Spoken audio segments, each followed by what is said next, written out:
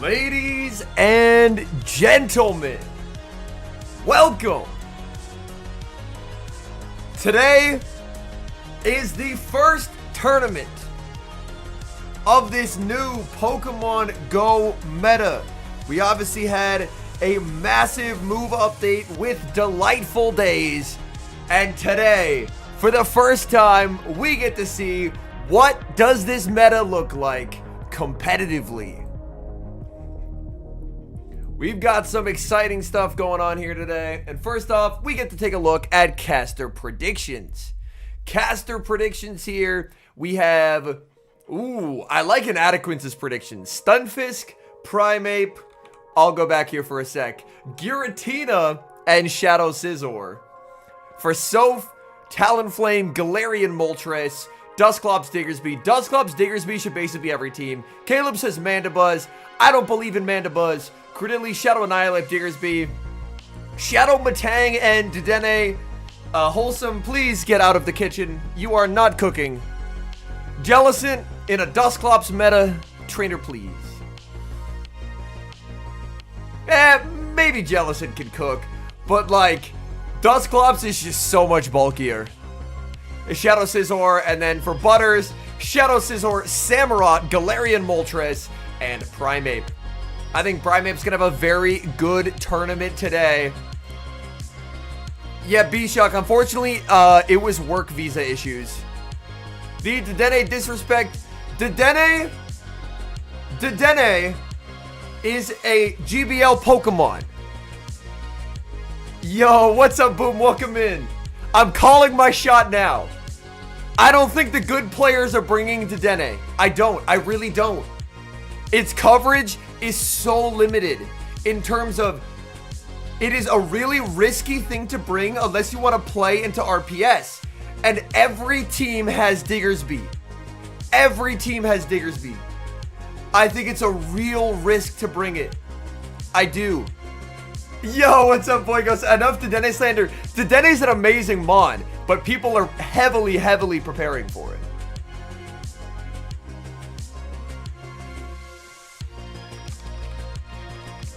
Alright. We can fast forward ahead quite a bit, but it's still just them yapping. But yeah, every team, it comes very prepared. The one thing that I think people might disrespect,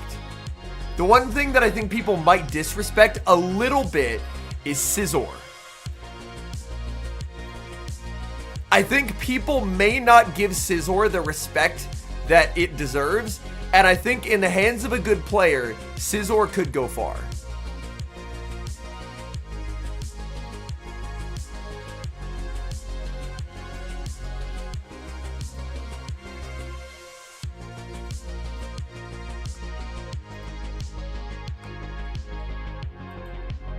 Yeah.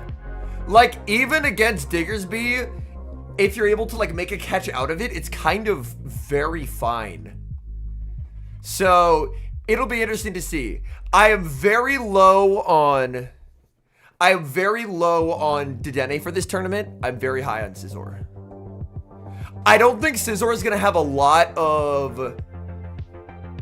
I don't think Scizor is going to have, like, super high day one usage. But I think good players running Scizor could do very well, for sure. I have my coffee, and I'm ready to go. But just based on the fact that it feels like a lot of meta teams coming into this tournament are building around Diggersby, Drapion, Dusclops as like a core trio, and Scizor has a lot of play into all three. NAIC has over 360 trainers. This is a massive tournament. The bracket is unbelievably stacked. The fire counter for Scizor, probably Talon, but I think fire stocks are genuinely down, and that's part of why Scizor can cook.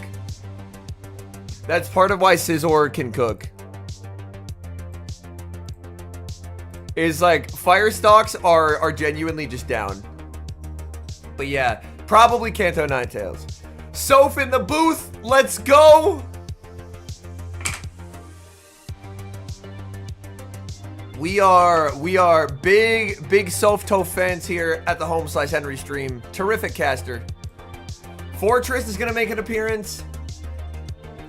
I think people may try it, but I think people would probably like. I think it'll see some play, but I think if people consider a bug steal, they'll consider Scizor. Because with how prevalent Dusclops is, Scizor, like, you have win cons into Dusclops as Fortress, because Fortress is just fucking insane. But I'm very much expecting usage is going to be like, oh my god, there's the usage right there. Here we go. Okay, Diggersby 45, Drapion 40, Dedenne 33, Credilli, Mandibuzz, Dusclops. That's lower than I expected for Clops. Lapras is below my big fat head. Jellicent, Shadow Quag. Oh, that's why. So Dusclops is actually the third most used Poke. Ball Knower, Home/Henry. If you add up these two, Dusclops is number 3. Ball Knower, Home/Henry right there. I am aware. I am aware. I'm not entirely clueless. What did I say people were building teams around? And it's top 3. Let's go. And then we have Azu and Claude rounding it out. So they split Shadow and Regular. But if you combine them together, you get 38%, which would put it squarely in 3rd. Yo, what up, Drade? Welcome in. I was told there would be no math. Well, you were lied to. Yeah, this is day number 1. This is day number 1 usage. The bracket is absolutely ridiculous.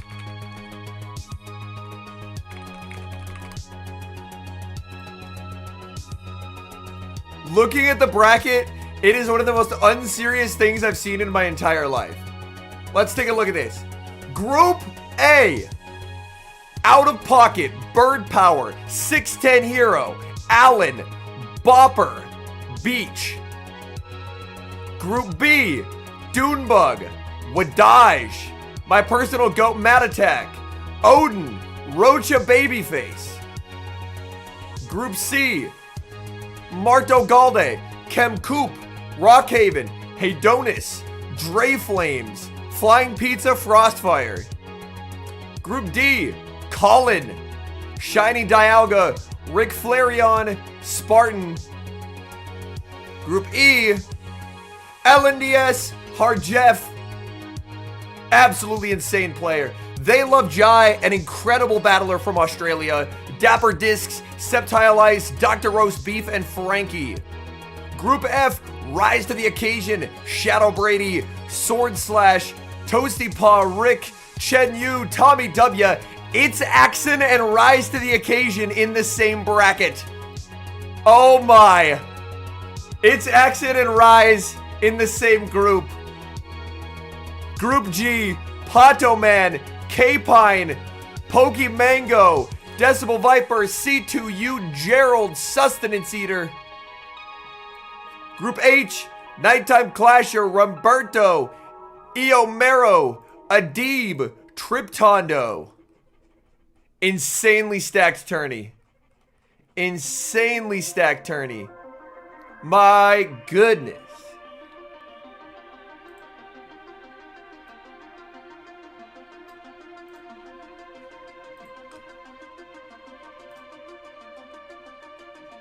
Gotta put exclamation point drops in the title to farm.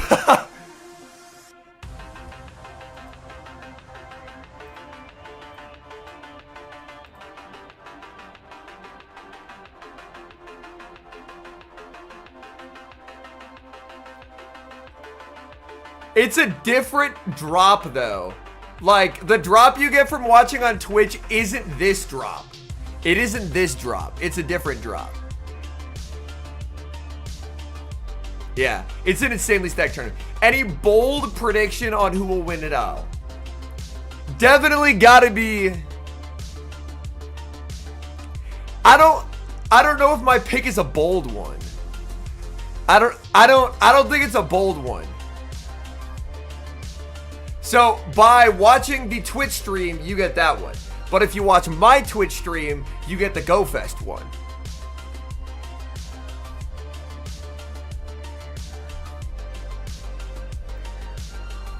I'm calling my shot as Shainer. I'm calling my shot as Shainer. Apparently it was a work visa issue, Leo Geo.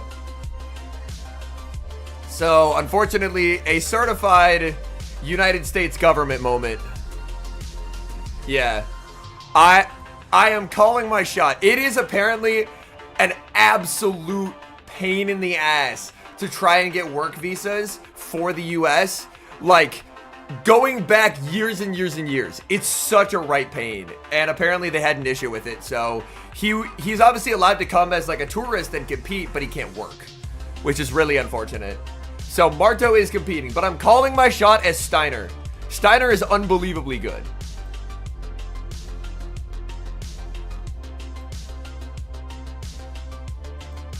Yeah, Martine didn't have issues.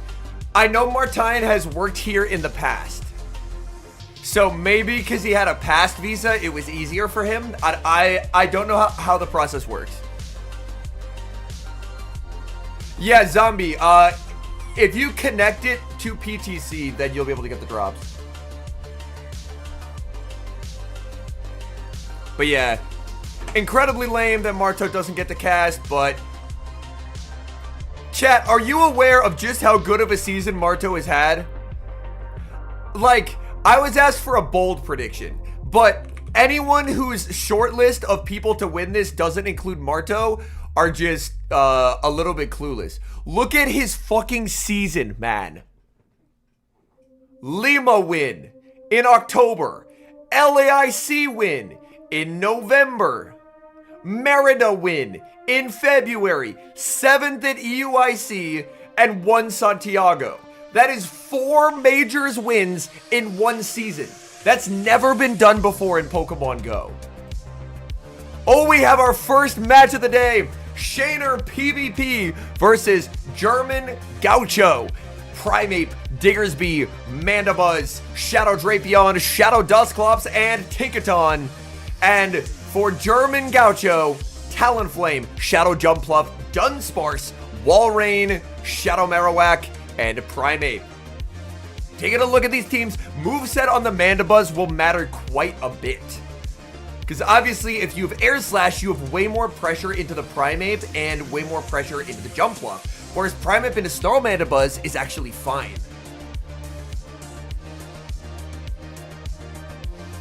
Dunsparce is a bit of an awkward factor here.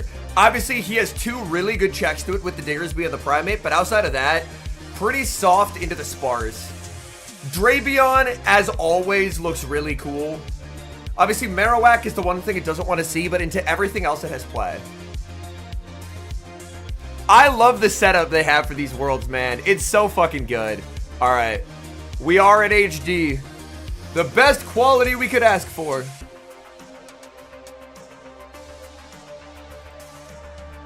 But yes, movesets are locked for the entire tournament. This is held in New Orleans. So it is in the United States, yes.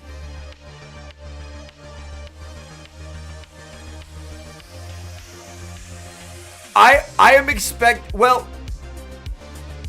I wouldn't be surprised to see a lot of acid in a Show 6 environment. As far as GBL, I think Bullet Seed is just strictly better, but obviously Show 6 plays differently, and I think in Show 6 there is actually merit to acid, just because there's, like, the Drapion matchup I know gets improved. Like, I believe you can land a Rock Tomb and acid down against the Shadow Drapion. So there are certain matchups in Show 6 that could actually entice people to run acid.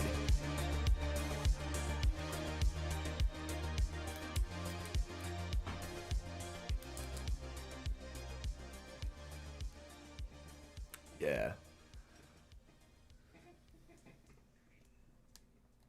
I mean, IV matters on basically every mon, but we always just run the best that we have. We'll have to check the moveset here for German Gaucho. Is it Ice Punch or Close Combat? It's Close Combat.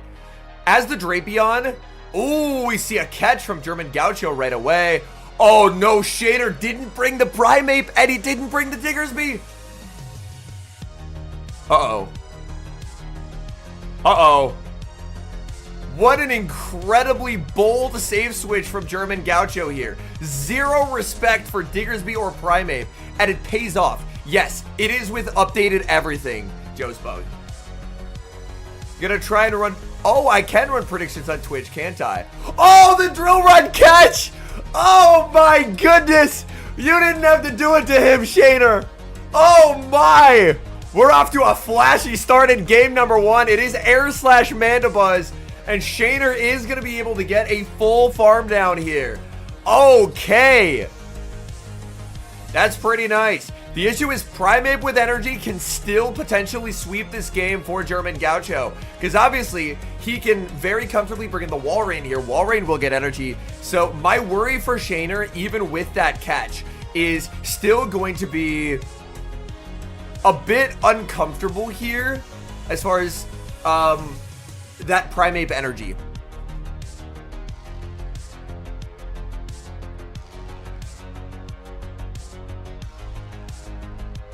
In comes the Shadow Clops. Oh, free Hex. Oh no. Oh no. The free Hex. And the nice thing for Shainer is he knows the whole line. He knows Shadow Punch is the move he's throwing into everything. So he does not have to worry about any kind of a catch. Where the move lands is immaterial. So he can kind of throw whatever he wants to.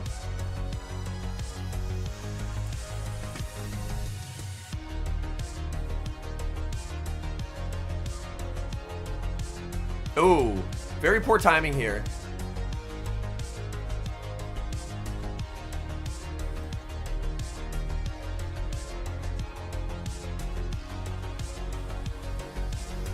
I don't know how to do predictions on Twitch, to be honest.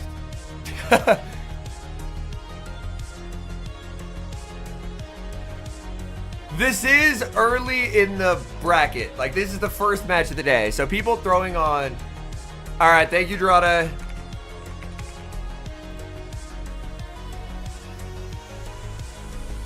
Wiggle Bums. I usually don't, like... I do a ton of preparation to make sure that my calls are usually accurate. This is the first round of the tournament, Dudek. So as the tournament goes on, we will see more and more optimized timing. We'll see more and more optimized timing.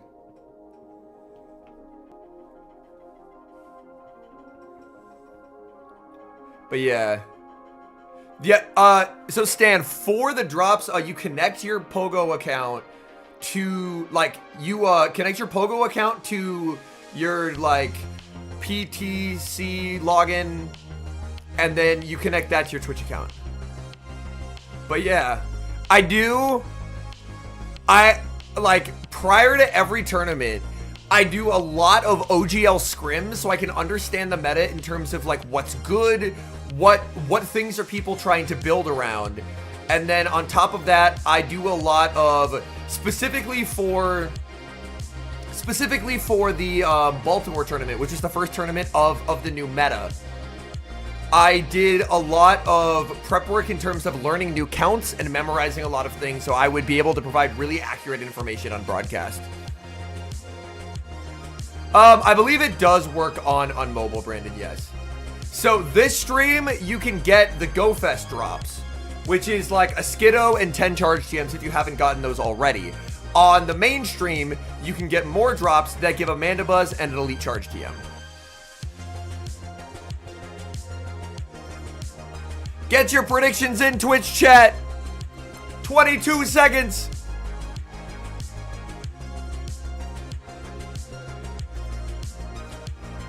No one's taking German, even for an odds play. Oh, we do have someone with the odds play. Sylvia.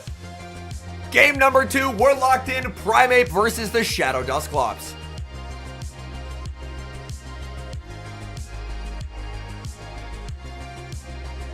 Oh, the catch! German Gaucho! But he's gonna get Primeaped momentarily. Oh, mama! Primeape rolls out of the field. This is a regular Primeape as well. Regular Primate means that it can survive this draw run very comfortably here. And for Shainer, you're going to see 4 Karate Chops and the Close Combat, because you want to try and get as much energy as you possibly can before you debuff your defense, because now a rollout down is impossible. So for German Gaucho, there really isn't a reason to ever shield. German Gaucho is just going to surrender this here. In comes the Talonflame. That's a misplay by Shainer. You actually want to CC here. You want to CC here. A CC does more, because it's an incredibly powerful move. And by Rage Fisting, you just give extra farm to the Talonflame. Drapion Dusclops, again, there's absolutely a world in which, okay, bit of a misplay here by German Gaucho. He is going to be forced to go down a shield.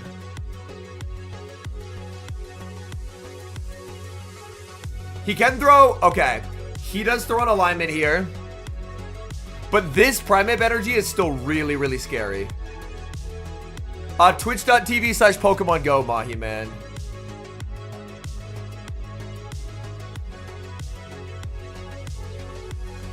Yeah, so DJ, if you connect, so if your Pokemon account is connected to your, oh, he threw the Rage Fist expecting the catch. German Gaucho. Okay, now we're playing. Now we've got a game on our hands. Now we've got a game on our hands. Beautiful read by German Gaucho. Oh my goodness. He threw the Rage Fist knowing the catch would happen. And now he is a +2 Primate. Oh, that is beautifully executed. And you just shield the Primate, click Rage Fist, the game is won. Nah, it was a great prediction. You just click, yep. Look at that. German Gaucho shaking off the nerves there.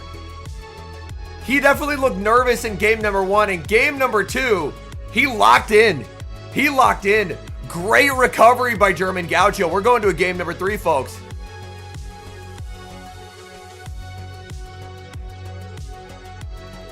Yeah, that was a really nice recovery. Like, can you imagine this being your first tournament? You go to NAIC, and then for game number 1, they're like, yo, go on stream. I would be stressed too. I would be stressed too. I am live on YouTube and Twitch, both. I am now legally a multi-platform threat.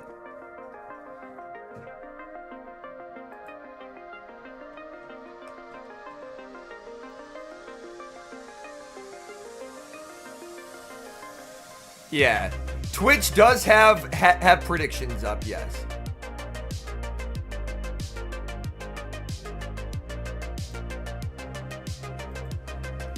My Twitch, for those who are interested, it's the same name as here. Twitch.tv/Henry.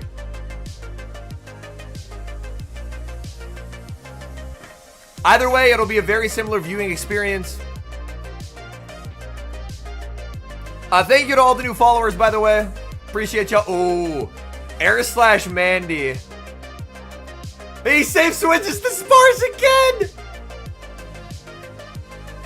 Trader, please.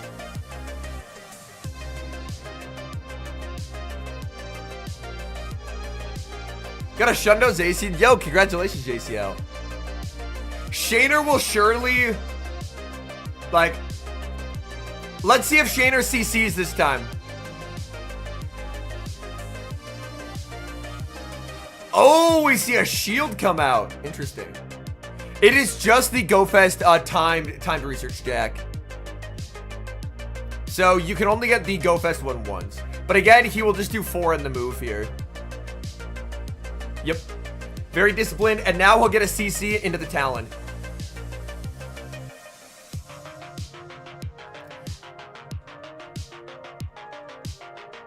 There we go. There we go. That's the adjustment I wanted to see. That's the adjustment I wanted to see. Look at this CC. Not only will this now knock out, but look at that. It did half of its health. It hits way harder even though it's resisted. So that's a really good adjustment here. That was 1 turn bring in there for Shainer.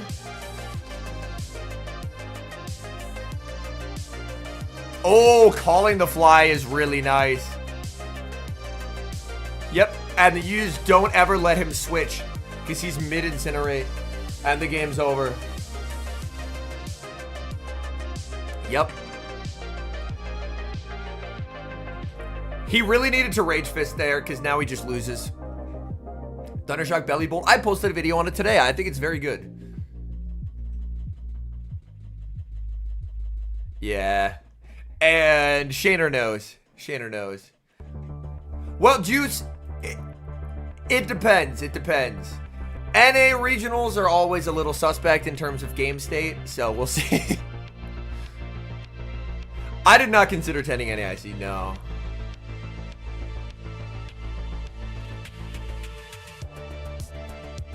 Exactly, Gobs. Like, that was the adjustment he had to make. Because he could have outpaced normally. Alright, Shainer takes the win.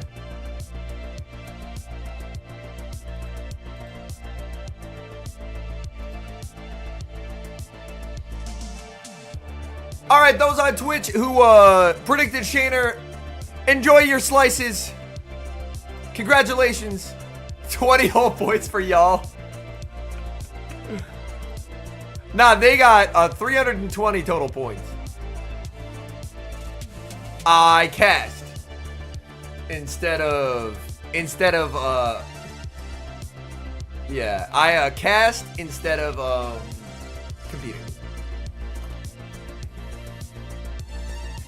I said it yesterday and I'll say it again. I think there's plenty of battlers who are better than me.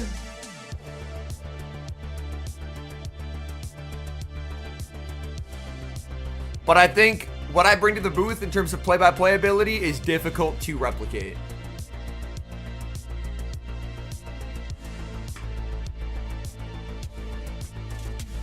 Good morning, Abram. I did make a Thundershock Belly video, yes. Hydrate? Alright, I do have water here for the hydrate because I don't think drinking coffee counts as hydrating myself. Let's see if there's any... We do have a few results here.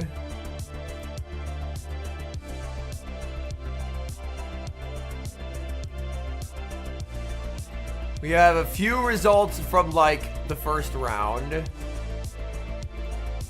Mad Attack taking the win. Papados taking the win.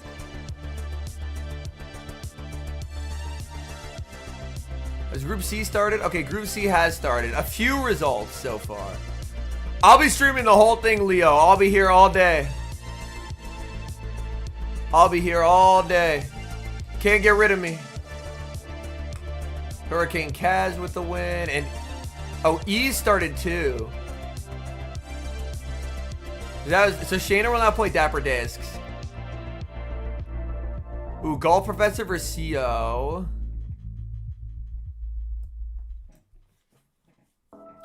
Ooh! Our good friend Hashira on stream soon. Our good friend Hashira on stream soon. Friend of the channel. Let's go.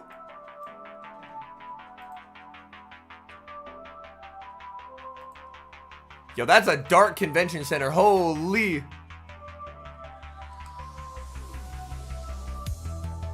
If we click on the Q's button. Stream Q, yeah. Hashira versus Sabry. I don't know how to pronounce that.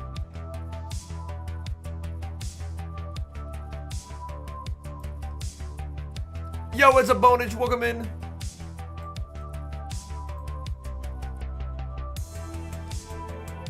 Hashira slacking as a mod. Yeah, Hashira not in chat because she's competing.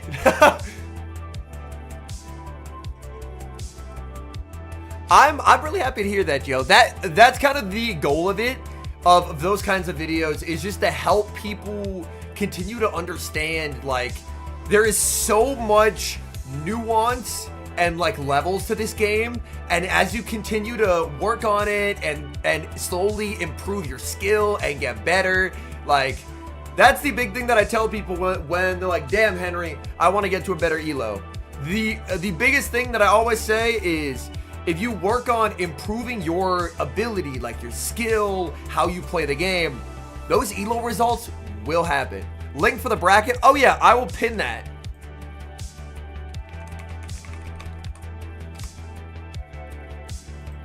I will pin that. There you go. But yeah, I'm really happy to hear that was a beneficial video for you, man. That's awesome.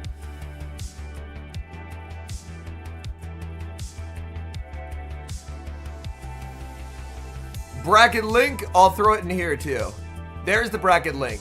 I won't have it pinned because we have the drops thing pinned on Twitch, but yeah. I have always been so dead set on the fact that PvP is Pokemon Go's endgame. It is a theoretically infinite thing that can go on forever. What they have to do is do more things to make it easier for people to start PvP. And what I'm doing, especially on my second channel, is making resources for people to improve at the game. Because that's something that doesn't really exist. Is there aren't a lot of resources in terms of like, prior to me making it, there wasn't a video explaining why some switches are 0 and some switches are 1 turns. So a lot of what I'm going to be working on this season is like this summer season, because obviously there aren't a lot of regionals. On that second channel is making a ton of like educational style content.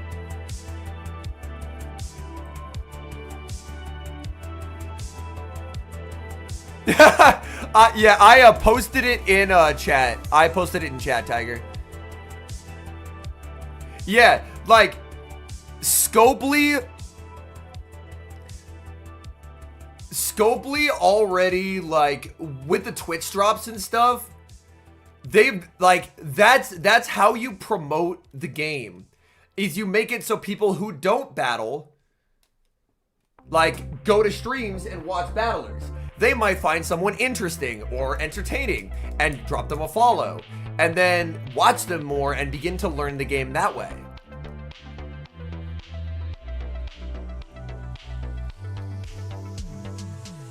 Oh, gotcha, Joe. Yeah. I do want to specifically make charge attack timing videos. I think that's something that will be very, very beneficial. Is specifically talking about good timing in normal situations and also good timing when you're desynced by a turn. Yeah, 25, yeah, we have 10x the normal viewers on the Pokemon Go Twitch channel for these regionals because of drops. What on team reading? Not yet, but I will be. Oh, Hashira, let's go. Versus Sabry. Okay, Hashira has Dedenne, Lapras, Shadow Drapion, Diggersby, Golisopod, and Dusclops. And for Sabry, we have Cresselia, Sableye, Talonflame, Shadow Typhlosion, holy double fire strat, Diggersby, and Shadow Drapion. Right off the bat, there are 5 Pokemon here that lose to Dedenne. So, Dedenne is nuclear here. Dedenne is absolutely nuclear here.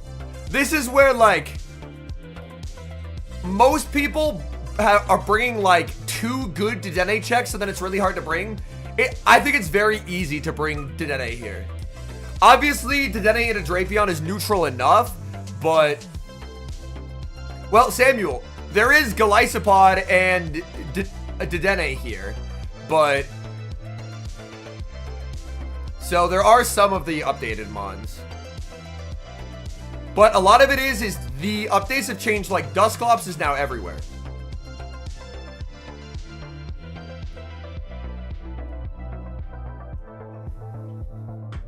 Would she yeet if she wins? Asking the important questions here. Holy. Asking the important questions. All right, Twitch chat. 1 minute. Get your predictions in. Hashira versus Sabry. 1 minute. You could earn some slices if you do.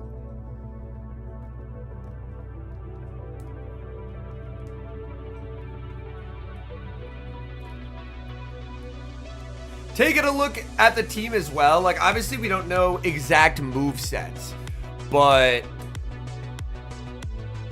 Shadow Claw goalie is very good here. Obviously, we don't know if it's Shadow Claw or Fury Cutter. If it's Fury Cutter, then it's less good into the fires, but...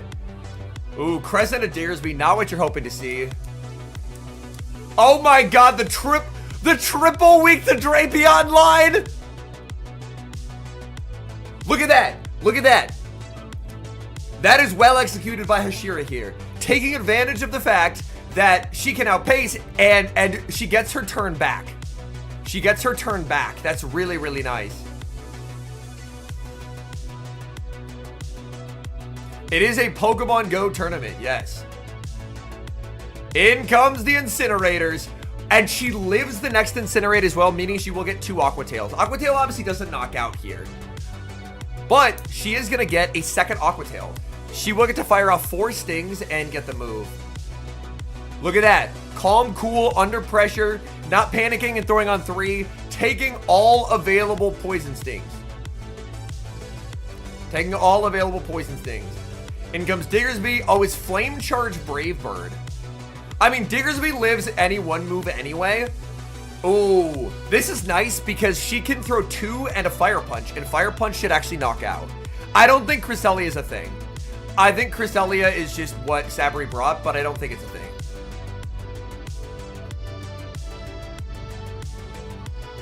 And now this is just Diggersby Masterclass. Honestly, even if it's Fury Cutter, it's still winning for Hashira here. It is Fury Cutter. And this is an incredibly easy shield for Hashira, because Hashira can shield once and farm all the way down. Oh, interesting. I mean, Hashira ends up letting it go, saying it's just a Grass Knot. But either way, she just Fury Cutters down here. Crest doesn't make a move. Really nice timing. Game over.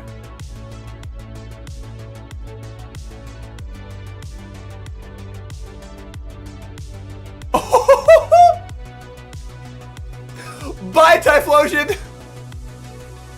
Bye, Typhlosion! That was locked in gameplay. That was locked in gameplay. Well done.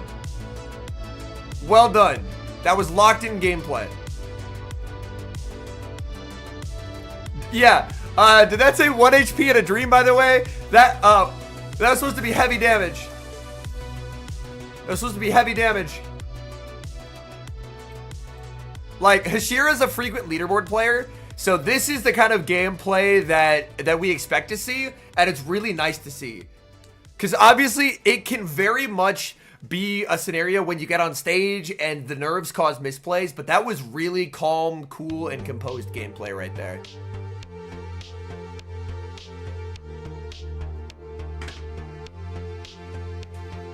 Yo, Mad Beer, welcome in, trainer.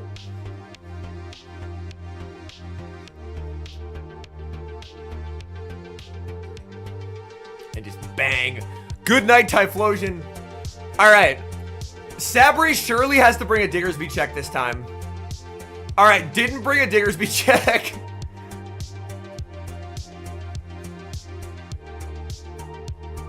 Ooh. Goalie is really good in back. Goalie is really good in back here.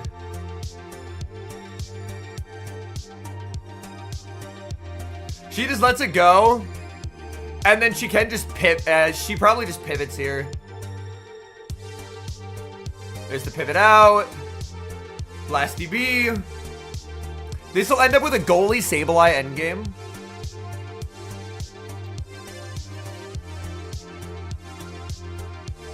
What? Interesting. Sabry makes the read to save Drapion.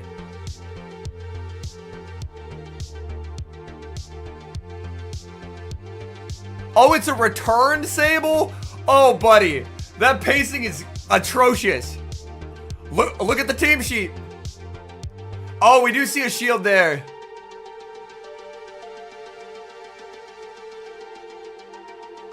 Unfortunate cap tie, but this doesn't knock out. Return Sable in the year of our Lord 2025. That's good to know, Zombie. I'm very new to Twitch, so I'll have to figure out how all that works. I streamed for the first time Pogo on Twitch yesterday, so this is very new. Yeah, losing that health is genuinely very uncomfortable here.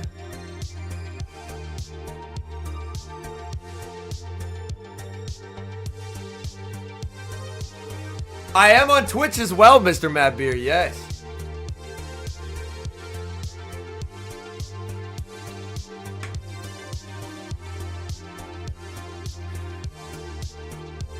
This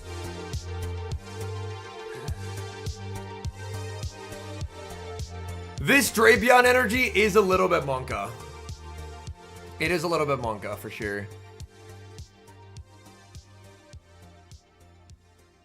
Oh, does it commit? Does it commit? Only settles here. I guess would have got outpaced.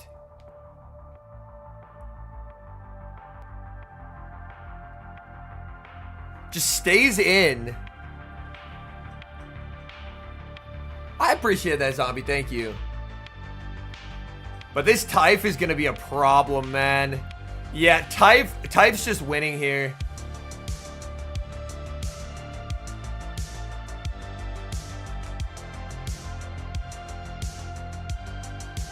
Yeah.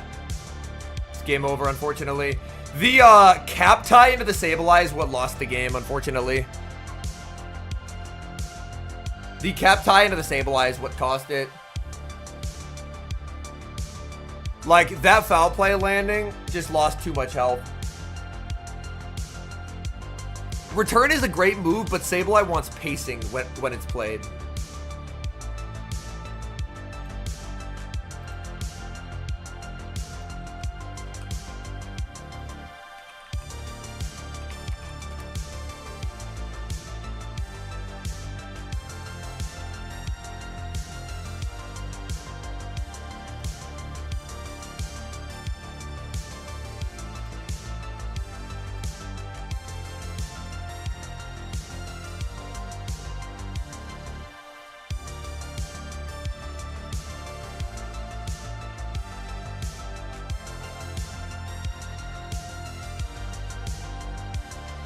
I have pre-rolls disabled.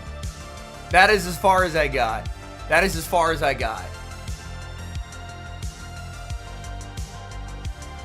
So people should be able to hop in and not have ads.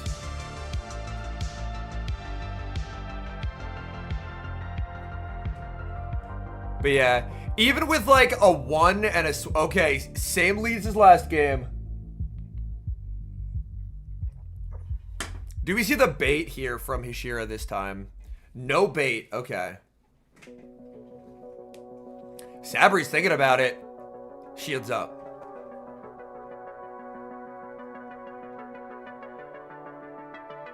The issue here by not baiting is Ty outpaces now, which is really awkward. There's also the Diggersby in the back. Yeah, this is actually looking slightly negative. Because you have to respect this, but then Diggersby is here. Well, the thing about the Dene is if it ends up on Diggersby, it's just auto game losing. So that's why people, even though it's good into 5 of 6, it's not being brought, because if it ends up on Diggersby, the game is over. Oh, that is really good to know, Drada. Thank you. He keeps bringing Sableye into the Drapion, which is really interesting.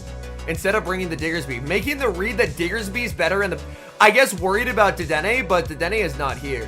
Foul Plate is not KO from this range. I guess this is fear of Dedenne in this moment. And that's what's causing this play pattern.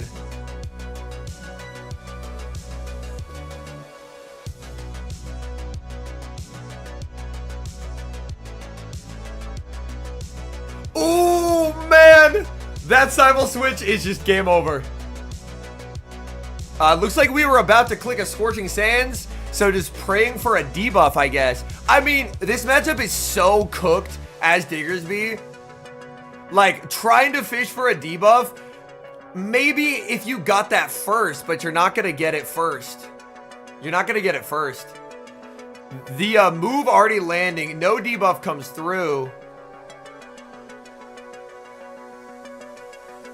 Like, if you can get it before one Aqua Jet lands, I get the idea.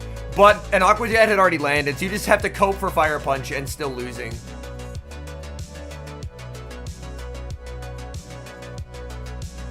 It was already a great matchup with Claw, and now with Fury, it's just dominatingly good.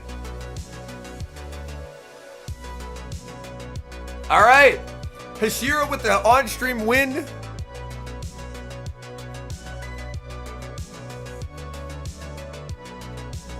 But I think this game, by its, like, this specific matchup, if we look across the teams, is my biggest issue with Dedenne. You have a win for Dedenne, a win for Dedenne, a win for Dedenne, a win for Dedenne, a win for Dedenne, 5 of 6, and then the thing that if it ends up on Dedenne, you lose the game instantly. So I think that is the biggest issue with Dedenne in Show 6, is a lot of Mons, like a Shadow Drapion, even in its bad matchups, it can fight back. It's a very flexible Mon. But if Dedenne ends up in a bad matchup, it loses. Your game is over, and people don't want to risk. Dedenne does beat Typh, yes.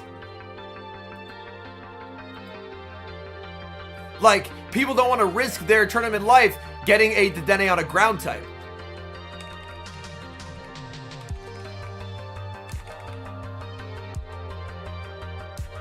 Yeah, Flames is absolutely right there. Which, Digger's becoming every game, she didn't want to risk the 33% chance of auto losing. And that's why I am low on Dedenne for this tournament. It's obviously a very strong Mon, but everyone, like, almost everyone has a Diggersby. And we've made it through 2 streamed games so far, Jamie.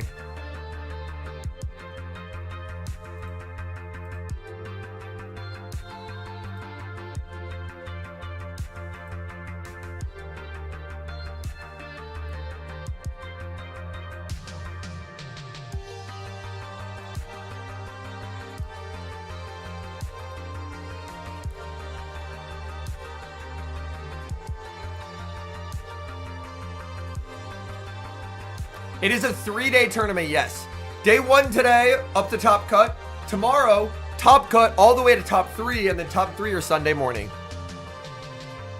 Yo, Hashira interview? And congratulations to Hashira starting off her North American international journey with a victory. How does that feel? Feels really good. I was a little nervous, but I'm glad I got match 1 out of the way. And game number 2 and game Yo, number that's 3 awesome. I were lost my similar. Same team comps. You made the adjustment for game number 3. How did you do that? In game 2, I hadn't actually realized that Sabry was on return, so they only built to 7, and then I shielded. Oh, that's what it was. For a Dazzling Gleam, and then I read the team sheet, and I realized it was return, so then. That makes entirely too much sense. 360 plus, Jamie. I talked to you yesterday, actually, and you said you had no idea what you were gonna run. I do that in practice tournaments. I'll be. They'll throw a move and I'll panic look at the team sheet because I didn't read it. But I just couldn't put the last 2 together, so Pod kind of rounded out the team for me, and I really like it as a flex pick. Awesome, and you're a newer competitor this season, obviously. What would you be? She said she assumed it was Gleam, Leo. At 2025 North American International Championships. I would love to make day 2 because I haven't made day 2 at a regional yet, and so it'd be really cool to do it the first time at an international championship instead. Well, best of luck to you, Hashira. Congratulations once again. Let's get back to Soph and Caleb. All right, let's go. We can get our music back. Sir Zex, it's very like RNG dependent. Sometimes you'll get a first try, sometimes you won't get a good one. But I would say with 118, you can probably get a buildable one on both. I am looking at Group B right now, actually. We don't have any round 2 results yet.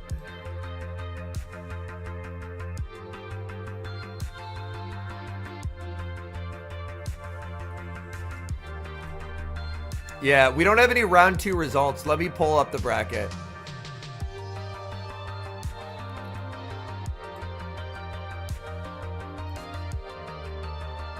I don't see any round 2 results yet.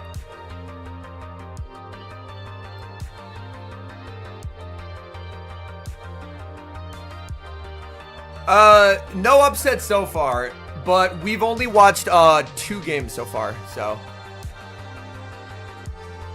unless I need to refresh it for the results to come in. Oh wait, we do have results. We do have results. Oh my god. Pocket lost round 1? Holy shit. That's That is a massive upset. The reigning NAIC champion. Pocket has won 2 events this season, and he loses round 1. That is tragic hours there. Round 2. Wadaj lost round 1 as well. Oh my goodness. Who beat him? Poncho. That name sounds familiar. I think they're in Twitch chats a lot. Let me Dracoviz them real quick.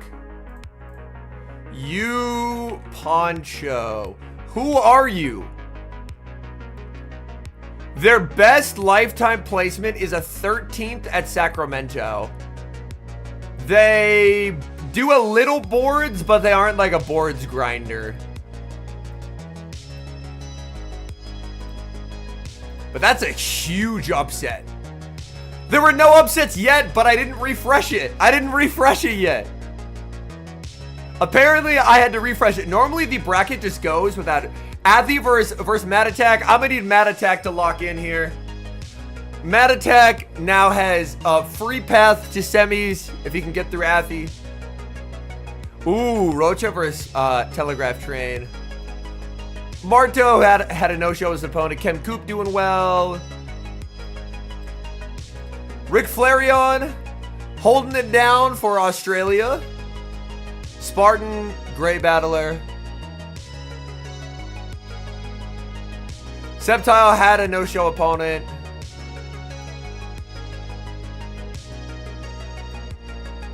Yeah, Septile is here.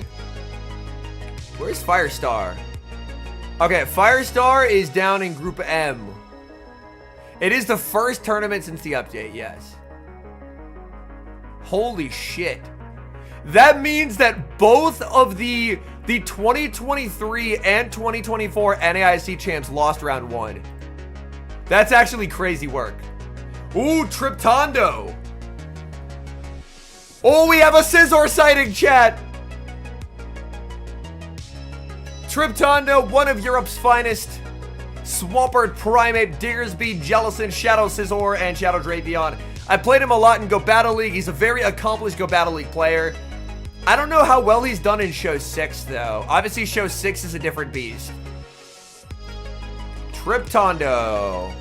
But he is a leaderboard demon. Anytime you see that 3,500, you're like, let's go. Okay, EUIC went very poorly. 17th at NAIC in 24. 9th in Lille. But, like, peaked at number 10. Peaked at 86. That's a leaderboard grinder right there. The Spice Bowl finals have actually taken place, Pogo Bros. I should put that stream VOD live so that way people will be able to watch it. Yo, what up, though? Oh, my goodness. Is it crazy that even after all these years, seeing Tho in my chat, a little fanboy awakens in me? Is that crazy? It's probably a little crazy. That was so fucking cool, man.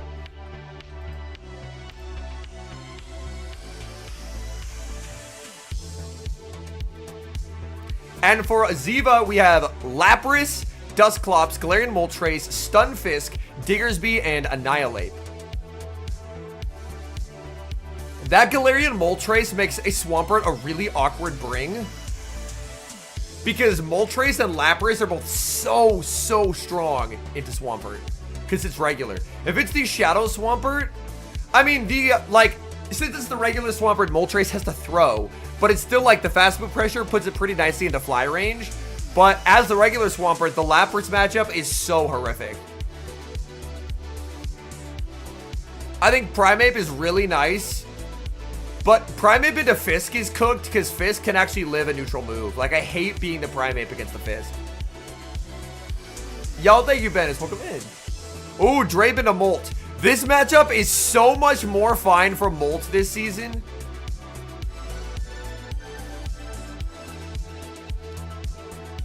Like, this matchup is so much more fine for Molt. Twitch chat, get your predictions in. Tryptonondo versus Ziva. 18 seconds, make your voices heard.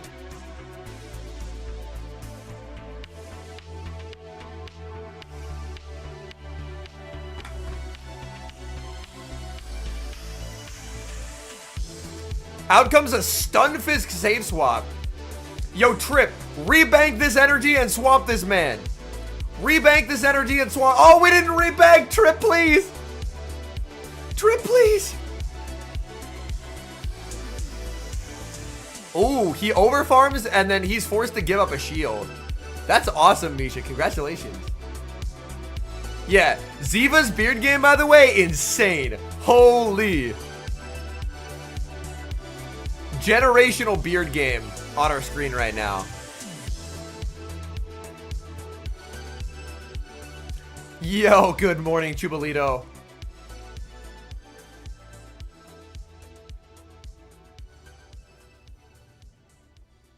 This is just the easiest cap tie ever for Trip. Ooh, sends in the molds. Really nice counting by Trip. Really nice counting from Trip.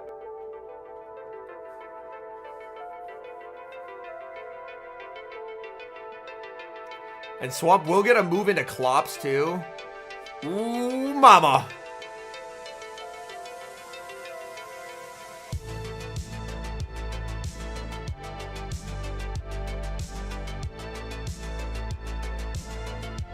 Anytime you're given a chance to throw your Rage Fist instantly, really, really nice to get to do that. He has to let this go, obviously.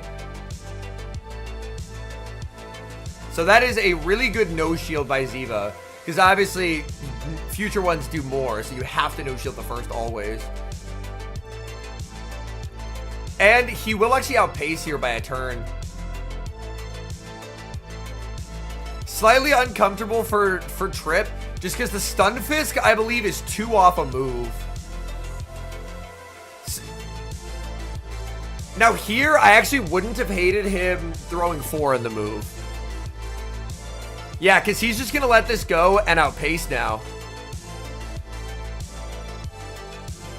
Well, he does still have some Drapion energy. And the Fisk is low enough that Swamp Mud Shots will add up. Oh, the Swamp is too low. Uh-oh. I think he may have cooked himself by not over-farming.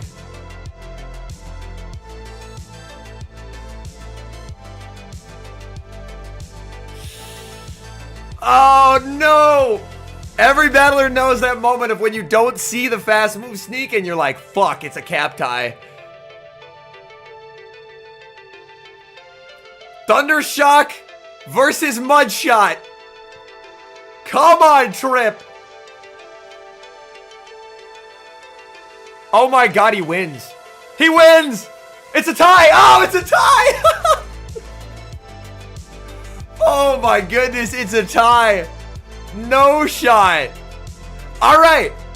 Big misplay from Trip, but he lives to fight another day. He lives to fight another day, which is important. Yo, what's up, Lob? So, first off, I believe there's a pinned comment that should walk you through the instructions. Yeah, so a big error by Trip, but he's able to save it with a tie.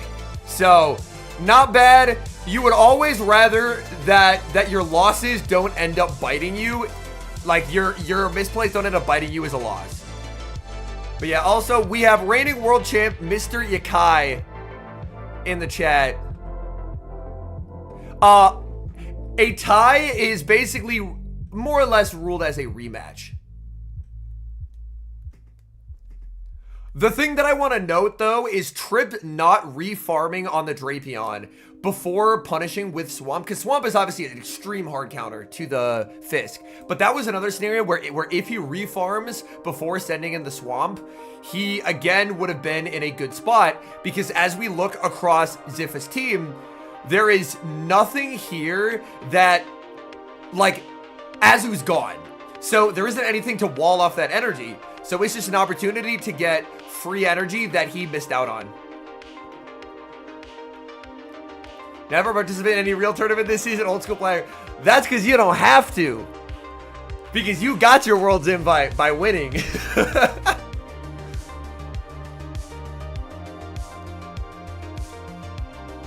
Yakai, by the way, chat, I've got to say, very nice person IRL too. I obviously got to meet him in Honolulu at Worlds. Very humble, very kind person IRL, which... Oh wait, Trip's on cross chop. How did I not? Was Trip on cross chop last game, chat? Wait, did he bring the Primeape? He was? Okay. I just didn't even notice that he was on cross chop, man. I didn't notice he was on cross chop. Okay. Cross chop lands. Wow, cross chop is so mediocre. He just goes swamp farm. He's gonna need Drapion to put in a shift here.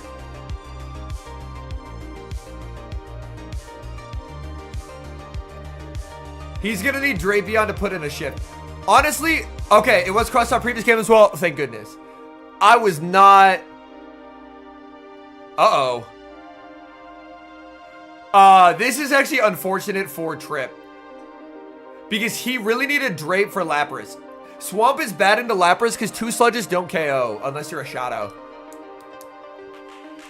With both non-Shadow, it's actually such an atrocious matchup. So this is definitely in Ziva's favor here.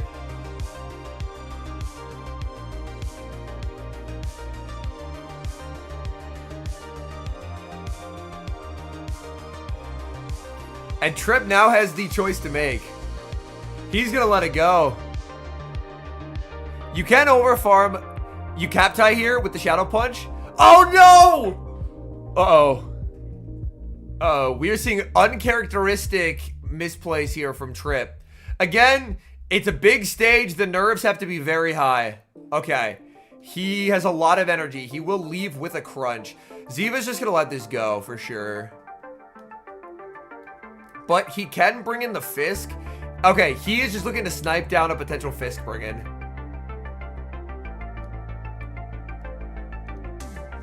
Didn't get the snipe down.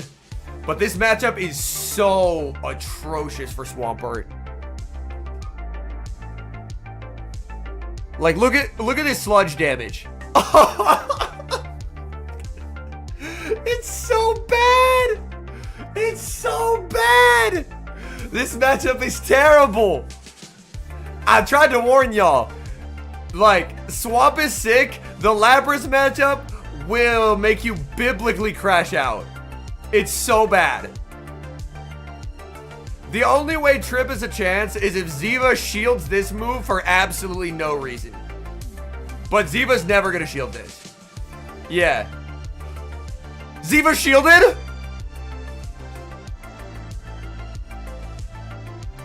Ah, it still isn't enough though. It still isn't enough. It still isn't enough. Lap lives this. It was a shielding misplay, but it's not enough to save him. Because the Psywave down, yeah. You could still Psywave down here. And take the win. Oh man, Trip, please. That is unfortunate. Alright, game 1 goes to Ziva. Trip's gonna have to dig deep here. Trip's gonna have to dig deep here. But scenarios like these are why, obviously I'm not casting, but I like doing an insane amount of battles to start a season. It's not just for content purposes, but by testing an immense amount of things and learning matchup values and stuff like that. They know how to collect the drop. The pinned comment will help you with collecting drops.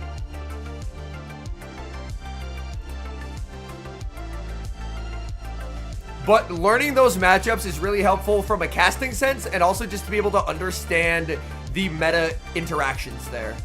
Like, the moment Ziva saw the Swampert, pivoting out was a really nice touch because you know Lapras is just so good there. Even with a misplay on what he shielded, it still didn't matter because Lapras was so good into Trip's team.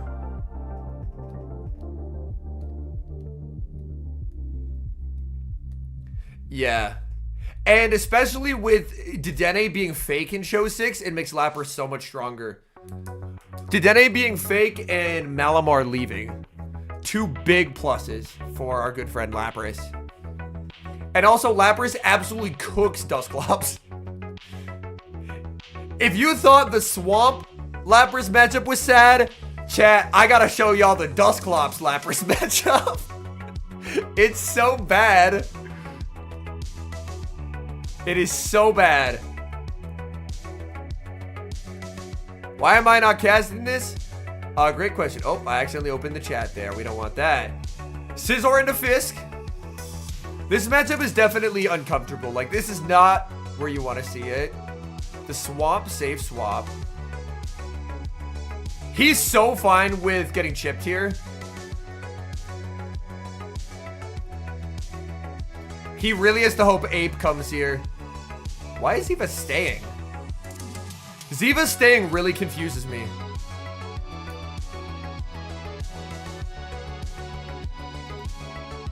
Oh, that's good to know, Drade. I'll have to figure out how to do that.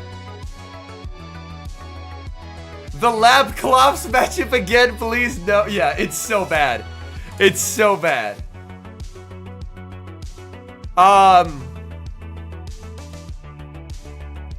This doesn't knock out, so Swamp can live this. Trip knows that. He's gonna let this go. But this sets up Diggersby into Ape endgame, which obviously is horrifically bad. The interesting thing is, oh god, he aggro pivots the Scizor. Oh, the misplay! That might, I think that saves him. That's a huge error by Ziva. I think that might save him. He's shaking his head. Ah, man. In show 6, Dedenne ends up being not worth it. It's still Ape into Diggersby endgame, which is obviously atrociously bad. But for Trip to have any chance, he needed that move to not show up. You just Trailblaze here, right? Because you're not getting a 2. Who's ready to quick attack down? I think he actually wanted to go for the... bullet punch there. I don't think throwing is the right play. And you just always have to no shield this as Trip. You are never shielded this move ever. No! No! We're shielding no! Oh no! We shielded the first! Oh no! It's over. It's over. There will be no survival. Ziva's gonna take it. Oh, that's unfortunate for Trip, man. That's unfortunate for Trip. Ah, that's tough.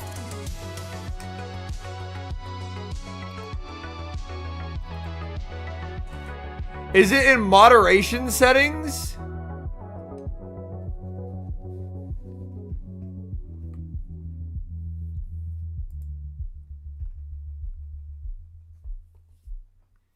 It looks like it's not in moderation settings. Is it in ads, maybe?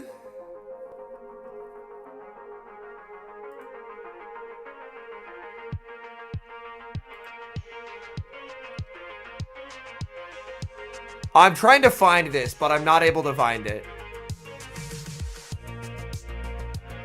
All right. Yo, Ziva believers, y'all got some points. All right, we're gonna hit this refresh button.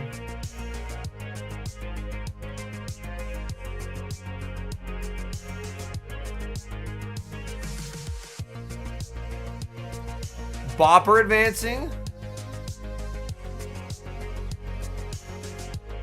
Mad Attack took down Anthony. Let's go, baby. Mad Attack. Mad Attack, by the way, most people are not knowers of who Mad Attack is. He was by far the best player on our factions team for years. He ended up taking a large break of like 9 months because IRL stuff got in the way, but he's been back in the lab, and I would not be surprised to have him make a good run. He so effortlessly could have made day 2s in the past, but he just never competed. But now he is competing after unretiring.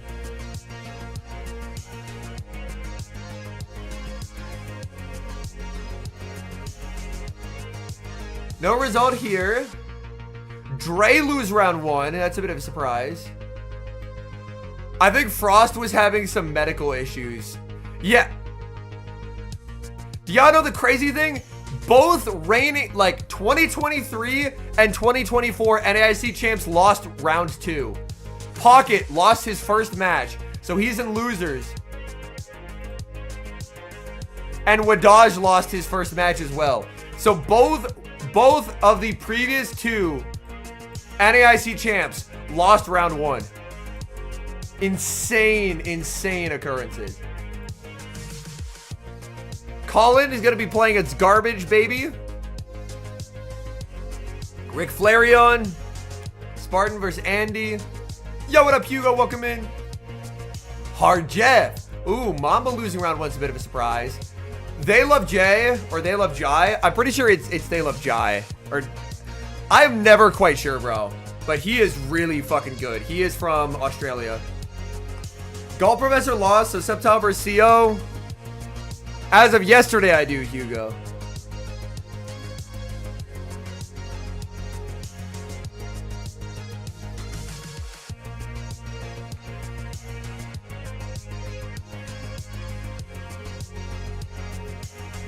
Sword Slash beats Shadow Brady.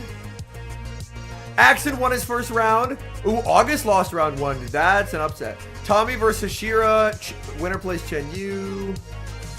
Toasty Parek versus Jogger Swalt. So Axon and Rise are in the same bracket, Chad. Look at this. Axon and Rise. It's Jai. So JY. So it's Jai then. Yeah, I knew his old name, but I can never remember the pronunciation. Pato probably gonna play K-Pine here if K-Pine wins. DV unfortunately lost to Ox. C2U versus Teddy. Sustenance Eater versus Gerald. Roberto versus the Map for Real. EO versus Sankeeler. Adib versus Ziva.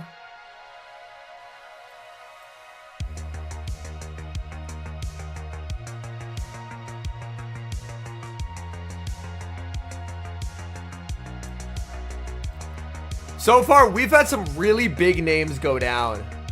We've had some really big names go down.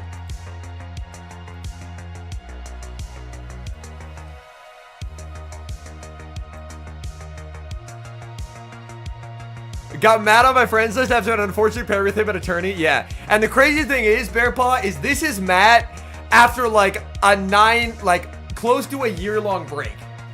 He was like, Matt was the person who, when I could hit legend, but I couldn't really boards, and I had plateaued, I asked him, I was like, what do I need to do in my gameplay to get better? He gave me advice, and I took that advice and ran, and that's how I ended up to where now I like page 1 every season. And each of the past three seasons, I've been like top 5 in the world. Let's actually look. For being a content man, I am proud of my Dracoviz page now. I am proud of my Dracoviz page right now. Whoo-wee! 57 days on boards. Mwah! Also, this peak rating is just wrong. My peak rating was 3,500. I literally... Oh, wait, no. This was... Dual Destiny was 2 seasons ago, right? Yeah, so this wasn't last season. But yeah, 57 days on boards. I peaked at 30. Okay, so this was, so they don't have last season. They don't have last season. How I know I've become like a top leaderboarder is I am routinely rinsed by Yakai, Thorn, and Pocket, bro. I have... It is a very humbling reminder that there are levels to this. I am really fucking good at this game. I am not close to where like Yakai, Thorn, and Pocket are. They are a step above. They are a step above. So like, and it's a large step above. Where they're at and where I'm at is not close. It is not close. But yeah, 57 days on boards, 45 days on boards, 23 days on boards, 27. But since season 17, I have peaked in top 20 every season. 16, 17, 22, 6, 5, and last season my peak was 5 as well. Unfortunately, boards were not up, so I got cooked out of my number 1. Monetization. Ads. Advanced settings.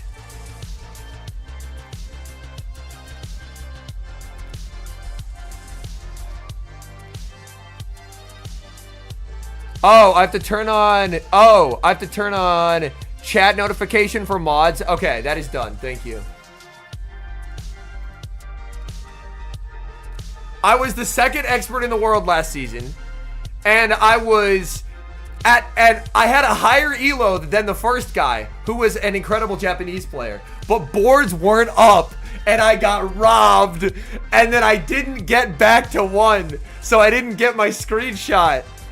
I'm heartbroken. I'm heartbroken. I've never been 1 before. That would have been my 1, and I got cooked. Let's take a look at Yakai, by the way. Yakai. Obviously, One Worlds won this, but let's go to... I told y'all, there's fucking levels to this shit. 75 days on boards. That's my fucking GOAT right there. That's my fucking GOAT right there. I told y'all there are levels to this shit, and I am not on those levels. 75 days on boards. He's been 3750 before. 82 days on boards. 44 days on boards. 77 days on boards.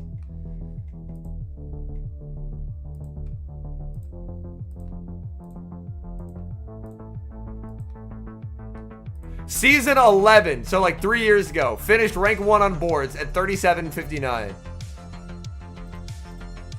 There are levels to this shit. Let's also look at Thorn.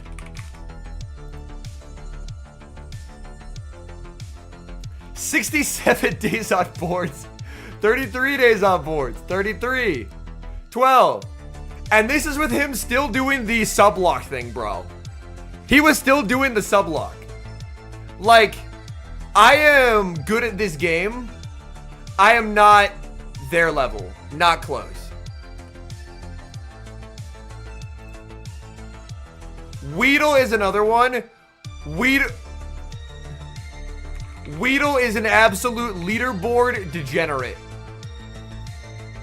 76 days on boards. 84 days on boards. Peak rank number 2, by the way. 78, 84. Peak rank 2, by the way. Any rank 2 enjoyers? 80 days on boards. 75. Peak rank 2. Yeah, Weedle is the most consistent rank 2, bro. Look at all these seasons where he peaked rank 2. If it says rank 1, I'm skipping past it. It doesn't fit my narrative. 88.53% performance rating is insane. What I was proud of last season is, you know who has leaderboard data now? My wife's account. It will not say her win rate. Let me sign into her account. But this is my wife's account, Piplup Detective. At this point, it's a little bit funny because enough of the top players know that this is my wife's account that I will get GG'd in DMs when I'm battling on this account too. But this is my wife's account. I was very proud of this accomplishment. It was... Let me see if I can find it.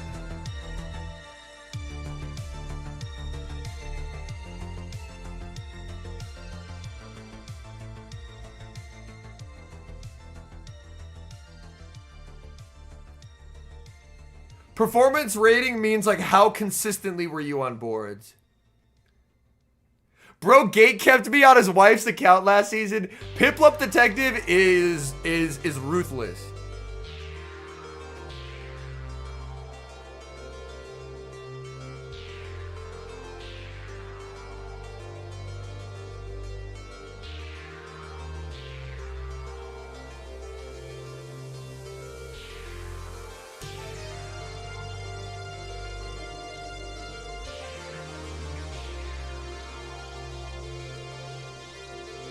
All right, But the claim to fame was Piplup Detective hit rank 13 in the world in 270 battles. I don't think that's going to show super well, so I'll have to just mirror my phone screen. That was my claim to fame on the wife's account, and that was in season 21. That was in season 21.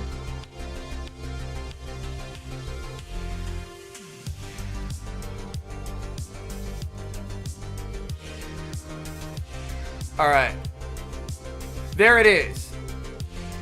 13th in the world, 270 battles. That account had a 70... somewhere in the 70% win rate. Also, oh shit, we got Roachcha. Let's go. I love Roachcha, man. I love Roachcha so much. Roachcha's so good at this game. What website is it? It is dracoviz.com. Let me put a link in chat. There you go. And then on Dracoviz, you go to player stats, player profiles, and then you can type in your name. It doesn't have last season yet. They are usually like a certain amount behind, and Piplup did finish on boards last season. Piplup finished at 3308 last season.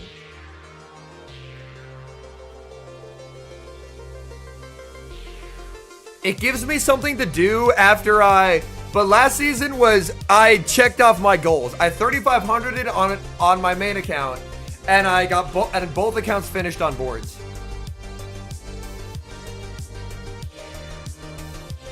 Okay. I want to see these teams again. Hopefully they show the teams again. Yeah, Yakai, what I liked so much about last season, and I think the way they get back to that is by having that Go Battle week, the like one of the last weeks of the season was such a good design, because that's how people are able to make those kind of climbs. Okay, if he's Fury Cutter, this matchup is not horrible. If he's Claw, this matchup is so fucking bad. Obviously, Pod has a pacing advantage here, but not a ton of pacing advantage. But yeah, genuinely, and I'm curious to hear people's thoughts. I think that when they had the Go Battle Week last season was the absolute best time they could have had it. This is the NA Internationals. Yes, Vix. So this is the NA Internationals for Pokemon Go. Goes Clops. Oh, rare alignment here from Roachcha. I do, Martin, yes. Oh, we wanted that Shadow Punch catch, but Telegraph. Telegraph is sneakily a very solid player.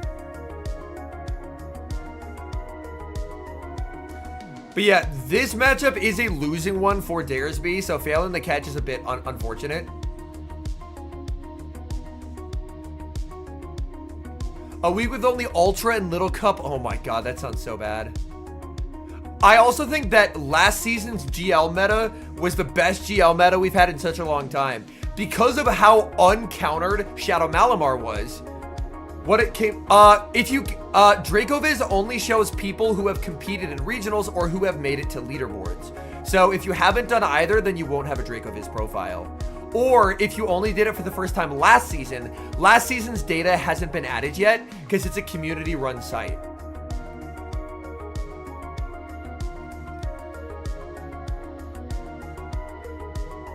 Yo, what's up, OG Loco? Welcome in.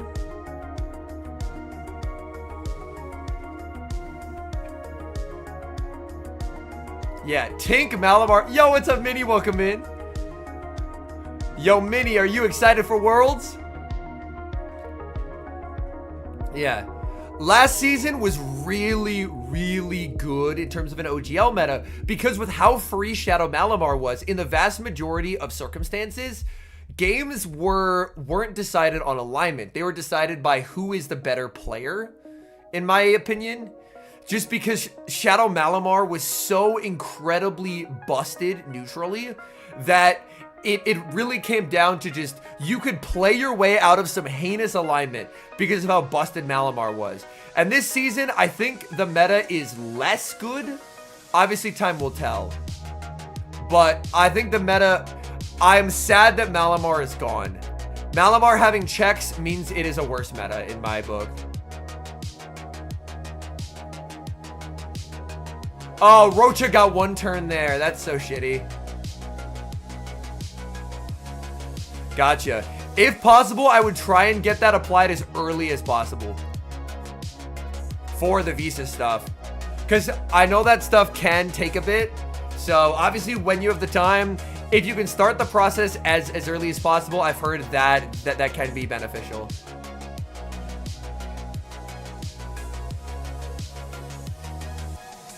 This obviously doesn't knock out, but a debuff here would be catastrophic. No debuff. But, oh my goodness. I actually don't know the ins and outs of this matchup well enough. It looks like Diggersby will actually get knocked out here. Well played by Roachcha. Yeah. That's what I was like thinking, but I didn't feel confident enough because I don't really run Dusclops.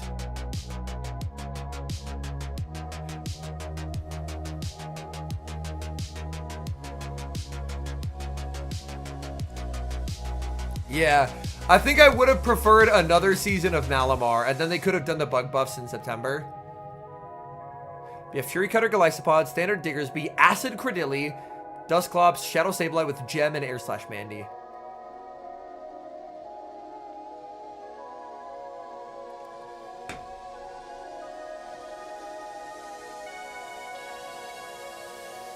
Why is there a bald Charmander?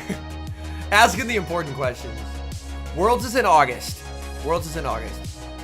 Oh, that is good to know, Mini. Because all the itinerary were arranged by the Pokemon Company, I can only wait. Gotcha. Okay. Where's the Wiggles players?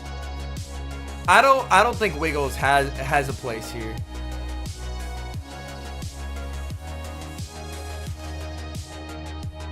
What I loved about the Philbag run is I have been shouting from the rooftops for a long time that Philbag is a bad fucking dude at this game. Philbag is unholy. So to see Philbag sweep a tournament, I was like, it's about damn time. Anyone who has played him in Go Battle League knows there are very few players who I feel like I really consistently get outplayed by. It's a bunch of kids like Yakai, Thorn, Pocket, Weedle, and then the rare adult on that list is like Lyle Jeffs and Philbag. Like, Philbag is so good at this fucking game. And I was so happy to see him put it together at a regional because he's been so good for so long. He's been so good for so long. Yeah. No amount of leaderboard accomplishments will ever undo the humbling that is playing against one of those like 6 people. But at the same time, like, if I'm recording and I get really outplayed by someone like that, it's such incredibly good YouTube content because people need to understand there is levels to this. There is levels to this. I'm not at that level and that's okay. I can beat like 99.9%. Like, I like my odds against most anyone. But those people, I'm at such a negative spot in like kind of regardless of comp because of how good they are. And that's amazing. That's how you get better. You get better by getting whooped by people who are better than you and saying, damn, I'm gonna try that play next time. That's how you get better. That's how you get better. By just getting absolutely mollywopped by really good fucking players.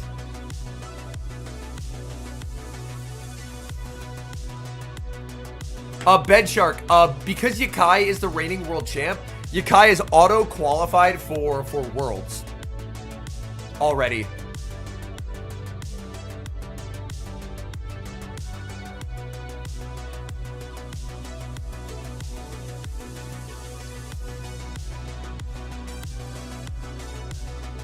Yo, welcome in 06.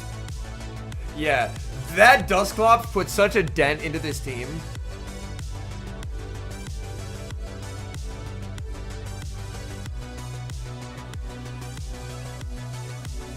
Ooh, just didn't have the energy advantage needed here.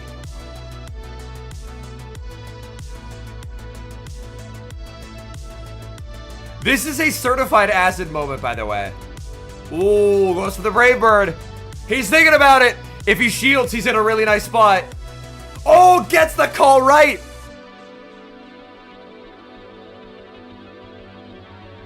Tries for the catch, doesn't get it. Uh-oh. Uh-oh. Credilli. Credilli, chat. Uh-oh. Grass Knot. Can you acid it into a... Oh, you can acid it into Grass Knot range. And for Credilli, I mean, you just farm up 2-2 here. Dude, Roachcha. A locked-in Roachcha is such a joy to watch. Yeah, farm up to 2. Let's go. Let's go. What up, BT? Like, there's a reason why Roachcha had such a stellar world. Roachcha is so good. He's so good. Like, all Telegraph can do is just smile and be like, damn.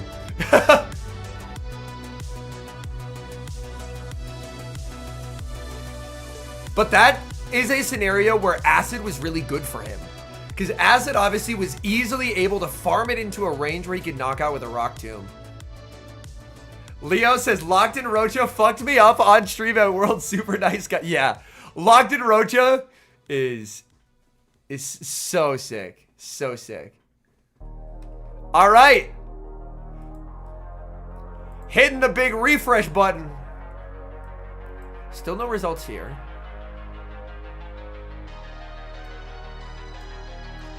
Mad vs. Dage, no results there.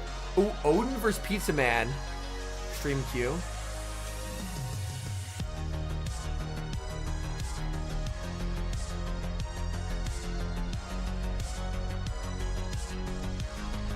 Yeah.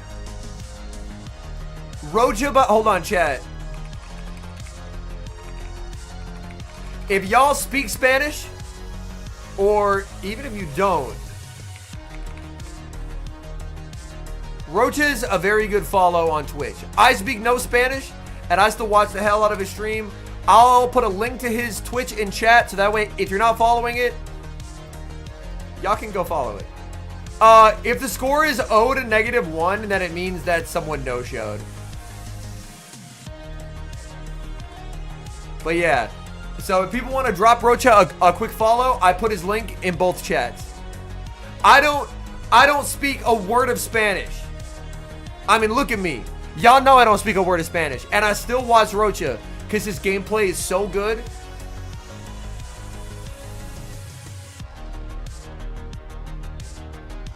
Oh, / shout out.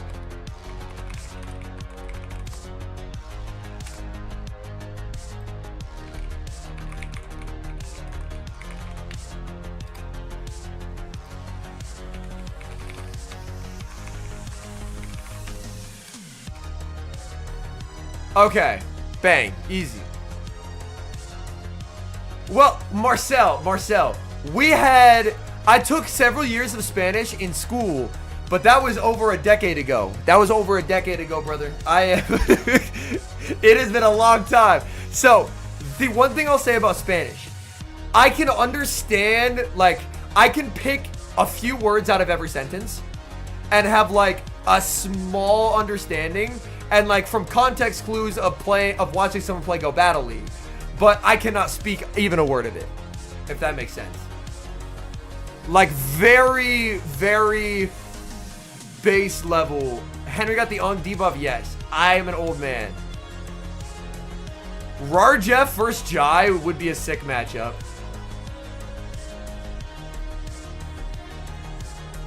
Axon will play the winner of Chen Yu versus Shira. Axon putting in the work. Axon 2-0ing everyone. You know what absolutely blew my fucking mind, chat? Axon in his winner's interview, when Axon was like, yeah, so this is the first tournament that I really prepped for. I was so fucking mad. I was like, you mean for a year and a half post Worlds, you were like, I just got that dog in me. I'm just gonna show up. And then the first tournament he prepares for, he wins. I was like, Are you shitting me? This whole time, everyone was like, damn, Accent hasn't been doing too well. It's just because he was just showing up on vibes. God damn it, man. It took this man a year and a half to be like, all right, I'll try. I'll try now. Okay, fine. You've done it to me. I will try. Ooh, Pato versus K-Pine on stream. That's peak right there. Roberto versus the winner of Nighttime Low Winery.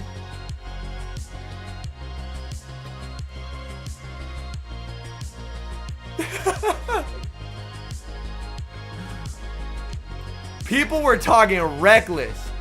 I'm sorry for everybody, but I forgot my Jiggly. So she's back at home, but she's taken care of. Oh, okay. So the fill-in is the Charmander. Okay, I got you. Any Ultra team suggestions? I genuinely think Ultra is very alignment dependent right now, which is really tragic.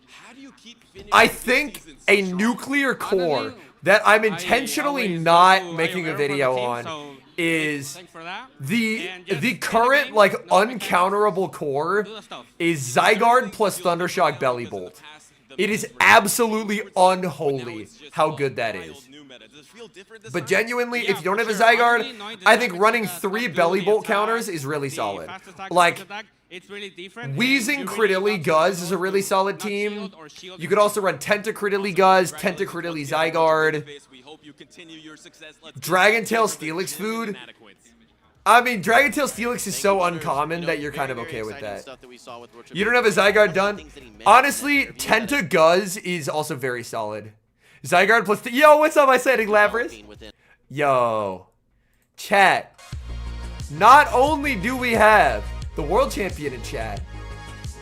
Hey, Bark says, yeah, don't leak that core. Another core that's pretty popular is Ufisk plus Florges. That's also a pretty popular one. But genuinely, I think this iteration is also an interesting... If you're seeing a lot of Veriz Belly, Dragalge does well at shutting that down. I know that LNDS Arreo was 2400s with Dragalge and Dragalge Moltres core.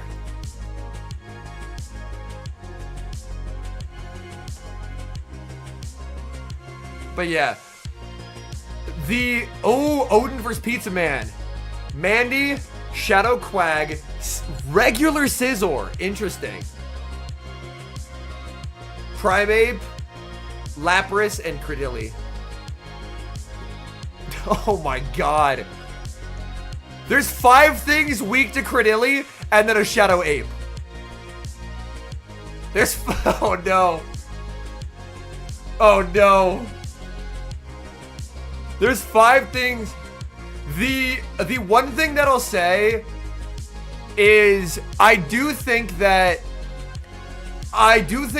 and this is going to be a hot take. I think Fossil is far less RPS. I think Fossil is far less RPS than Ultra is right now. I thought Ultra was really good last season. I think Ultra is worse this season. But I think this is actually a really good iteration of Fossil Cup. Because this Fossil Cup comes down to the better Jellicent player wins. And I think that's a cool thing to have. Pocket got Wiggly, Gastrodon. Oh no. But yeah, I genuinely think for those who haven't tried Fossil, I think Fossil is really good. Fossil is basically almost everyone plays Steel, Golisopod, Jelly. And it just comes down to whoever manages their Jelly energy better wins. And I think that just purely off itself is a solid meta.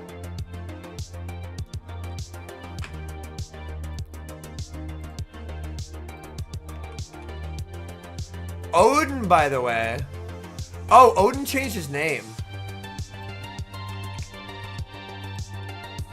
He got 4th here. Wasn't Odin the Dragapult guy? Or was that... Yeah.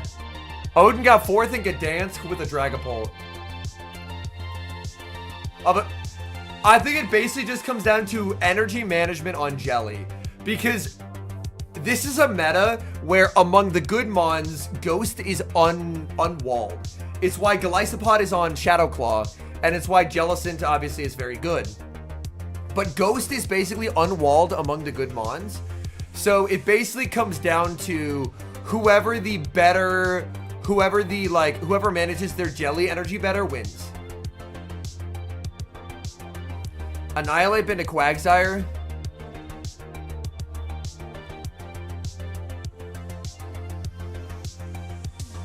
Playing the same line 3 games? I was gonna say, Matt, you would never do that, Kappa.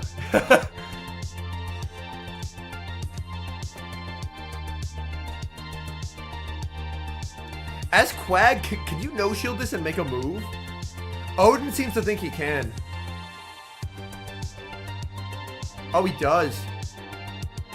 So, Pizza Man's decision to not throw that instantly actually cost him in a huge way.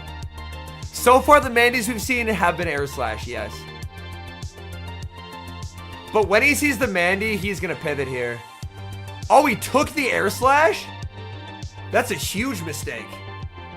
That's a huge mistake to stay in here. He should have pivoted. He should have pivoted. Now he's going to get so fucking dillied. Oh my god, it's acid too.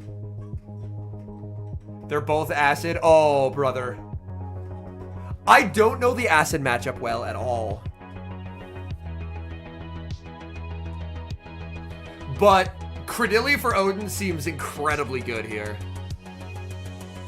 Like, I haven't played acid on Dilly. I've just been on Bullet Seed. So this is a matchup that I am genuinely unfamiliar with.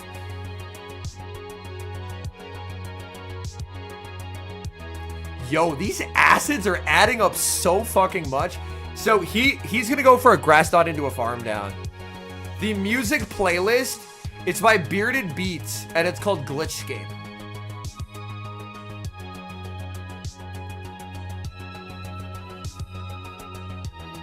Four moves are thrown, which means clock's up. Why are we staying? Oh, that's a weird throw. I think that's a panic throw by Odin. Yeah, that's a panic throw. He could have farmed that down. He could have farmed that down.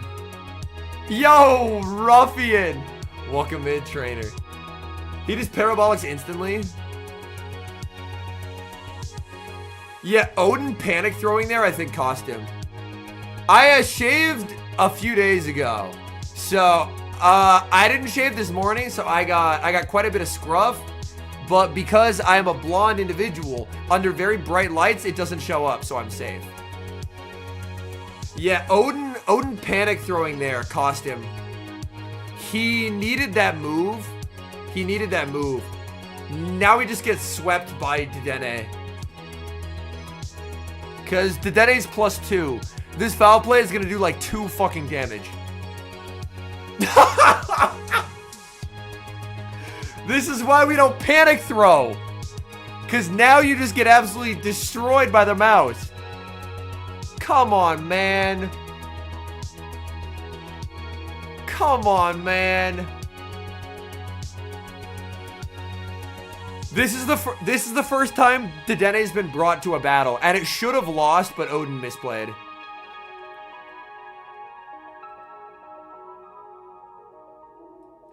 Yeah, Odin just misplayed and didn't commit to a farm down. He had to commit to a farm down, and it just cost him everything.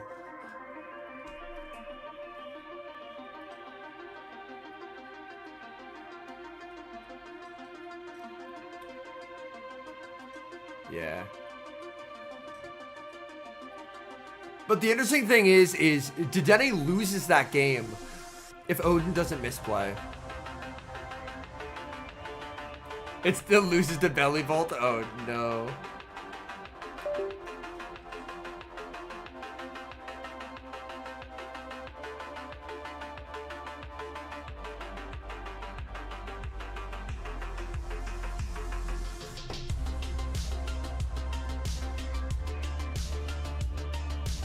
Bringing Dedenne into a Scizor, Dilly, and Quag team is a level of bravery that I didn't know existed. But like that throw, like you could have acided down, man. It was unfortunately just a miscount there by Odin. The issue is Scizor is really fucking bad into Ape. And we've actually seen a lot of Ape so far.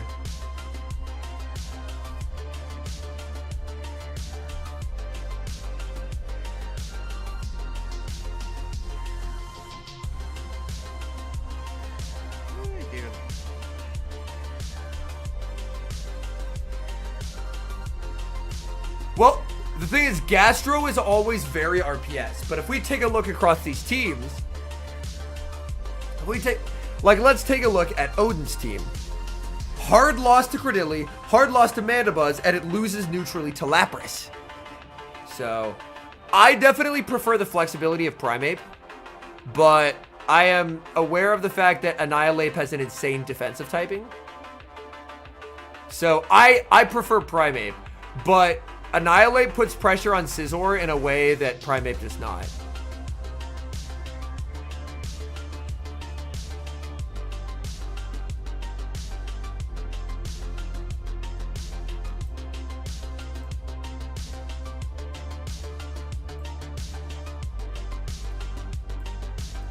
Oh no, Matt lost. So there will not be a Matt Dune matchup. He lost 2-1. Fuck. That's really unfortunate. Chem Coop lost. Rockhaven knocked him to losers. That's an upset. Pixel Cheetah upset Shiny Dialga. Jai beat Shainer.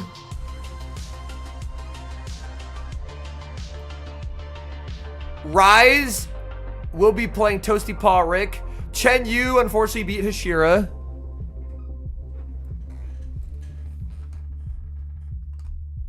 And then we don't have any more. And Eomero beat Sankeeler.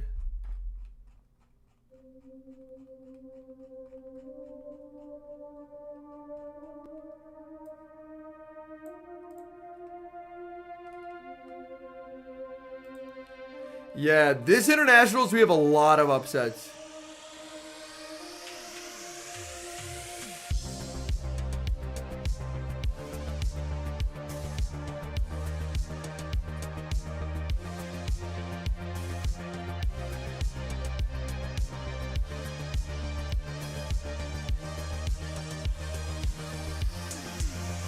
Looks like they are looking at the devices here.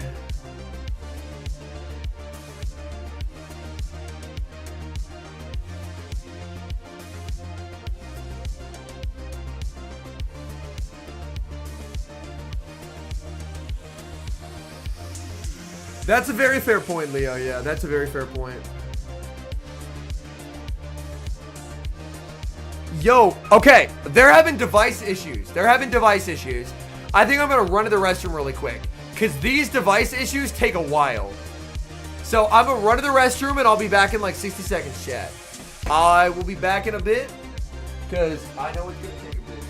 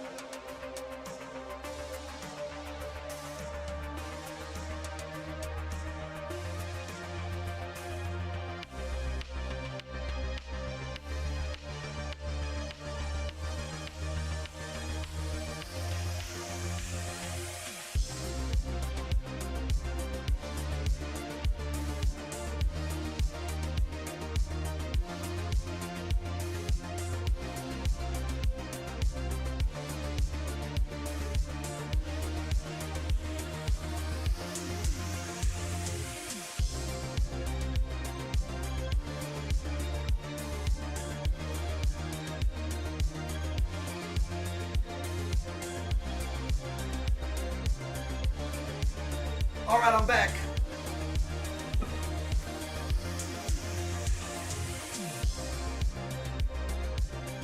Okay.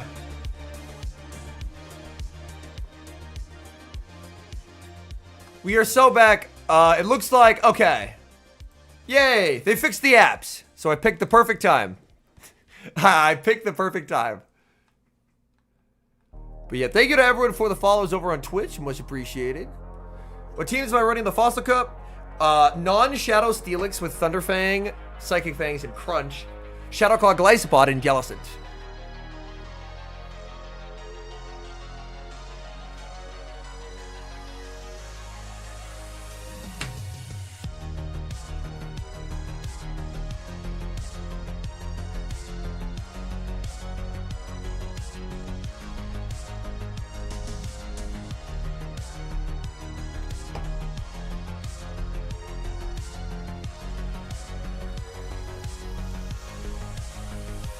We're still waiting on this Jorika Bird Power match. And Lugia Master versus Boomer. Twastel took out Beach. That's a surprise.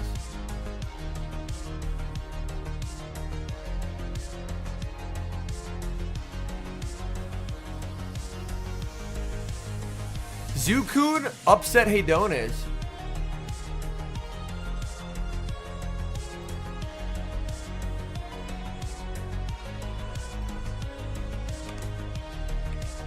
Hey, that's awesome, Mark. Think they unban Go-Go? They could. I mean, Go-Go's pretty mid, but they could unban it. Now that it's technically had a global release. It was via Twitch drops, but it did technically have a global release.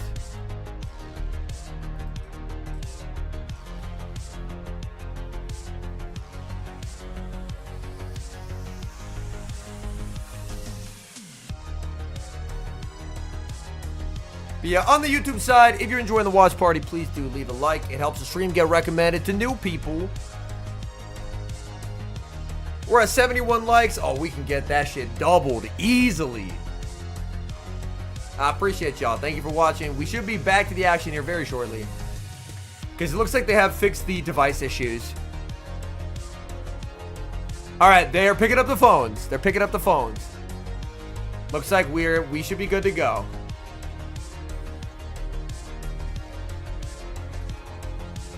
Game number 2, Mandy staring down the Quag. Taking a look in the back.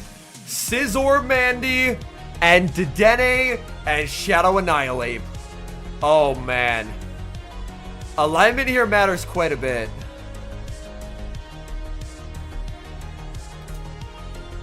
Alignment here matters quite a bit.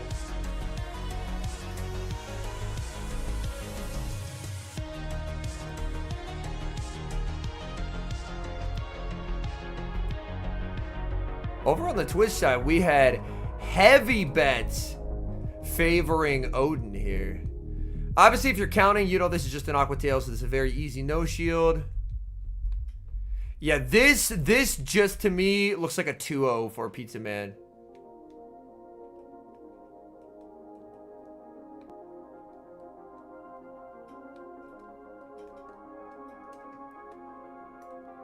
Yeah, this is so cooked. Yeah, this is just game over. Oh, he gave up Swamp! The throw! Oh, man! Oh, no! The full air slash goes through! He won alignment just to give it up! Wait. I think I a little bit see the vision. He wants to get nuclear farm on Dedenne. I think I see the vision. Hold up. Wait. I think I see the vision. I take it all back. I see the vision. He's gonna Thundershock down and boost himself like 8 times and make him unkillable against the Scizor. This is the vision. He catches, but this isn't the catch he wanted. He's forced to shield. I thought it was cooked, but now I get it. I get the idea now. He just Night Slashes. He's looking for some damage before a buff gets applied.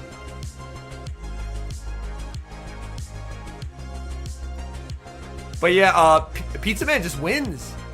That's actually an interesting strategy here.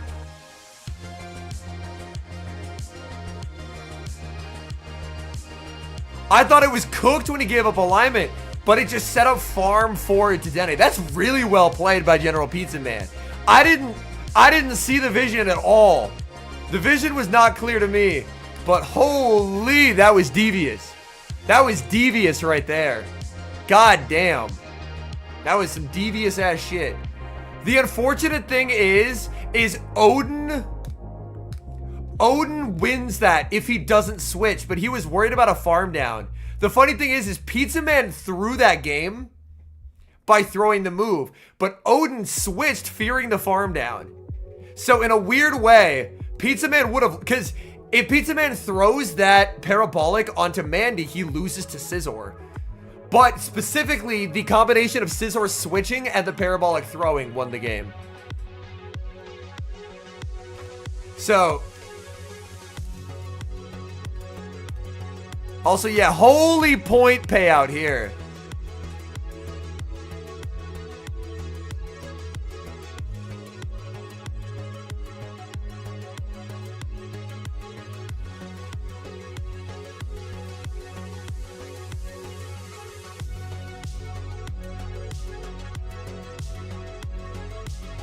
How do I pay out predictions? I'm trying to figure out. Is it manage rewards? No.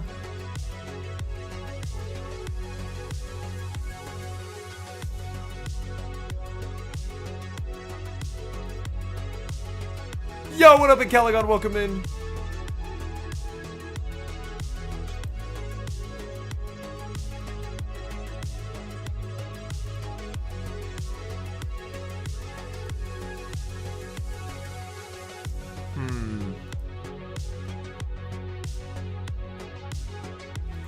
Yeah, I'm trying to figure out how to pay this out.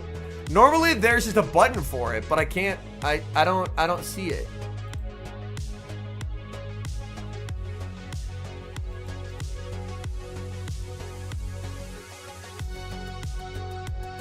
Sorry, who won? Pizza Man won. Yo, Acorn, welcome in, trainer. I did not go to any of the in-person Go Fest. No.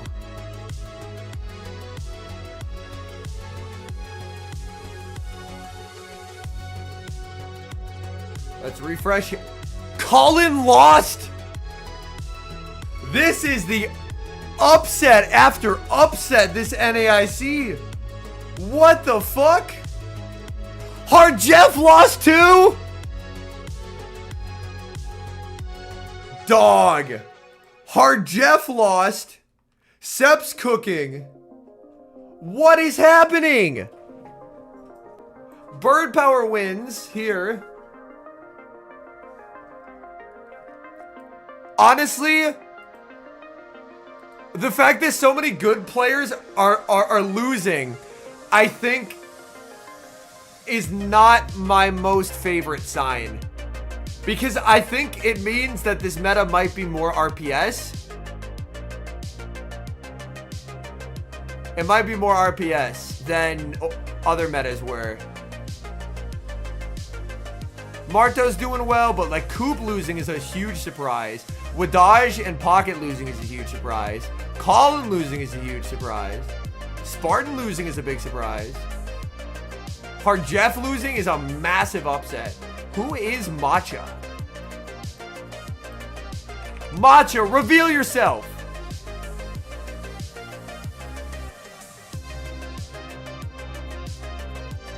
Their only leaderboard data was from season 21. They got to 48, so they were an early legend. This is a Hard Jeff right here.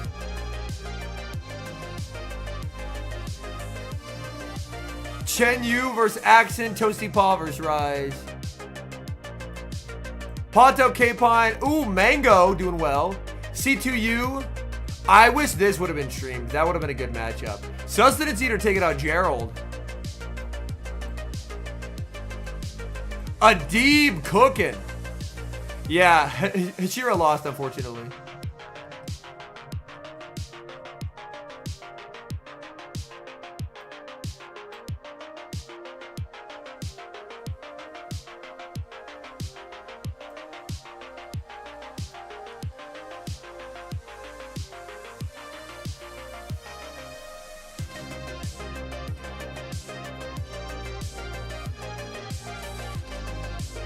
Like, Pocket said round 1, he got Gastro Wiggles.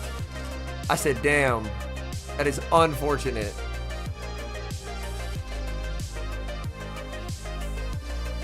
Gastro Wiggles is diabolical scenes for sure. No, it's hard, Jeff.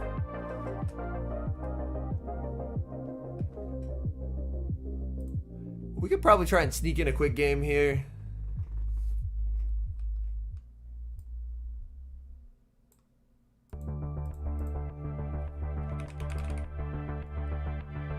Lyle's in group. Oh, he hasn't played yet.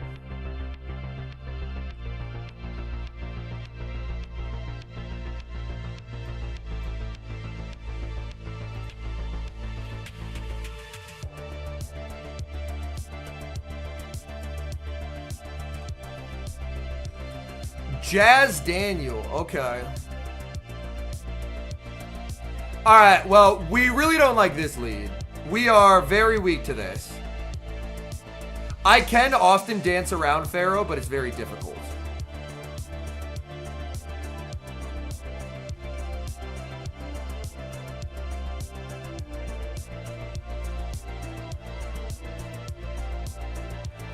The alignment throw.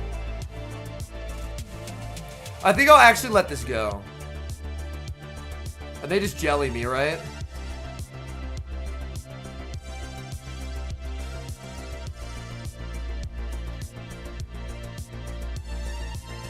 Oh, Pato versus K-Pine. This is a great matchup.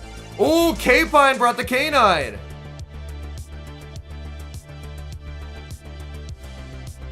No -1. No -1. Okay, I didn't get -1. I didn't get -1. That's good.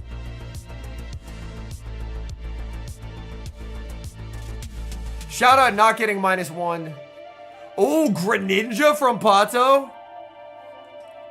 Yo, this is going to be a sick matchup. Hold on. I'm actually going to pause this while I finish out this battle. I'm cooked.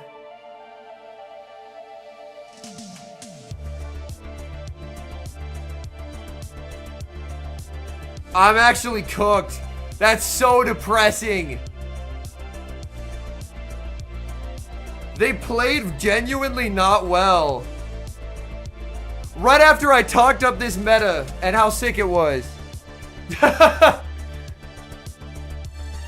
think I should have surfed him, but I expected him to no shield.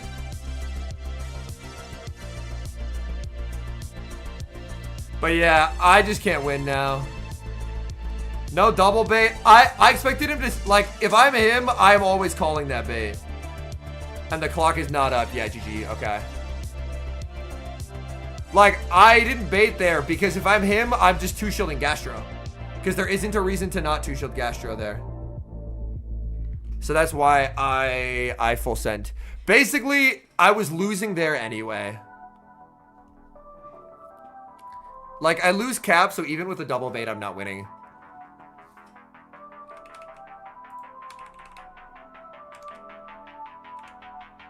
Okay, this is a matchup between two elite players. Ninetales will be on Ember.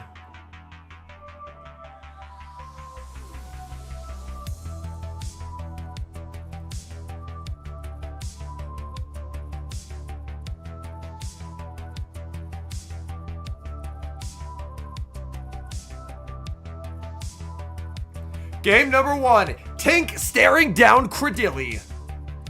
Obviously, very good matchup for our good friend Tinkaton. It is Acid Credilli. Take a peek at the back line here. Oh, Marowak has nowhere to go for Pato. Because this is the regular Gator, right? For K-Pine?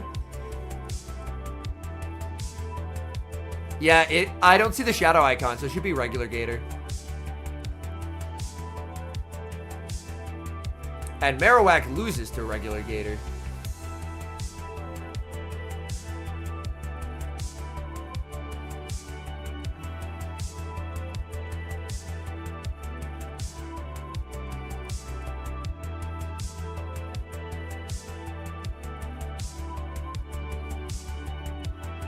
Need to fire out the player up here.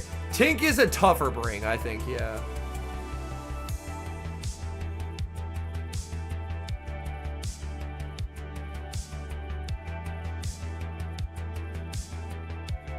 Yeah, Pato would love to exit this matchup with energy.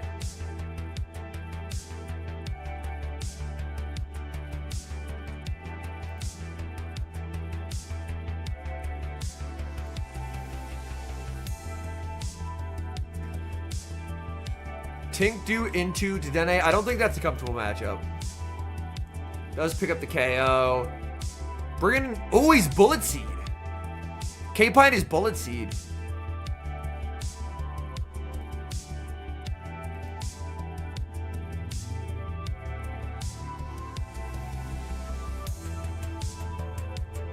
He just lets us go because it's debuffed. Oh, he shields? Oh, buddy.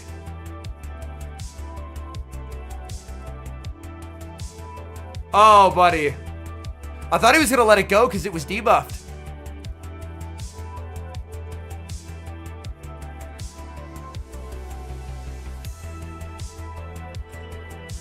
Okay.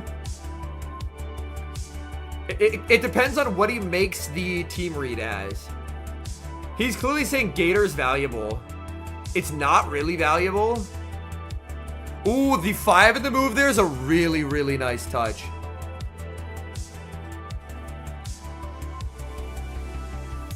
Because obviously the 4th slap doesn't register. In comes Ninja, but Ninja will still take damage here. Like, even resisted non-Shadow Hydros are absolutely going to be adding up. So Hydro is going to land. And a Night Slash won't knock out here. Oh, he switches. Hold up a second. This just feeds energy to Pato. I don't love that. I don't love that.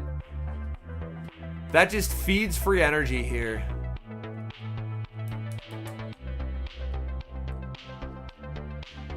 Ah, is it Night Slash range? I think it is. Night Slash is a shitty attack, but Greninja, if he survives, it'll be on 1 HP, but I think he just dies here. Yeah. Oh, man. K-Pine cost himself there. That's really unfortunate. Yeah. Just ended up giving a lot of energy with that catch attempt.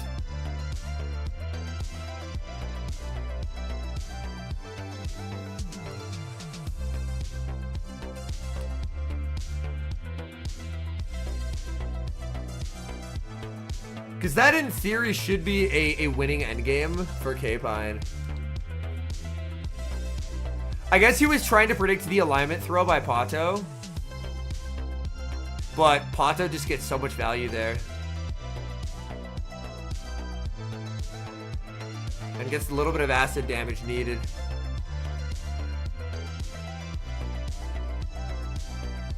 Unfortunate. Unfortunate. Pato up 1-0. We didn't see the Ninetales brought in. Pato ran really strong into the Ninetales.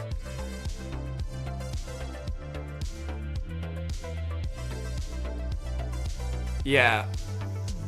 There's a reason why Pato won, like, Pato won EUIC. He's so good. Obviously, it's a very different meta, but he's so good.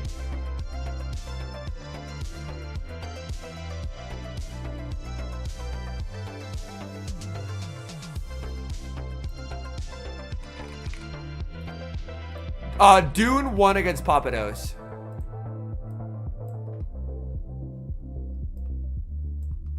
Ooh, Marto vs. Rockhaven will be streamed. Icelandic Lapras says, call the Scizor lead now. Scizor is sick. Yeah, Pluff is gone. Like, Pluff's whole thing was it was, like, unresisted and, like, completely free. And now there's, like, actual checks to it, where there kind of weren't checks before.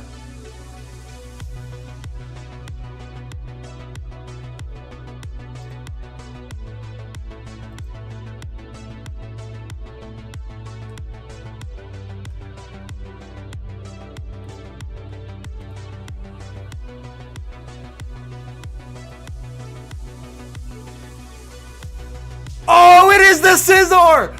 Icelandic Lapras! That's why you want a regional, folks. Did y'all see that shit? Did y'all see him? He said, call the Scizor lead. Oh my fucking god. He's actually him. Holy shit. You don't accidentally win a regional. And he's showing why he won a fucking regional. God damn, man. Holy shit. Oh my god. It actually does the exact same damage, Surzex. I am live, Dizzy. We are all caught up to broadcast. If I'm not mistaken.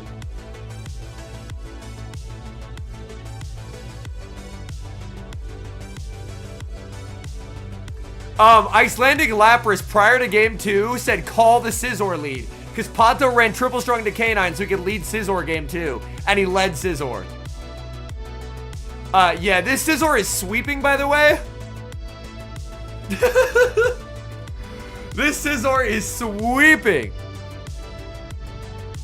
Icelandic Lapras won a regional this season. Alright, K-Pine got denied, but it's not gonna matter.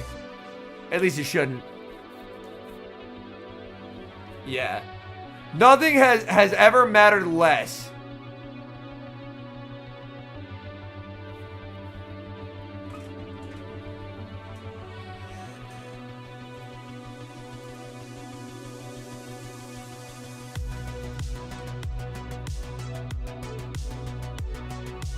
Nothing has ever mattered less.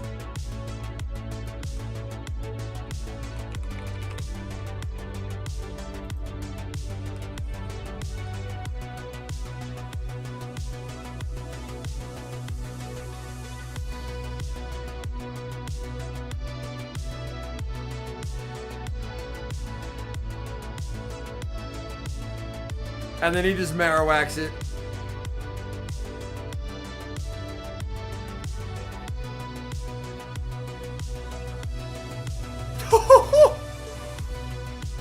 He's praying it's Mandibuzz.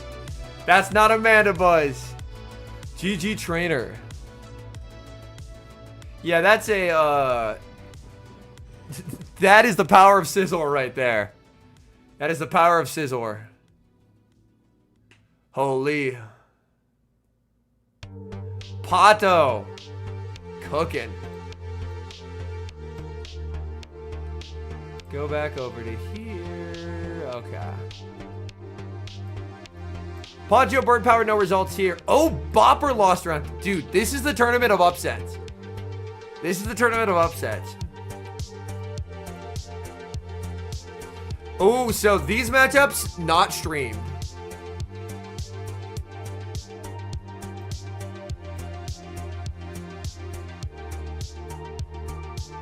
He was predicting Tink would have value in the bag. Marto vs. Rockhaven will be streamed.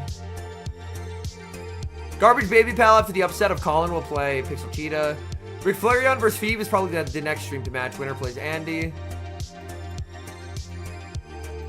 Jai vs. Matcha. Septile vs. Dr. Roast Beef. Chen Yu vs. Axon will be streamed. Toasty Parek vs. Rise will not.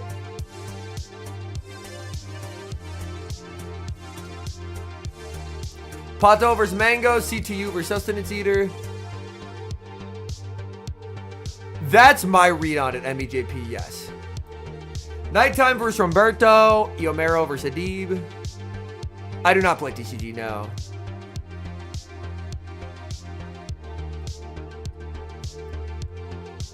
I dabble in some Pocket. Like, I've made Master Ball in Pocket twice, but my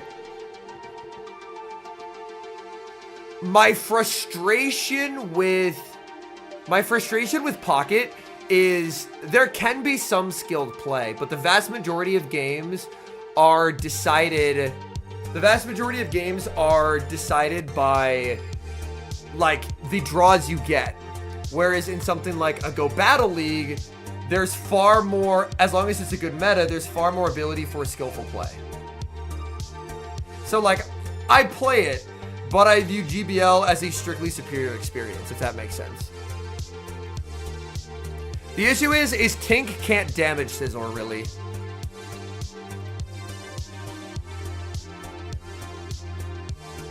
for Great League.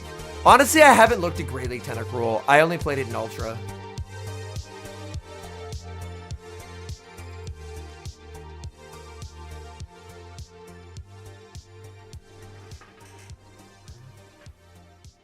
Okay. We actually like this lead.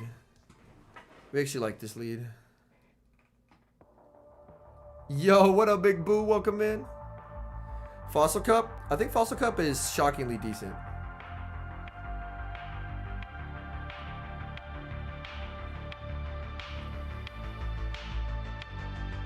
Get our shield advantage, then we move. Them throwing here is incredible.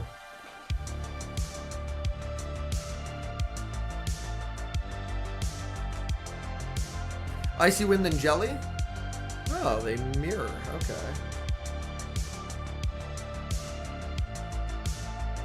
Six.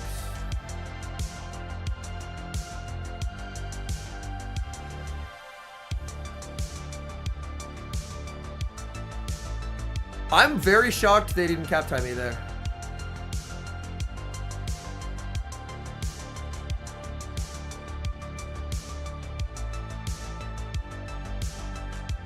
This just sets me up to hex down with the Jellicent.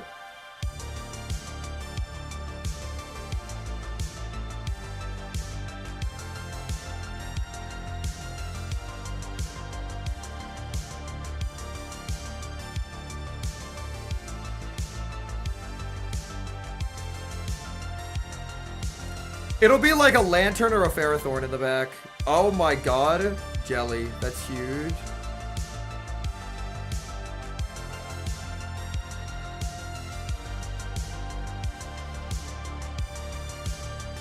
Done 4. Yeah, this is just a guaranteed win now.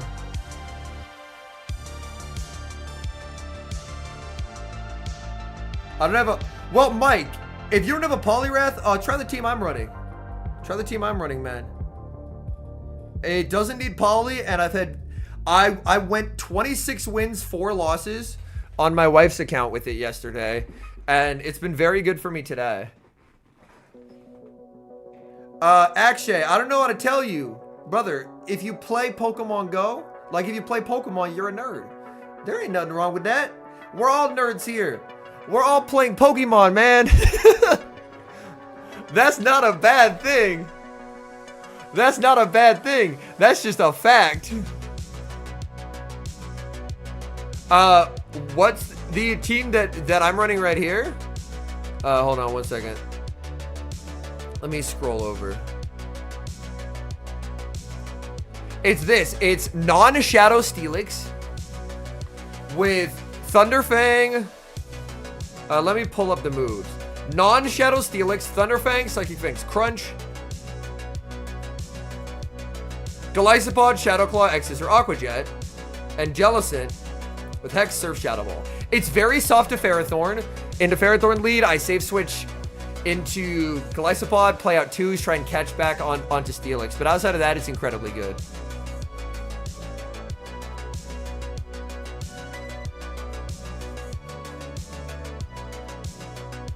Yeah, Crunch, correct, Lord, yeah. Crunch is super effective into Jelly, and neutral damage into Pharaoh and Scizor as well.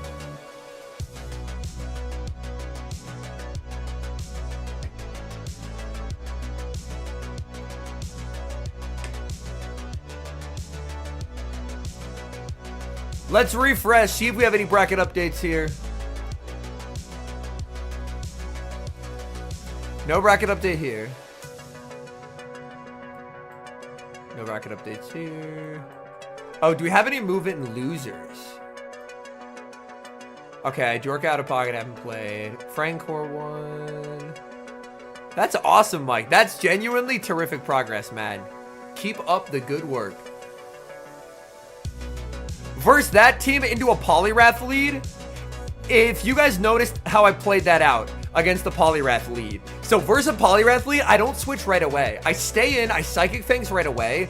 It either gets them very low or you get a shield advantage, and then I hard pivot into the Golisopod. Because if they throw energy to debuff me, they waste energy in a resistant manner, or if they save the energy, their energy will never have value as my backline, both Mons completely wall off their moveset. So that's how I like to play out that Poliwrath lead. It feels really consistent.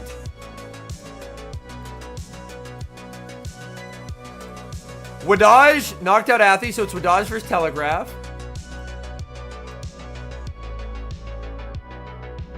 Yo, I was just gonna say, Sesh is gonna be happy. Yeah, the Australian homie Rick Flareon will be on stream next. Let's go, Rick.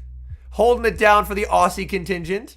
Septile versus Roast Beef will be a great matchup. This is actually a rematch of Toronto, if I'm not mistaken.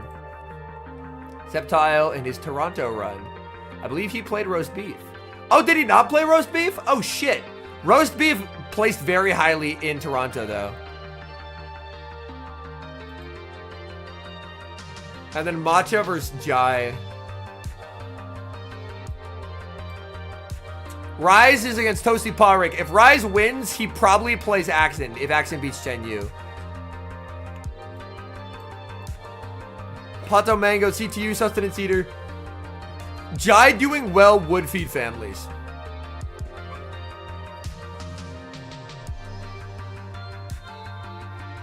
And they haven't started the later groups yet.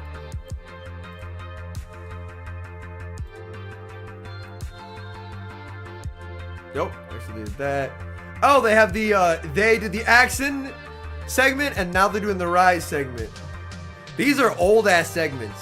These are old ass segments.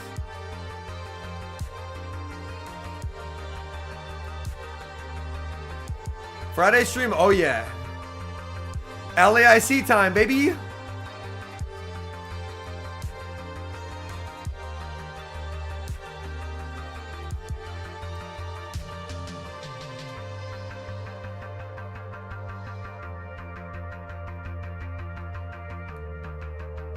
That's why winning an IC is so prestigious. Pacers, Akshay. Ethical Hoops.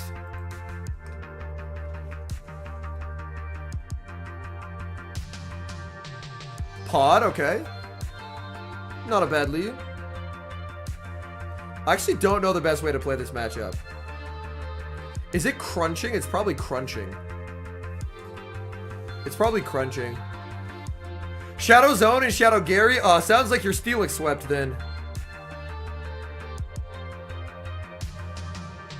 They catch the crunch onto a lantern.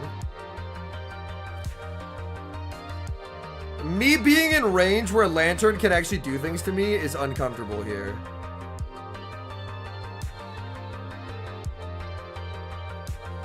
Seven.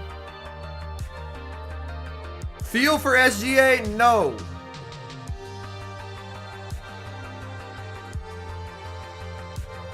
Oh, they throw here. Interesting. Okay, well, that's very fine.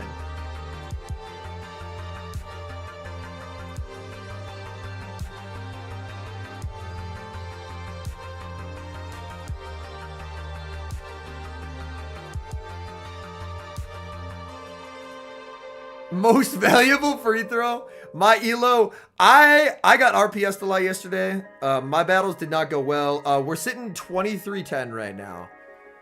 I had peaked a lot higher above this, and then I just had... I was trying something new, and I got shit on.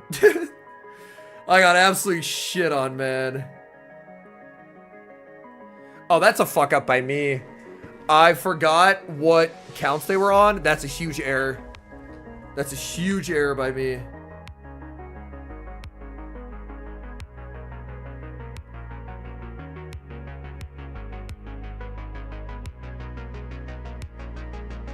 Okay. Oh no, Batman! It was an ultra. I was like, yo, I have the sauce. And it turns out it was not the sauce at all.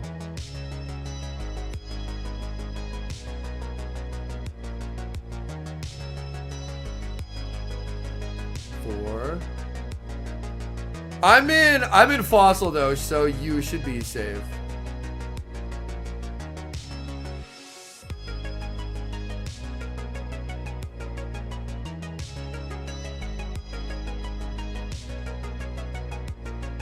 We have a result. 610 defeats Man of the Hour. Let's go, baby. Macargo lead. We just go pod because pod beats Macargo. And we just throw on 6. All that stored energy. I think genuinely, Mike, pod feels so integral to this team's success that I would probably run a different team rather than look for a replacement. I think I would, like, genuinely, I could provide Mons, but I think any replacement would be too detrimental that I would probably try a different team rather than try and run this but with a pod replacement. But yeah, this team has been pretty good. We are slowly regaining some ground from getting absolutely whooped on. Why don't I participate? I really like casting. You run with Macargo in Fossil. Macargo, you would need really good checks to both Gastrodon, and you would also need really good checks to water in general, like a Jellicent. Phoebe versus Rick Flareon. Rick the Aussie. Yeah, probably pod. I actually think regular Steelix is better in this meta, Dove, because regular Steelix has better survivability. Like, in a matchup against pod, I can no-shield a Jet and still be fine, whereas as the Shadow, I'd lose almost all my operating HP. Well, Vix, if you don't like Polly, this backline destroys Polly. Let's go, Rick!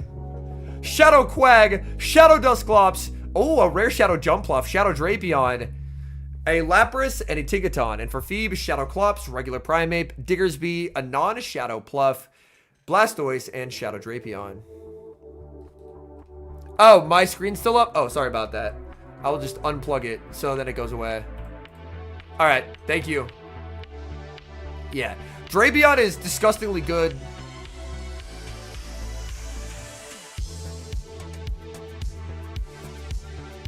Yo, Tink is. Oh, this is a non-Shadow Blastoise. Tink is devious here.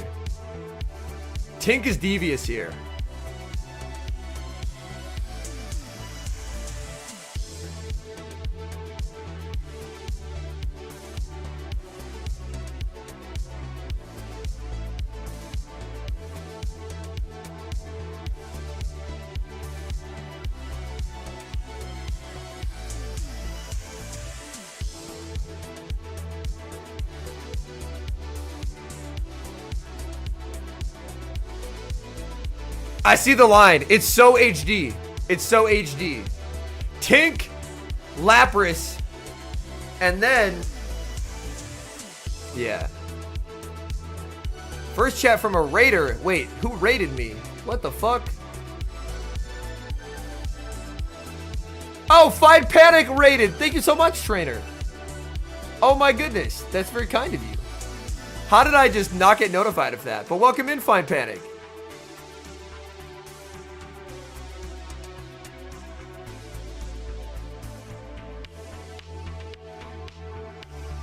Ooh, not the lead Rick's hoping for here.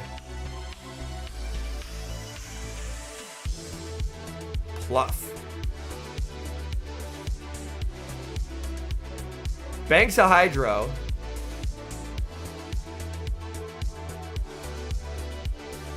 Acro can and will fuck up Drapion's day. You see the shield used.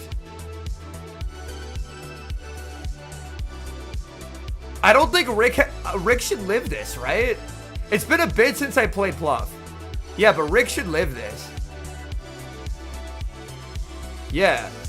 And now he just gets another Acro, which is so fucking nice.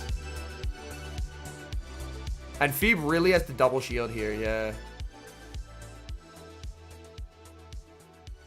Phoebe absolutely had to double shield there to have a chance to stay in this game.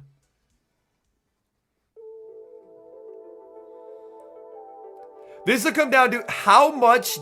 I think Rick is going to throw away the Lapras here on 2 Crunch no shields. He kind of has to. And then just 2 shield Drape as the win con. But he should know that he can't shield the Lapras, yeah.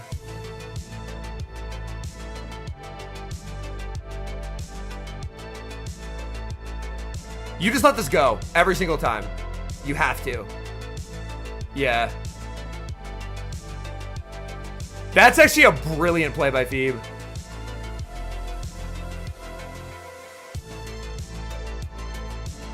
And why that's so brilliant is he will now be able to pressure all, like Drapion doesn't get the advantage that it needs to make a second move here. Unless Crunch into Tail KOs. If Crunch into Tail KOs, he's fine. He needs Crunch into Tail to KO. It should. He doesn't throw it, and that's the game. Because Phoebe, that was 4 charge moves. Phoebe just pivots Diggersby and wins. I mean, that also works, yeah. That play right there by Phoebe won him the game on the spot. That was really well done. That was really, really well done. A locked in Phoebe.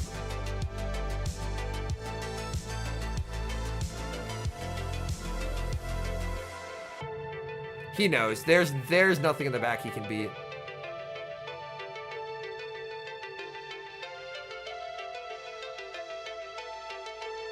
Skull Bash you can get via regular TM.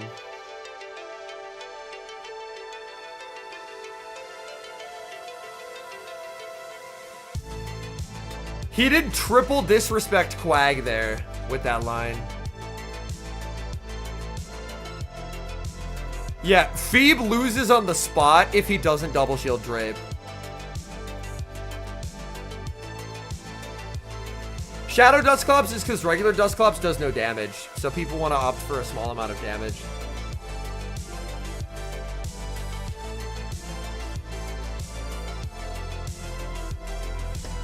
Oh, my headset is beeping at me. I think that means his headset is low on battery, so we're gonna plug it in. Yeah, it is actively flashing red, like, bitch, I'm gonna die. So we're gonna take that off, and then we're gonna just be headsetless for a little bit.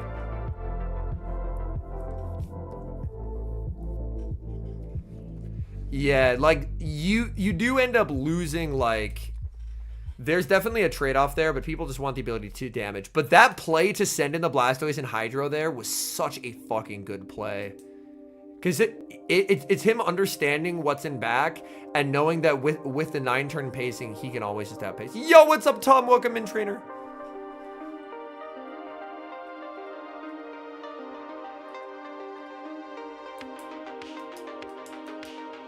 Because Phoebe used to be a Sylph Demon, chat. Phoebe was like a really good player. And then he did a lot of casting and didn't really like do a lot of battling. And has Quag done anything? Rick didn't bring a game 1. This is, I think, the first Quag we're really seeing. Honestly, Burden, I haven't done enough research to feel like I can give you an accurate answer on that question. I might defer to someone else who has. Leo says, I like how hostile Phoebe's team is to Diggersby.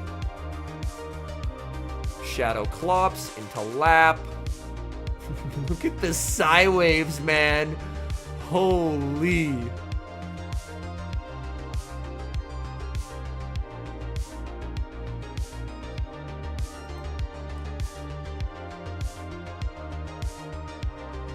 Just goes Blast. Blast answered with the Shadow Clops. Oh. That slow of a swap really burns Rick here. The good news for Rick is that his water damage is unresisted into the other stuff, but being specifically now behind this much is so bad for Rick. Yeah, like, Lapras energy is very, very good, but like, if you're Rick, if you shield, you get no value out of that. Yeah, like, if I have looked into something and I've run it myself, I will have very strong opinions on it. But in that instance, I have not looked into it, so I would rather defer you to someone who has. We have a lot of very smart people in chat who compete who probably have a better understanding of it than I. But yeah, Lapras energy does go absolutely insano mode into this team. Is Captai here? Oh, Rick, no! Oh, no! Yeah, Rick is... I don't know if it's jet lag or what, but this is not a usual Rick performance. That is a 6 side wave down, but this is not what we're used to seeing from Rick. Rick is Rick's an incredibly good player, but I also know that flying from Australia to New Orleans, man's probably suffering fucking whiplash.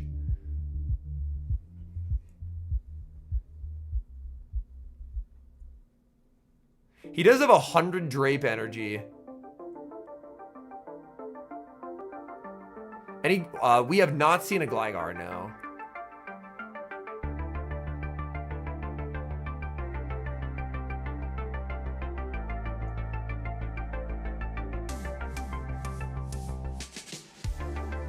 But yeah, there's still 2 shields, which means the math doesn't add up to win this game. If there was only 1 shield, he would have been fine, but he is just getting nuked by a Scorching Sands. The game's over. Yeah, and Rick knows that, unfortunately, because he has 2 more. We have seen Glycopods, yeah. We've seen several Fury Cutter Glycopods. Yeah, unfortunate for Rick there.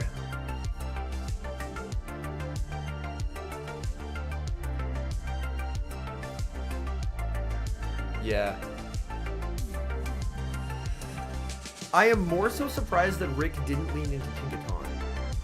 I think Tink has a lot of really good play into this team. But to be fair, in most of those games anyway, Rick still had a really good chance to win. Like, it just came down to the execution, which unfortunately wasn't there. Alright, we're still waiting on the Poncho Bird Power result. Twastel defeats Boomer, so Twastel in a finals. You what up, Chillis? Welcome in, trainer. Hope you're having a magnificent day. Dune knocks out Dage. So oh, Dune versus Roachcha? That's peak. That's peak.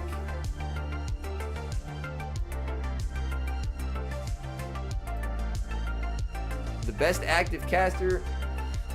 I am enough of a narcissist about my casting that I have to disagree with that. I am never a narcissist about anything I do, but I am very fucking proud of my casting. Marto Rockhaven, I'm very happy this is being streamed. Pixel Cheetah beat Garbage Baby Pal. So it's Alpha versus Andy then. We are going to have... Steve is hosting the Clash of Casters tournament again. Tapu Fini would clap. Tapu is really slow. Oh, Septile defeats Dr. Roast Beef. Septile group finals. Let's fucking go.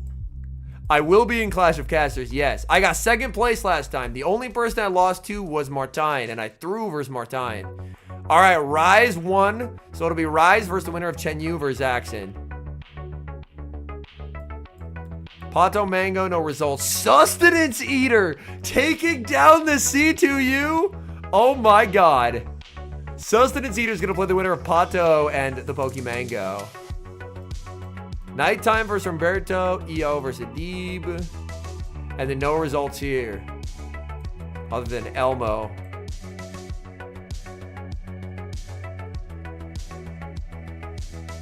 Dune versus Roachcha is must-watch entertainment.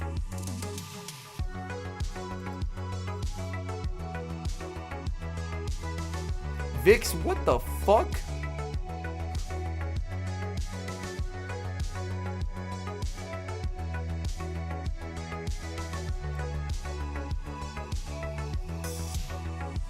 Yeah, Twastel not washed?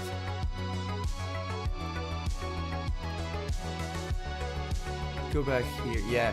This matchup took a while. This matchup took a while. Oh, it looks like we finally have a result. Bird Power beat Poncho. Let's go. We always like getting a result. So it'll be Bird Power versus 610. Winner plays Twastel. Yeah, Dune versus Roachcha is cinema. That's so good.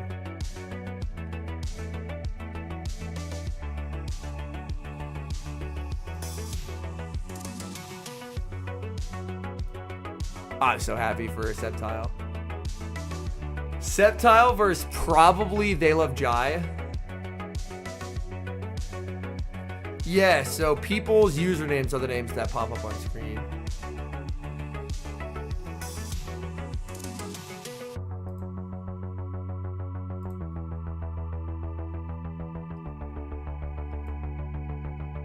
Check out losers results. Shadow Brady versus Hashira. Who did Tommy lose to? Oh, Tommy lost to Hashira. Tommy versus Sword Slash. August Isley making a bit of a loser's run there.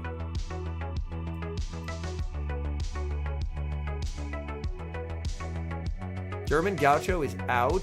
Hard Jeff versus Golf Professor.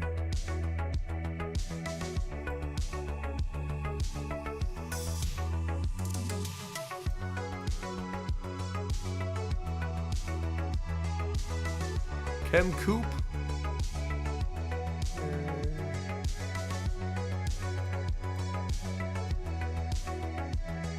We don't have results here yet. Odin versus Papados. I know we had a Papados fan in chat. Mad Attack.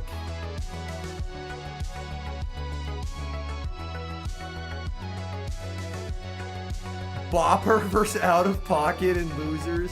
Christ. That's like a World's Day 2 matchup. Oh my goodness. That being a loser's round 3 is insane behavior. What the fuck? Why is that? Why is that a loser's round 3 matchup? That's brutal. That's who I expected to be like the finalists out of this.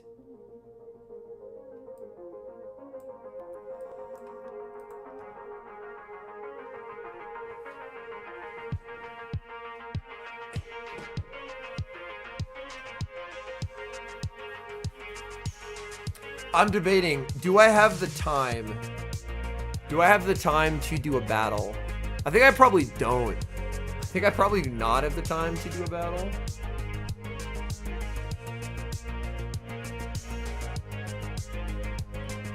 No, we have a fairy grunt?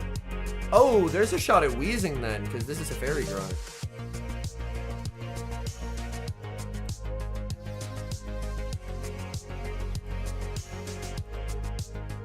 Okay. Battle King GBL yesterday. Let's go. Hope the battle went well. Alright, Metagross, kill them.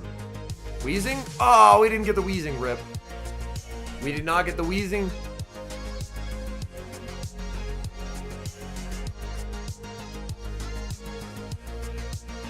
Jang Mo. Did y'all see the stats for its move clanging scales? It's 120-45. That's an insane fucking move. What the hell is that move? The funny thing is, Como O's synergy is so shit that, like, it's fine that it's that busted of a move. Because realistically, try and build a Como O moveset with 120-45 dragon type clanging scales that doesn't suck. It is the best move by far in the game. It is the best move by far in the game. It is not close. Accent match should be streamed, yes. Oh, Chen Yu versus Araquanid? Holy shit. Okay. Araquanid has 4 good match, Mandy's probably Air Slash. 3 good matchups and 3 atrocious matchups. It is 120 for 45, and it lowers your defense by a stage. Axon brought the Araquanid. Unfortunately, into an Ape the Dene team, it's fucking useless. Oh, Jesus. This... Alright. Someone tell me I'm crazy, but this matchup looks so shit for Axon. This matchup looks so shit for Axon. Like, this matchup looks abysmal. Yeah, it's a 120 damage, 45 energy. Like, oh my god. It looks like Axon kind of has to line call his way out of this. But, like, there's 2 grounds and an ape, so Drape isn't safe. There's, like, 2 darks and a... Like, there's 2 darks, which makes Dusclops awkward. C, yo, welcome in, C. You're wrong, it's worse than shit, Kek W. Holy fuck, this matchup is atrocious. Yeah, Axon needs to, like, get a line call right. If Axon survives here, he is cracked. But, like, if Como O runs... Okay, not a bad lead for Axon. This is, like, kind of best case. This is kind of, like, best case for Axon. Neutral-ish lead, neutral enough backlines. Like, if you're Axon, this is fine.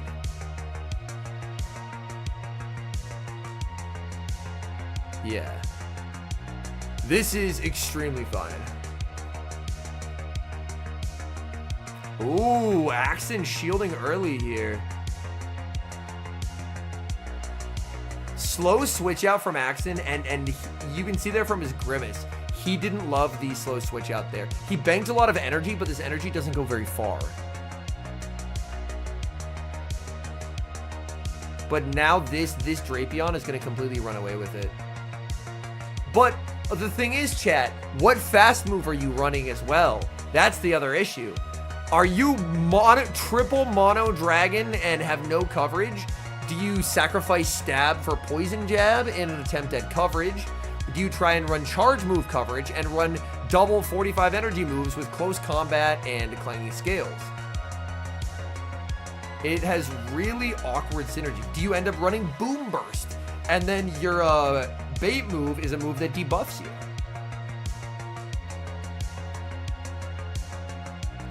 Como doesn't get Brick Break, does it? I think only Hack gets Brick Break, right? Or does it actually get Brick Break and I'm just mistaken? Como. Oh, it actually does get Brick Break. I didn't know that. Maybe you have to run Brick Break and Clanging Scales.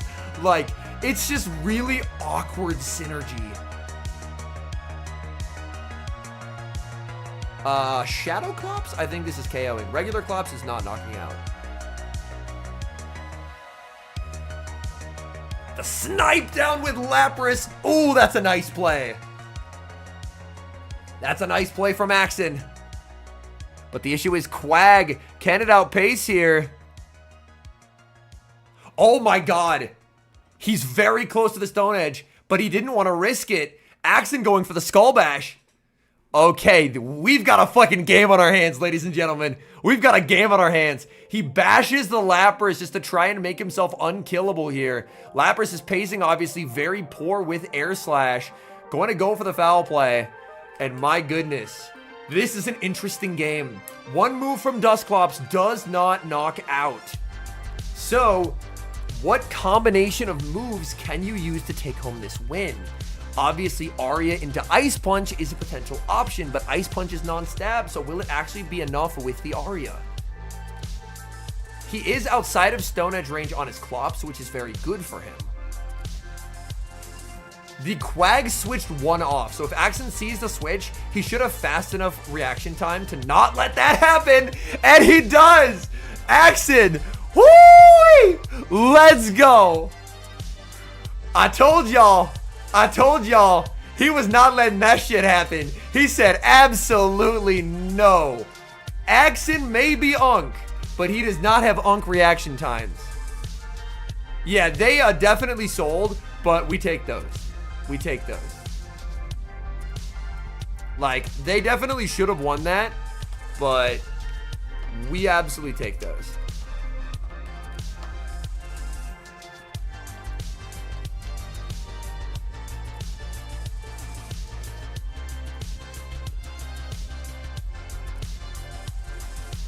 Are people calling Axon Unk? Well, the joke is, Leo, is that I am old.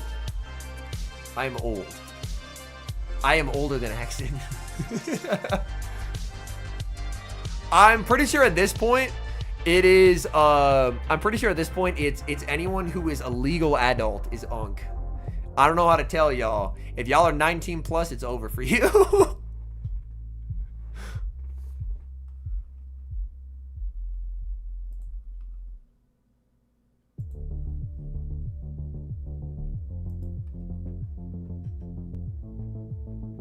Pocket and an even more dangerous combination.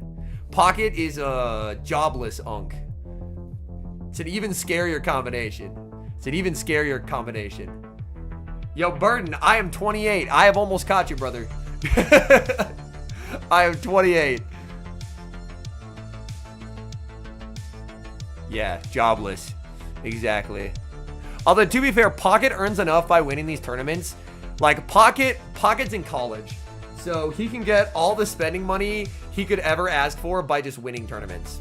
And that's what he fucking does.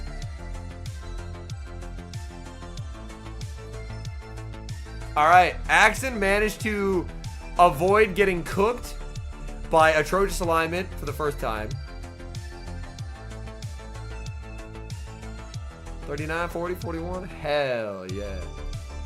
Just so y'all know, when I say Unk, just know it is a joke. Because I exclusively call people who are younger than me Unk. Because all of the, like, well, not everyone in my chat. A lot of people in chat will say, hi, Unk. And I'm like, damn. It's actually over. Oh, no. Dedenne into Quag. He's so weak in the back.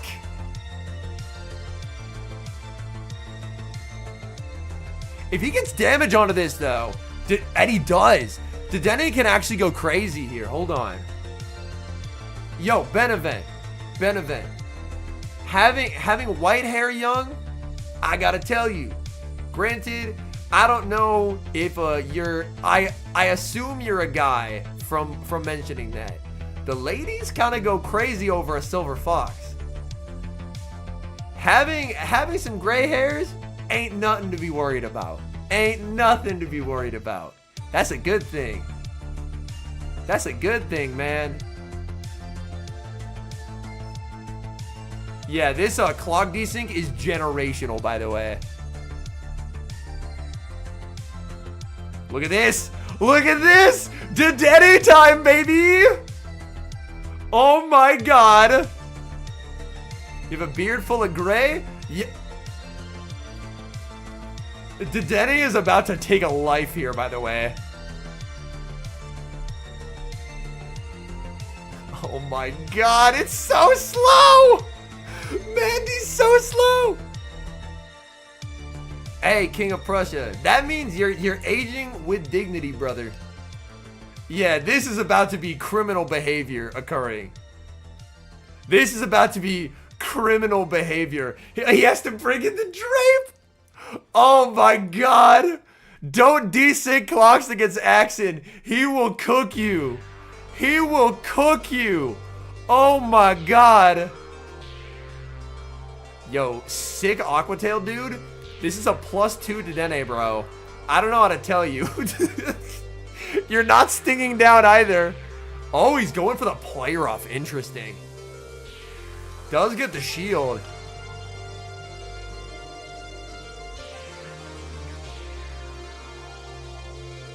Out comes Dig, and it's over. Because he knew he just had to guarantee the damage. Holy shit. Do not let this... Like, games like these are why I'm always yelling at chat to not desync clocks. Why are you letting your opponent have switch advantage for some of the time? Stop desyncing clocks. Good players will punish that shit. Like Axon, you saw there. Bad alignment, he just shit on this guy. Because he desynced the clocks. Don't do it unless you absolutely have to. And he didn't have to.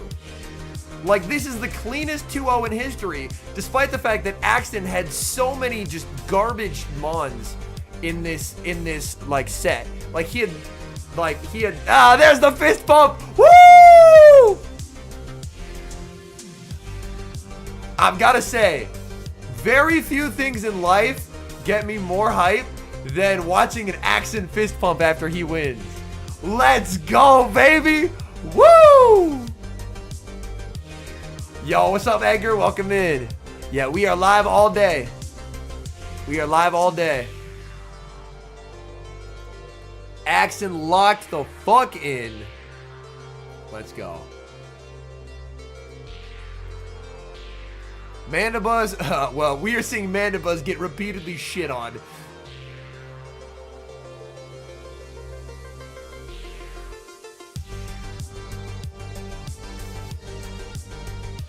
Axon vs. Rise surely is on stream.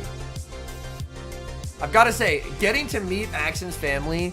Axon, by the way, nicest dude ever IRL. Like, anyone should be so lucky as to get to meet him IRL. Incredibly kind, humble individual. And his family is so wonderful too.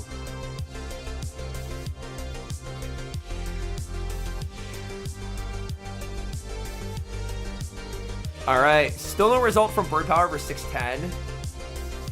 Any results from losers? No results from losers yet. We already knew about Dune versus Roachcha. Matt making the losers run, knocking out Arcane Pug. Let's go. Wadaj took out Telegraph. Marto versus Rockhaven. I imagine this is what will be shown next. Winner plays Flying Pizza. Yeah. Like, well, because if someone desyncs the timers against you, Acid, what it allows you to do is it allows you to have switch advantage for part of that timer. Because if you can switch and your opponent's clock is still half up, suddenly you have switch advantage for 25 seconds and they have switch advantage for 25 seconds. So it is just giving your opponent an opening, and good players know how to exploit that. Colin knocking out Hebrew Hammer, Spartan advancing. Yeah, 50-second switch timer was so peak. Jai versus Matcha, no result yet. Hard Jeff knocks out Golf Professors. Is Hard Jeff for Shainer. Winner plays Roast Beef. CO knocks out Mamba. Mamba's day is done. Rise versus Axon. Holy shit. Buckle up. Yo, Yasser a lead in my chat? Yo, thank you so much, Yasser. Welcome in. Yo, how do I do shoutouts here? Yasser a lead. Yay. Welcome in, Yasser.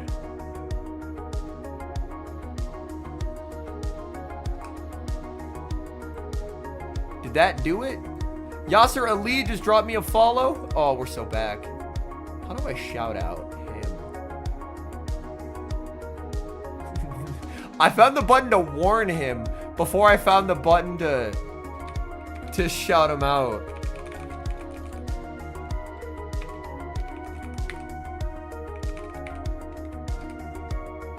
Let's go. We shouted him out. I am a professional Twitch streamer. Yes, I am. But yeah, welcome in, everybody.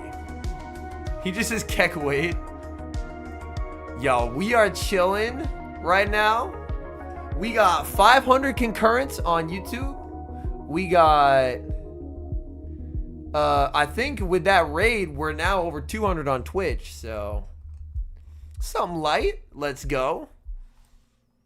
All right, any results here? No results here. How do I do the polls, man? How do I do the polls?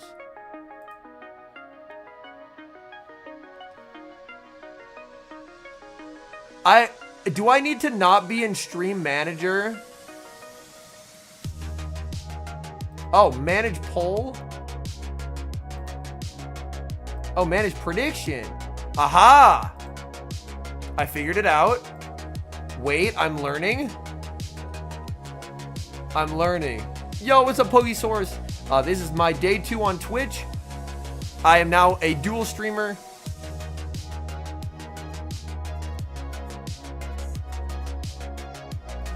Burden, genuinely, the AI summary cooked there. That is what we were talking about. We were talking about it. And we were saying graying hair, not a bad thing. Henry taking over TikTok next. I will not be there. Roberto defeats Nighttime Clasher. Upset alert. Ding, ding, ding. Roberto is going to play the winner of Eomero versus Adib. Well, we have some results here.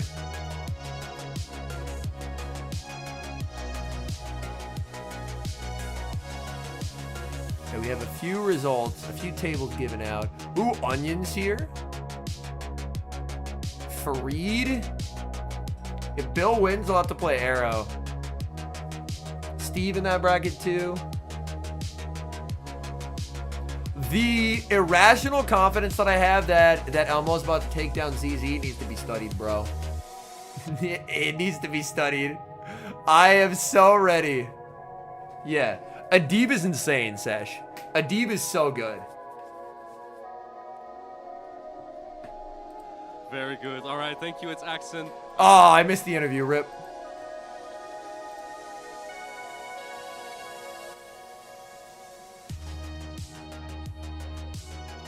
Oh, Zwilus is really good, but Elmo's my boy, so legally I have to root for my boy. Oh, we just got a result. Eomero defeats Adib in a closely fought series. So it's Roberto versus Eo, Pato versus Sustenance Eater, Rise versus Axon, Jai, Septile versus Jai. Holy shit. Holy shit. Septile versus Jai would be a great matchup. Pixel Cheetah versus Phoebe versus Andy. Flying Pizza awaiting the streamed game. This should be our next streamed game. Marto versus Rockhaven. Hey, there it is. Dueling Dedenne.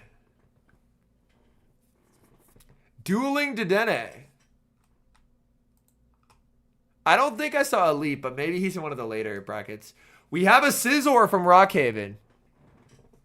Yo, Scizor is a fucking demon here. Oh boy. Marto's gonna be in for the fight of his life against the Scizor, chat.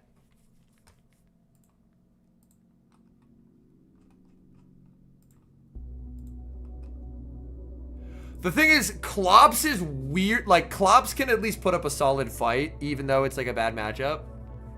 But yeah, Scizor looks kind of crazy here.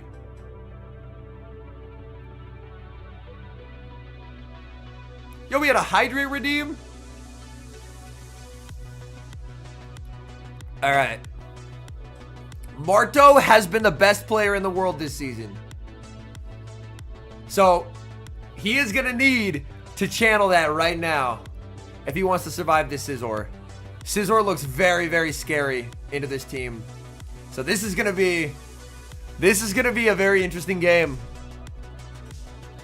Obviously, outside of the Scizor, Credilli looks insane, but that's why he has the Scizor, to try and make him second guess the Credilli. Credilli will obviously have to check the moveset here, if it's Bullet Seed or Acid. We've seen more Acid today. I believe there was an issue with Marto's work visa, unfortunately. So he's obviously allowed into the country to, like, compete and as a tourist, but he can't work, which is tragic. Yo, thank you to all the new followers on Twitch. Appreciate y'all. John C, Jin, Bloody Sunday, Maher Samari, Rufus, Zwerg, Cheesy, Nana.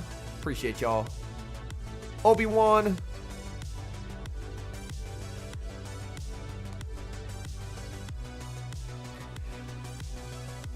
Sable, I assume, will be on Gleam.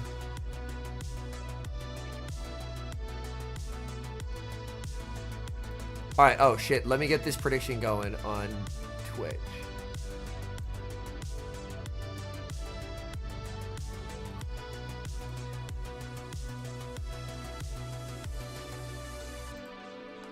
Okay.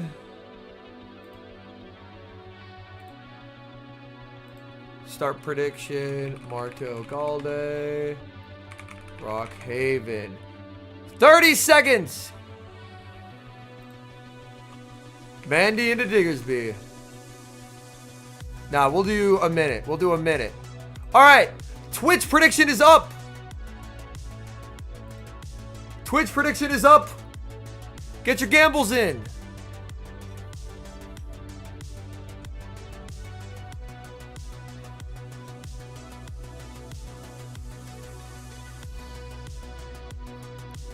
Get your gambles in, chat. You have 1 minute.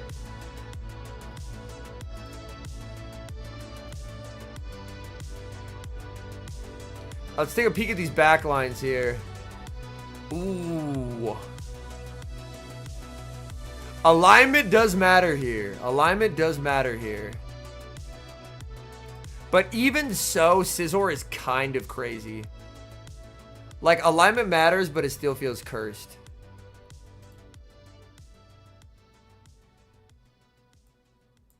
It still feels cursed. Yo, what up, Jody? Welcome in. Dedene's just such a risk. Like, the issue is this just does not knock out here. At all. Not even a little bit. Yeah. Under taps.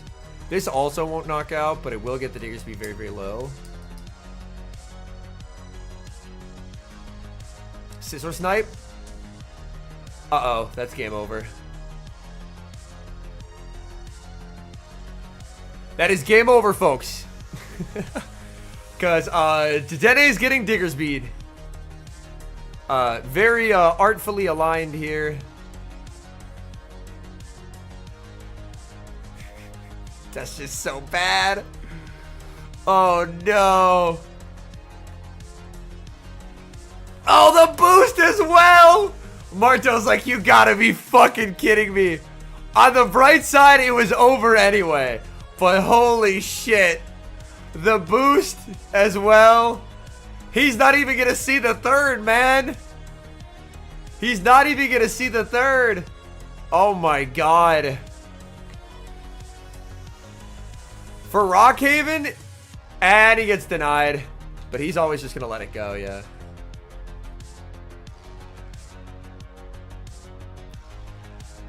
Brian, if I had the resources to do so, but I do not, unfortunately. I need his Digger speeds, and yeah. At least Marta knows that the boost didn't matter. The boost didn't matter. Like, he was just lost anyway. He built a team that is too weak to Scizor. And now he's getting Scissored.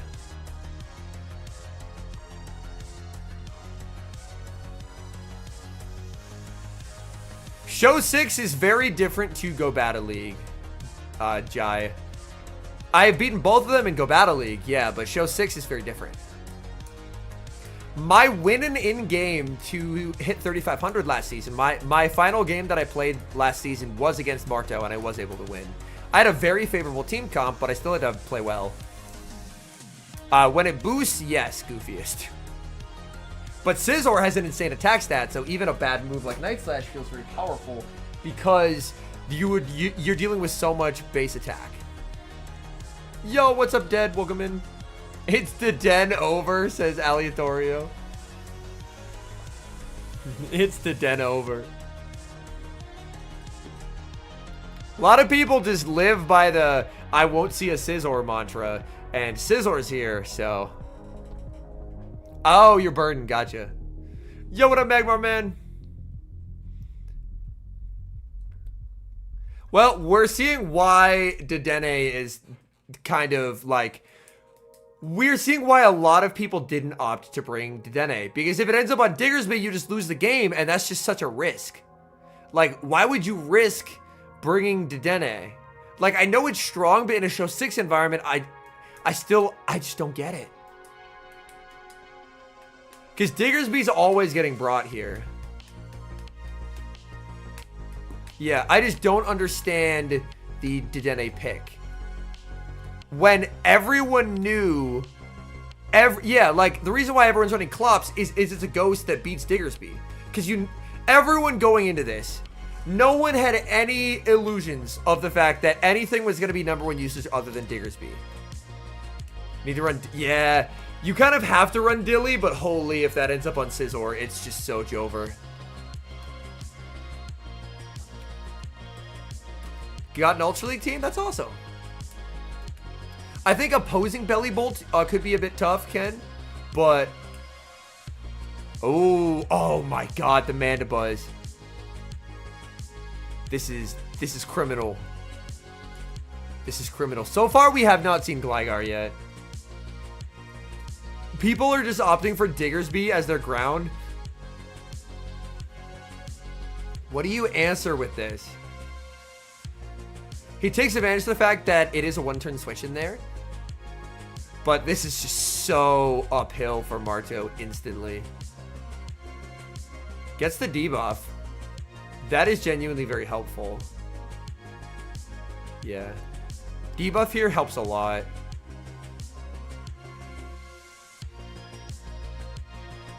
Yeah, that actually does nothing now.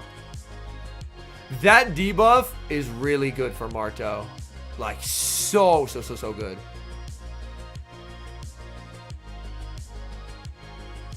Like, Rock undeniably has a huge comp advantage here. Just because Scizor beats all 6.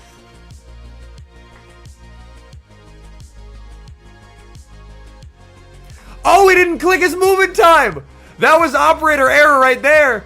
He clicked it too late! He clicked it too late!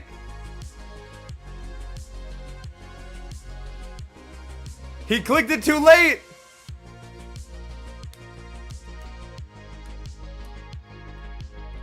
Oh, mama! The Marto devil magic will be studied. He's staying alive.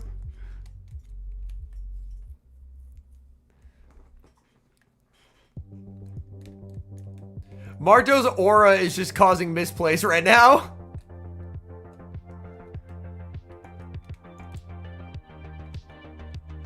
Like, Rock was up by so much that he can probably still win this. But with the misplays that he's had, this will actually be close.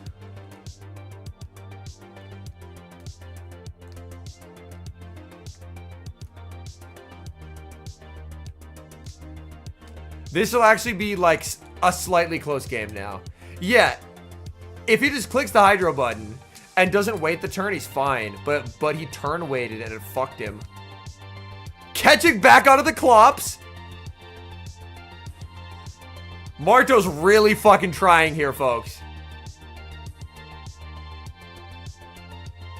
He's really trying.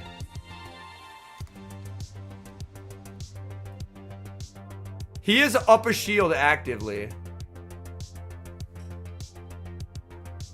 I do plan on making a more slice video about the tournament all-star, yes.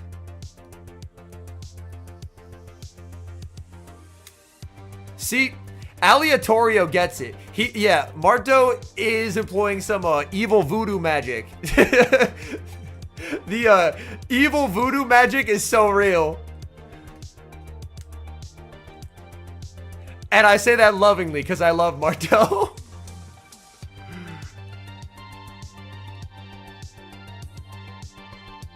Pivots out. He gets the Scorcher here. This should basically put it in foul play range. Gets the debuff. Clock is now up for Rockhaven. He fire punches, anticipating the catch. I do think Rock, barring a debuff, loses. Is that too much of an undercharge? Hold.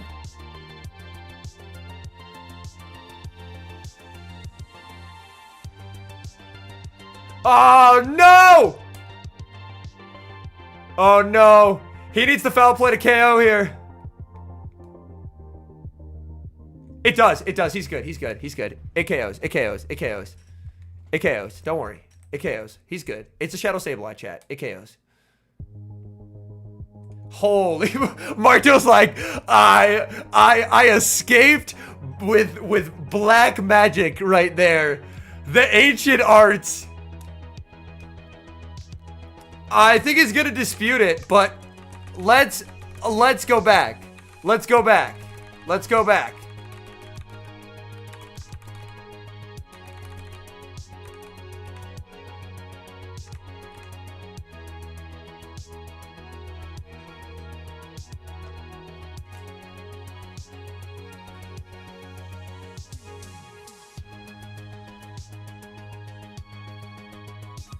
Wait, why did it just pause there? What the fuck? The broadcast paused. I can't watch the replay. It just hiccups. We were able to see this. What the fuck? Why does it just pause?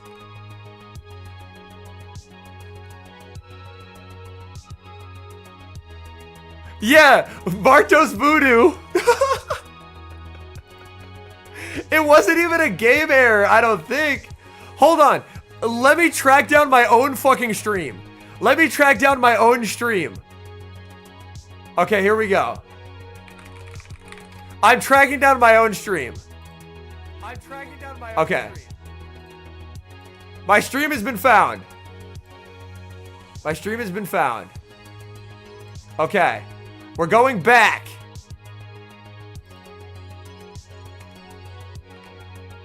He shields here. I really think he clicked it too late.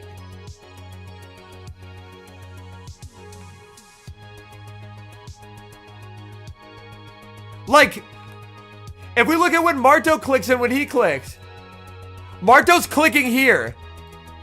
He clicks after. I really think that's operator error. I really think that's oh wait, match under review. I really think this is operator error here. Updated on exactly what is being talking about. So you see, both players have the attack loaded. I don't know if maybe there was a tiny bit of lag so that Rockhaven couldn't press it in time, because it looks like the button. Looks like his when he pressed the button, it so that Rockhaven couldn't. Both players have the attack the replay. So I guess this is what they're talking about. So you see, both players have the attack loaded. I guess Rockhaven's saying that his button didn't show up, and that when he tried to press it,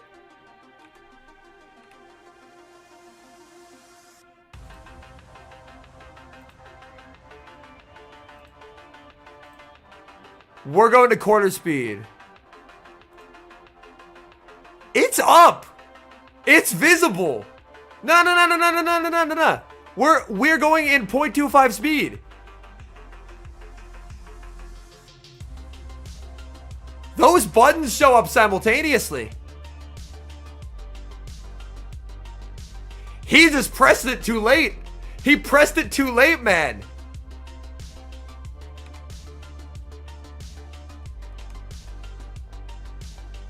Judging off this,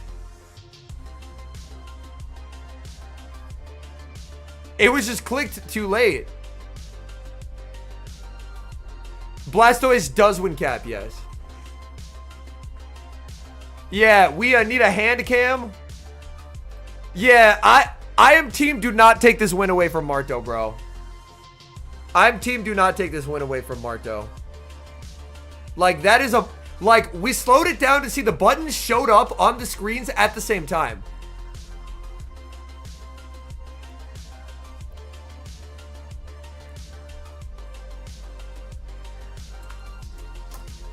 Piplup, I think a burrito bowl would actually go crazy, because it's something I can eat with a fork, which is good for streaming. Yeah.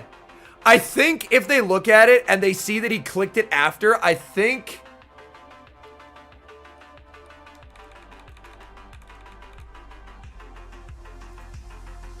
I need to get us off 0.25 speed. No, they took the win away? Brother. I don't like that call. I don't. Like, I get his argument. But I don't agree with that decision. I don't at all. I think that is an incorrect judging call. Like, I get why they did that, because if you don't understand that, like, when the button is pressed matters, and it was pressed too late, you can see, like, I would be annoyed if I'm Marto too.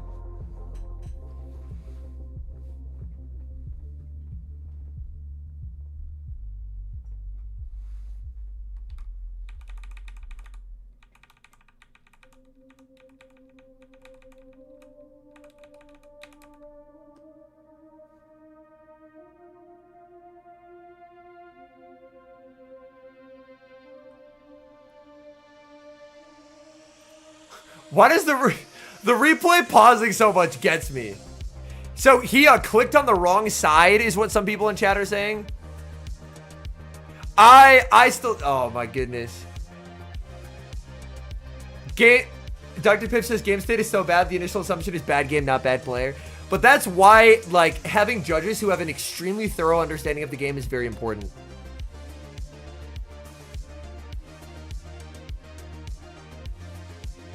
But when we went back to it at 0.25 speed, it looked like the buttons showed up simultaneously, is my issue with it. I guess we just have to move on. Like, the thing is, if Rockhaven wins this next game anyway, it doesn't matter, because he still would have won 2-1.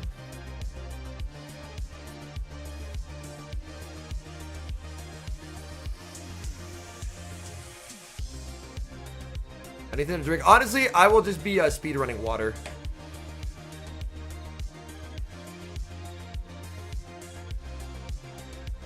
Yeah.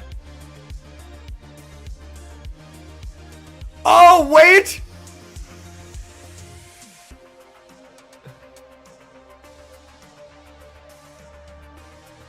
Marto with the RPS, hold up. He has to go Diggersby now, which horribly desyncs the timers.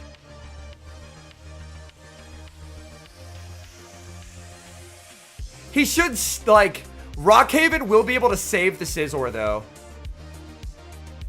Interesting no shield here. He must know that he can't get punched down, and that's why he no shields.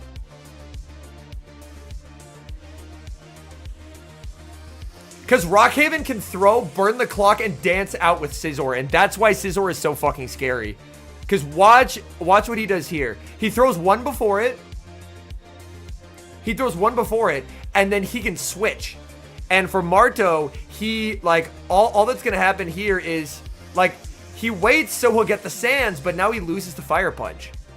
But I think the Scizor has taken enough damage throughout the course of this game now that Scizor will actually... Oh, he does get outpaced, though. This is actually kind of uncomfortable. Because he's going to have to shield a Dedenne, and it's switch locked.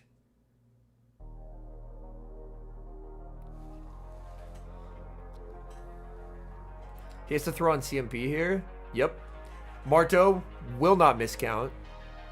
He's overfarmed enough that he will get a play rough into the... He will get a play rough into the Diggersby at least. It won't burn his clock, but... Rockhaven got one turn? Yeah, Rockhaven's annoyed.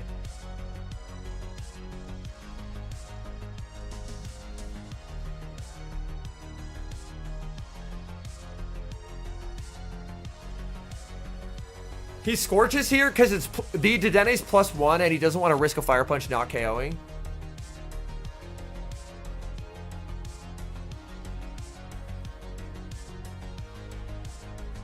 Ooh, that cap tie seals it.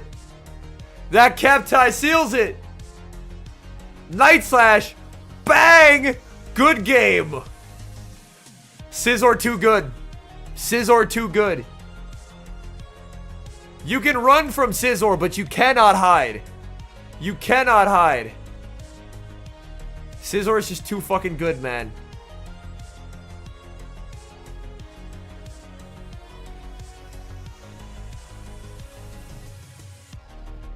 Can we get one final rendition of Marto Galde Devil Magic?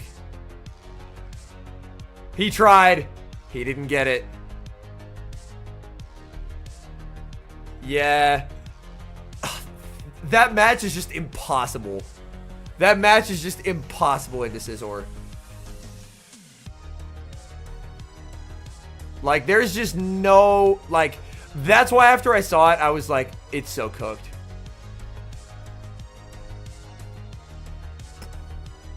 Why is the bracket broken? What the fuck? The bracket's broken.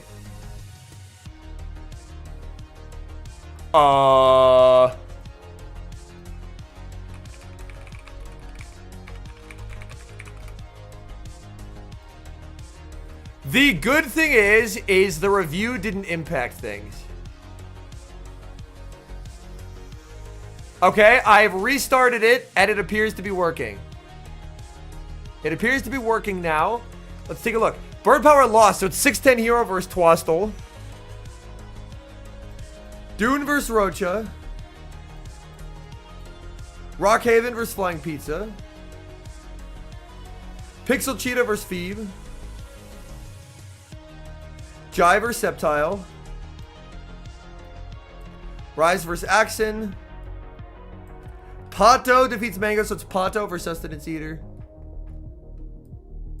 Roberto versus Eomero. And then we don't have results from the lower bracket yet. Yeah, Septile Eye, so handsome and so good at this game.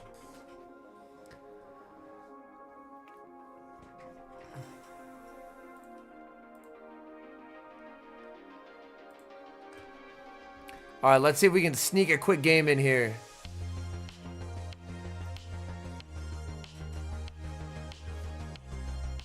Septile by Goat. Rise is against Axon next. Rise is undoubtedly running Scizor. He has been running a shitload of Scizor.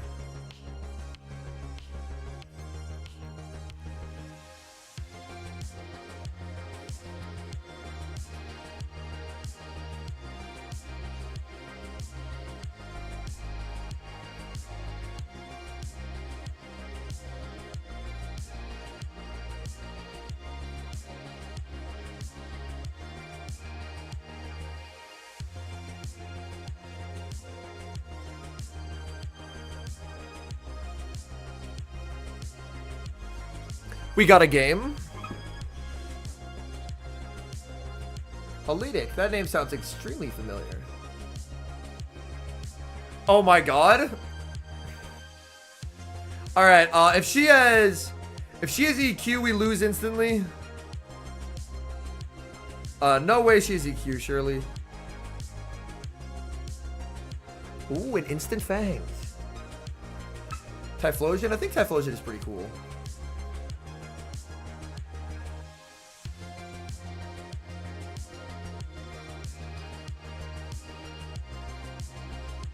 I'll go for the Crunch. I'm trying to bluff a shield onto an EQ. Oh my god, got a shield. We're so back. Getting a shield there is actually incredible. Ah, it's Swipe Fangs. Didn't get debuffed. I am officially the chosen one. But yeah, I am 100% team regular Steelix and team Fangs Crunch. Fangs Crunch is so good.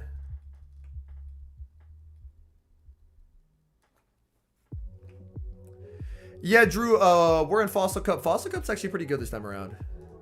I'm expecting its same backline.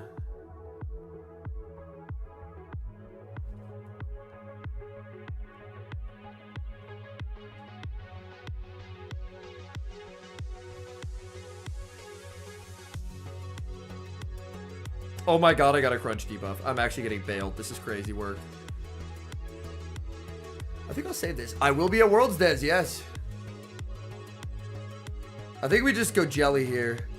Because there can't be a Pharaoh behind this. Yeah. Answer with Pod. She answers this knowing that she has her own Jelly in the back. Tries to cap tie there. Magmar Man. Fossil Cup is... My hot take is Fossil Cup is actually good. Fossil Cup is actually good. I swear. Fossil Cup is literally just the better Jellicent player wins.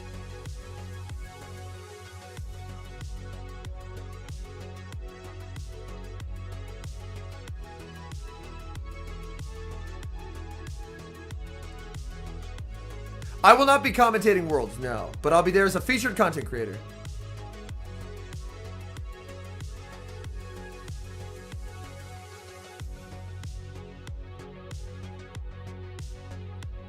Okay. I don't think Fossil is RPS. I think Fossil has a lot of flexible play, actually. Oh my god, Araquanid.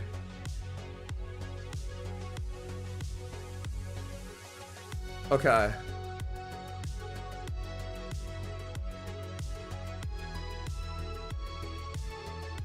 I am not a sponsored creator by Niantic. I am a part of the Pokemon Partner Program, but that is different. We love Pokemon. Niantic, I have no affiliation with. Scopely, no affiliation with.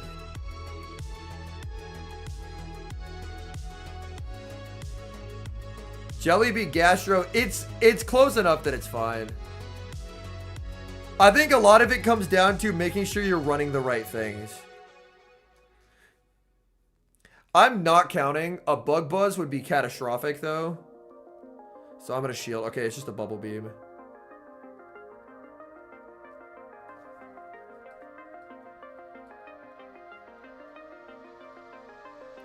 If I was able to make a positive change, if it was Niantic, I would probably say no. But since it's like a new parent company, and Ferrothorn lead Ricardo, I switch Golisopod and I play out the 2s, and I eventually catch back onto the Steelix.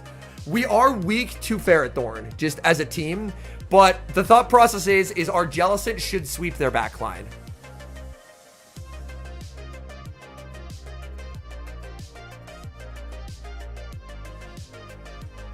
So we just dance, we keep our Golisopod very healthy, and then we just play for endgame Golisopod and healthy Jellicent. Like, it's not a perfect thing. Like, Ferrothorn's always going to be tough. But that's what I found to be the most successful. Magic Mason in a meta where he can't legally run Guzzlord. He's running Ferrothorn, though. Alright, well, we'll see how it goes. Oh my god, I'm getting RPS'd.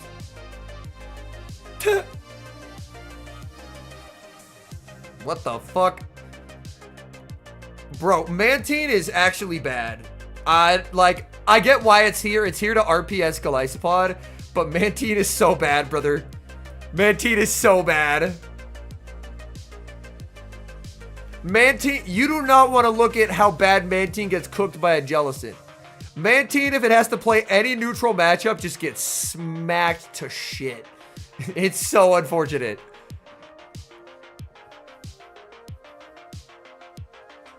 Pelipper, unfortunately, just like wing attack is just awful. Unfortunately. What's the meta looking like? A lot of Diggersby, Drapion, and Dusclops. And we've seen Scizor take some lives.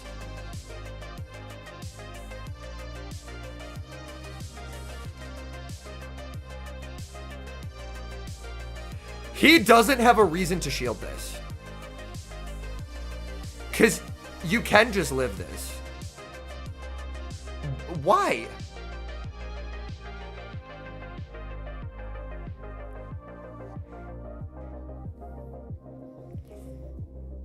I really considered calling this bait, and I should have.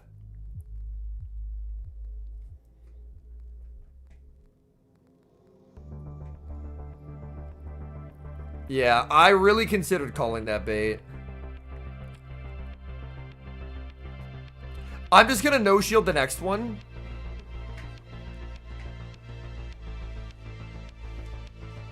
I mean, if I get balled, I lose anyway, so, yeah. We queued Mason. He was running, he had Mantine to answer our Golisopod. Mantine is just, you're running an RPS Pokemon to try and RPS Golisopod. Because Golisopod otherwise has really flexible play. But he's building a team specifically to try and RPS Golisopod safe swap.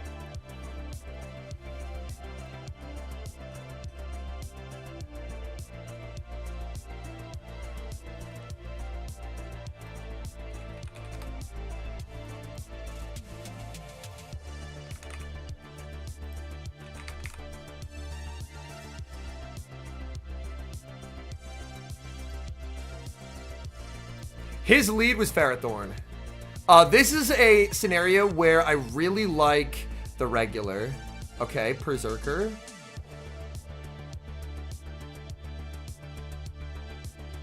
They should just blaze this early in the count. A CC would be psycho behavior.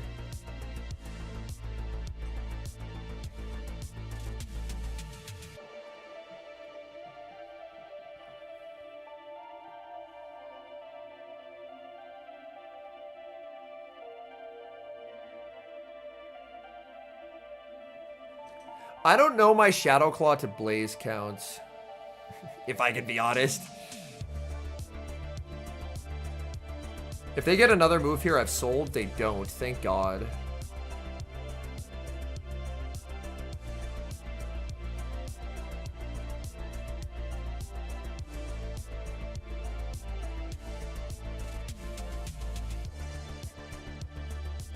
Not incredible. I should have just switched instantly.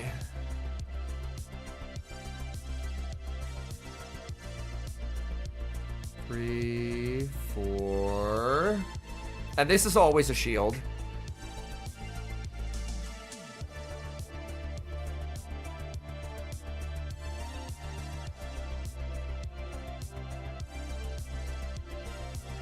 I am suddenly lagging a bunch. What the fuck? Do y'all see the spinning ball of death there? Luckily, I ended up behind by a turn.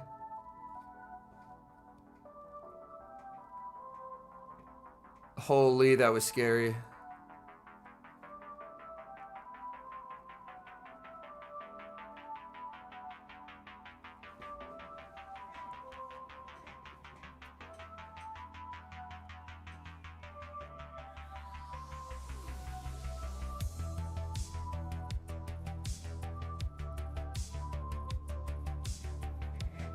All right, they're on 9.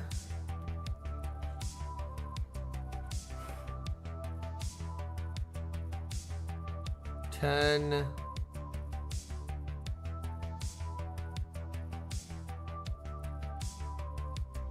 All right, GG. Scoffo? I don't believe so, Brian, because Scoffo is a European battler. Wadaj is in this tournament. Let's go. That type of endgame is exactly what I say when I talk about, like, jealous and energy management is this entire cup. It all comes down to they try and catch, I don't let them catch, and I just manage my energy very carefully. It's all about scenarios of I'm fine giving them 100 Glyspot energy because they're A, still forced to throw, and B, I can wall it off with Jelly, convert that into my jealous and energy, and then just not let them catch.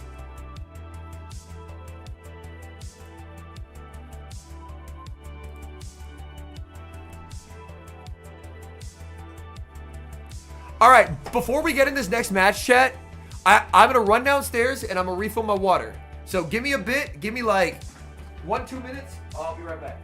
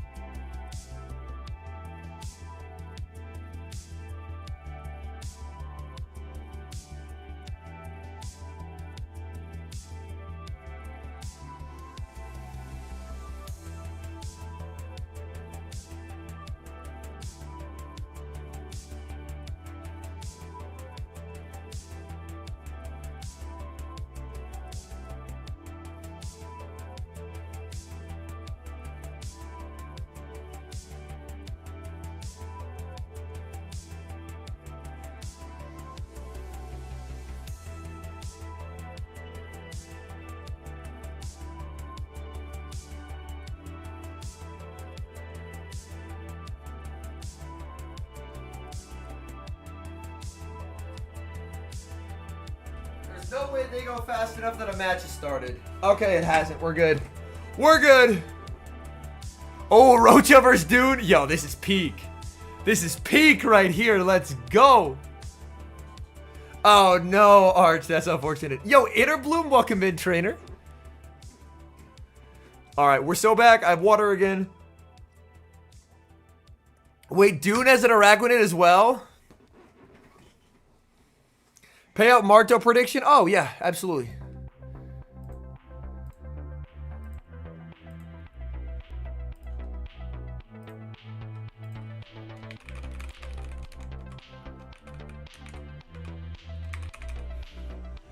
All right, Twitch chat. 1 minute. Get your gambles in, Twitch chat. Oh, my goodness. He has Klops plus RPS backline. He has Klops plus RPS backline. Uh-oh. Oh my god, switches the entire game. Oh, Jesus. Switches the whole game, man. Oh no, it's over. It's over. Oh my god. You do not want to know what Araquanid does to Diggersby. It is horrifying. It is horrifyingly bad. Oh no.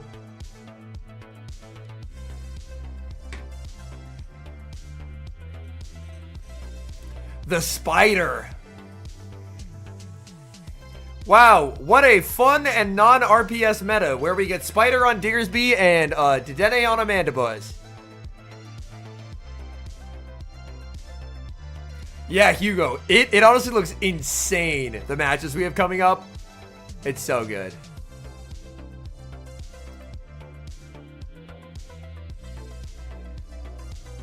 The Araquanid pick. Oh, he also has Gligar too. Oh, no. It's so over. Yeah, Yasser, I miss last meta so much. Last meta was so easy. It was just whoever the better Malamar player is wins every game. It was so sick. It was so sick. As someone who was pretty okay at running Malamar, loved that meta. Because I could just dance my way out of any matchup. And you can't dance your way out of Mandibuzz into this. Like, Dedenne can just, like, farm this shit down.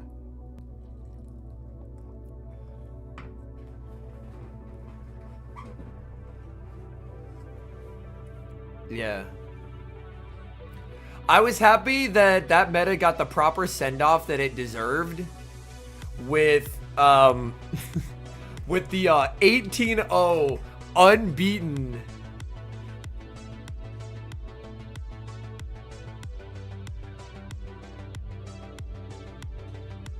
absolute domination at the one regional Shadow Malamar was allowed at.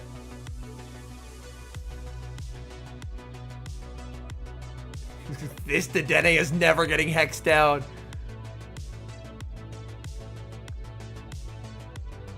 Zero shields used gaming. Ah, there's a shield. Surely it can hex down, right? He says lying like a liar.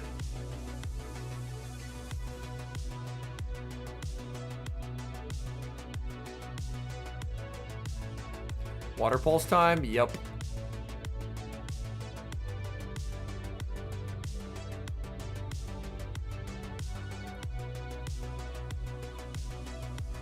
Yeah, Inner Bloom. Or honestly, like, I think a Worlds meta owned by Shadow Malamar would have been really cool. But now, to fill that void, there's a bunch of very strong but inflexible mons. And I think strong but inflexible is a really bad combination.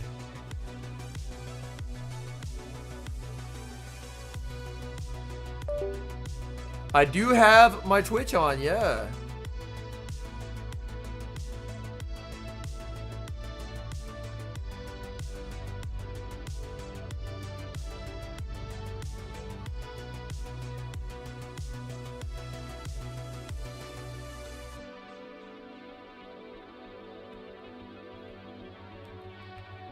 We have so much of the day left, yes. We still probably have like 5 hours to go. You forgot to bet? Oh, no. Strong plus flexible, but that is the goal, is you don't want a meta where if you have good alignment, you just win on default without having to use your brain. Oh, Dedenne and Disable.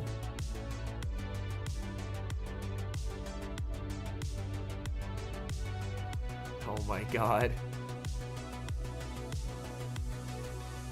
Both VODs should stay up, Tiger, yes. I think. I imagine they'll handle that in the summer, Mini.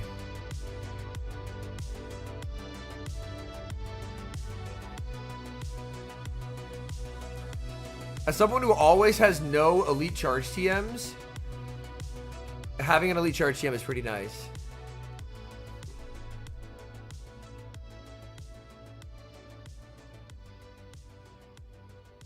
Ooh, interesting. Pivots out. Ultimate flexibility that we need access to 3 charge moves. Honestly, I feel like there's ways to build flexible mons with only 2. But I do see the idea. Is he just two-shielding Klops here? He's not two-shielding Klops. Interesting.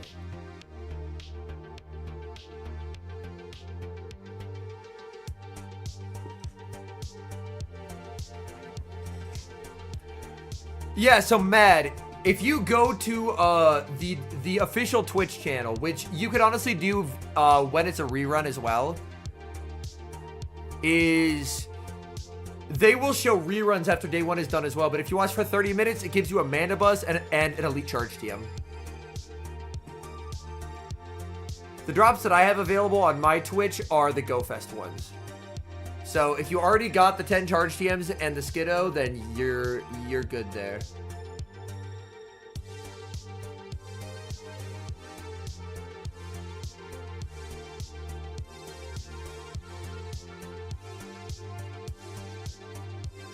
Fire off Shadow Punch. Does actually KO because it's a Shadow Klops. In comes Sable. Ooh, Sable got one turn there. It's a little bit unfortunate.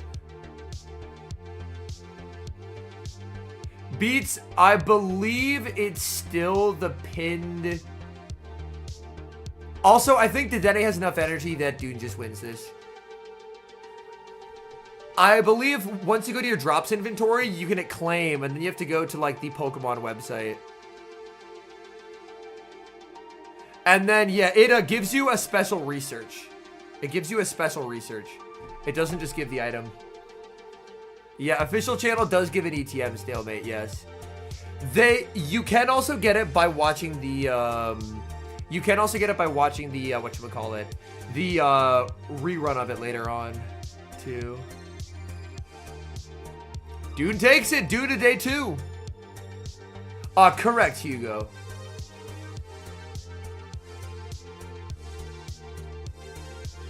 If you need the Skiddo, then you're in the right place.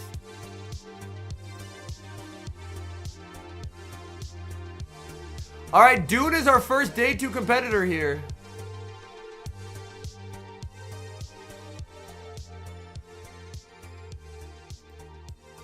Take a look at losers. Pocket is out. So we will not have a repeat champion. Pocket is out. Losers round 3. He lost a Bopper who is a very, very, very good opponent. Losers here. Wadaj knocked out Telegraph, so it's Wadaj versus Odin. And losers over here. Kem Coop won, Dre Flames won, JJ the Guy won, and Hadonis won.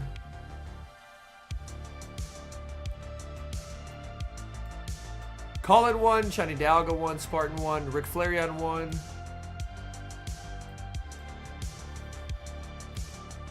Harjeff for Shainer and Osanva versus CO. K-Pine.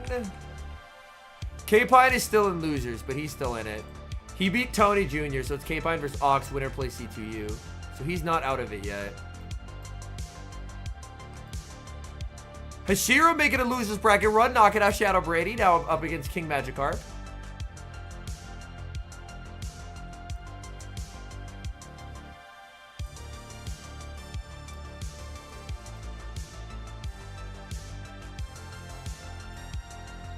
Tryptonondo getting a win, St. Keeler getting a win. Accent versus Rise will be one of the matchups. Elmo won! It's Elmo versus ZZ. Come on, Elmo! Shock the world! Shadow Mimikyu versus Jengles is a good match. Hashira, I can't remember who she lost to. Elam won his first round, unsurprisingly. Paulinho Tatis. Oh, Paulinho Auburn is low-key an amazing matchup.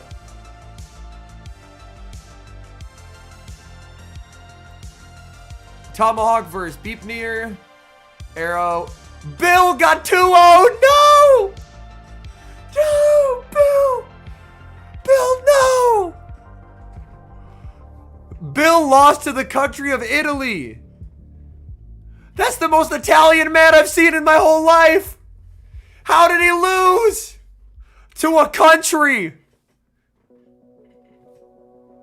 He lost to the country of Italy. Oh my goodness.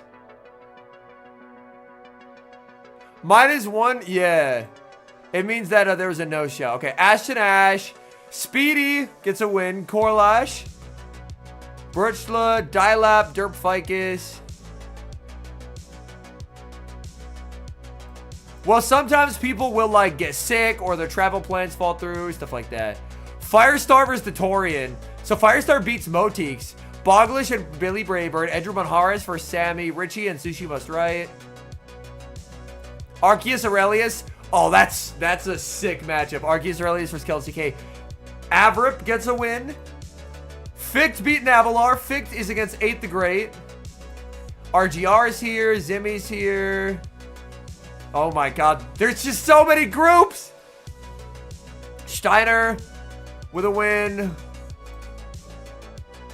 How are there still more groups, man? Oh, the Masked Asian is here. Stone Collection is here.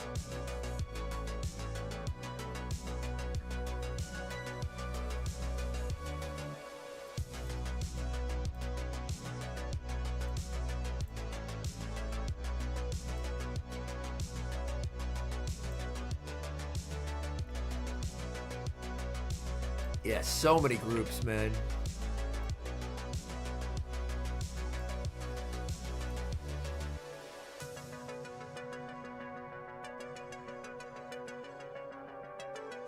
Arrow versus the country of Italy.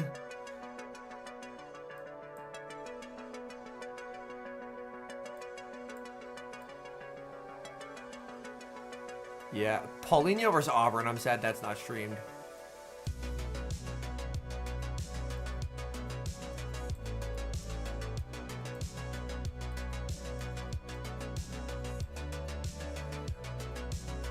Elmo with the 2-0 though. Let's go. Let's go.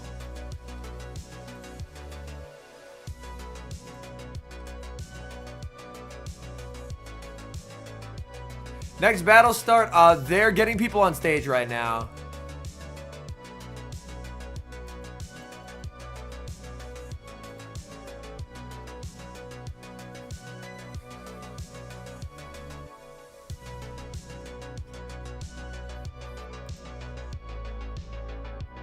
There is a dude whose in-game name. Yeah, there's a dude whose in-game name is Republic of China, and he's actually like a pretty decent battler. So anytime I play him, I always like to yell out, International Incident. Oh my god, Eevee Comday Classic. Honestly, they need to do Eevee Comday Classic every few years. Like, they have to do Eevee Comday Classic every few years. So, Eevee Comday Classic.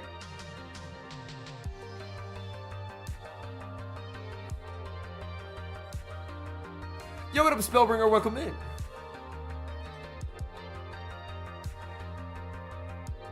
Shadow Ball Espeon. Oh, God. Don't remind me, please.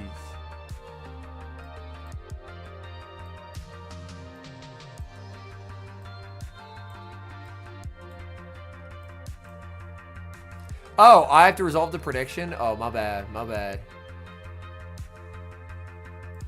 Oh, thank you so much. I appreciate you. Oh, terrific. Thank you. That was Dune who won. Complete prediction. We're so back. We have a burrito bowl. I can eat food.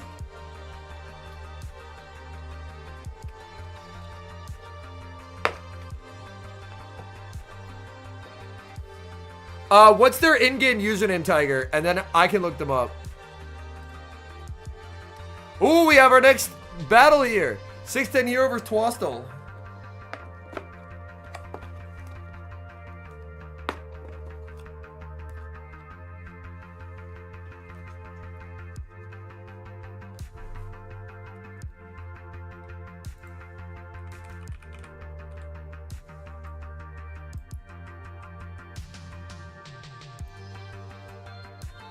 All right, they're gonna be against Bulk. They knocked out Red Cat. Oh, another Scizor! Mod check, any Scizor enjoyers? Ooh, Swamp and a Diggersby.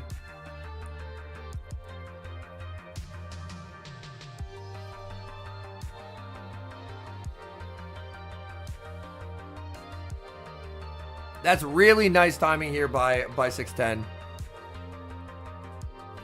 Yo, Hydrate from Thomas.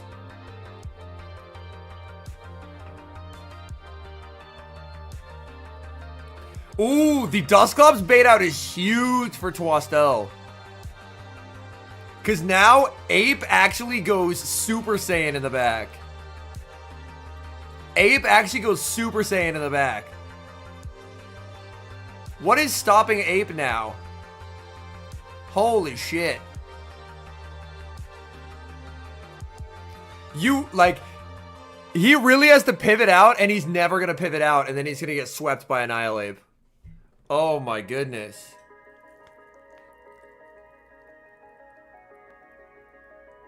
I think what we're learning about this regional is we underestimated Annihilate. At least early days.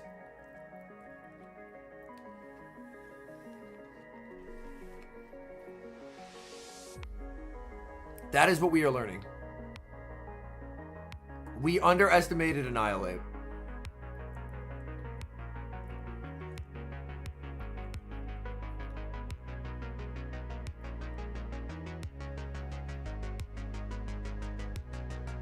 Oh, a cap tie. No, Nate. The teams and movesets are locked in for both days. Yeah, Donkey. You get the GoFest research by watching here for 30 minutes. If you want the NAIC drops, then you'd have to go to the official stream. Oh my god! Look at the damage! Yeah, it's so over. It's so over. Swamp gets one turn, but it doesn't matter.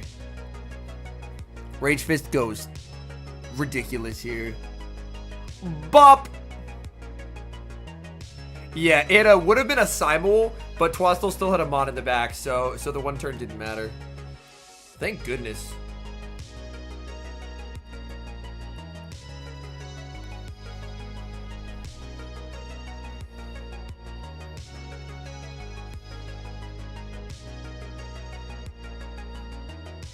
But yeah, people who brought Annihilate, it has been a big winner so far.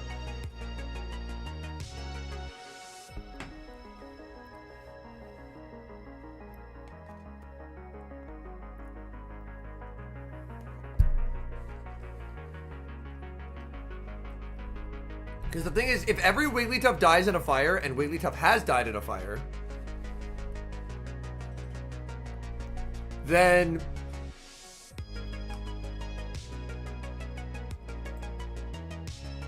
alright. Have I seen an Azu? Not a single one. Then Dusclops Ape actually is like a solid core. But look at that. Just absolute brutal. So the NAIC research, you get Charge TM and Amanda Buzz. Sorry, an Elite Charge TM and Amanda Buzz. The GoFest research, you get 10 Charge TMs and you get a Skiddo.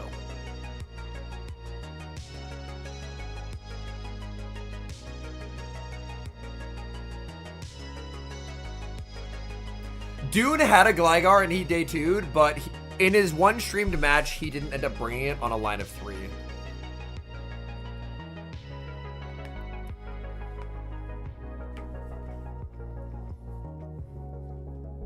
For the GoFest research, it's just by watching here for 30 minutes, and then it populates in your Twitch drops inventory.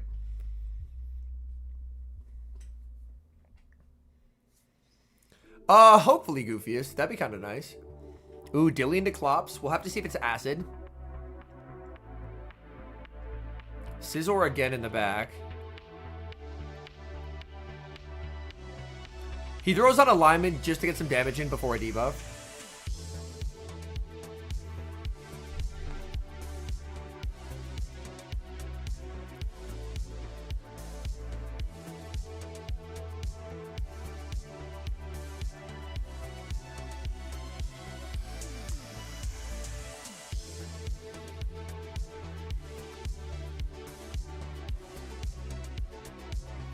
Wait, what the fuck was that? Hello? Didn't he throw 3 in the move? And it was somehow a cap tie? What? Okay, that is just a dispute. That is just a redo. What the hell was that? Look at his phone, bro. His phone is melting down. His phone is melting down. All right, well, we can ignore this game. We can safely ignore this game, chat. This game does not matter. Yeah, this game does not matter. It is already a redo. It's already a redo. Yo, we just got a bunch of new follows. Thank you so much, guys. Welcome in. But yeah, it looks like it is not a game issue. It is a device issue here. But yeah, he just has no fast moves that he can throw. Yeah.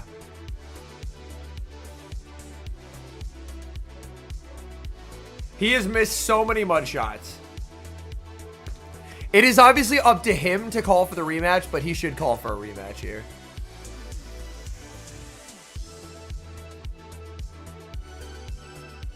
He just can't throw any. Yeah, he's so done. He's so done. Yeah, it is 3-turn mud shots.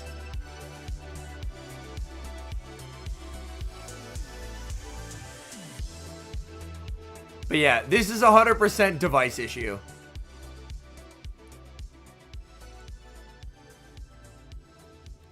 The unfortunate thing is it is on him to ask for a rematch. Like, the judges can't intervene, but he has played enough PvP to know that something went wrong and should ask for a rematch.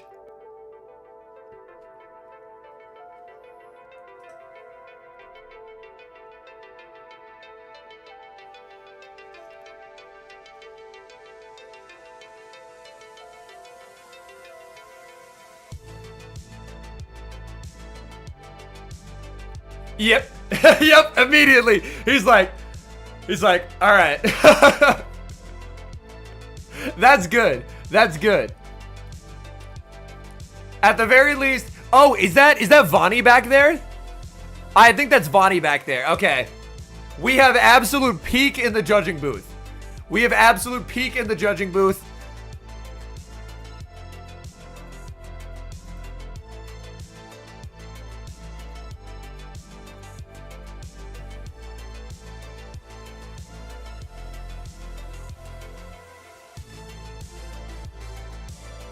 Yeah, we have absolute peak in the judging booth.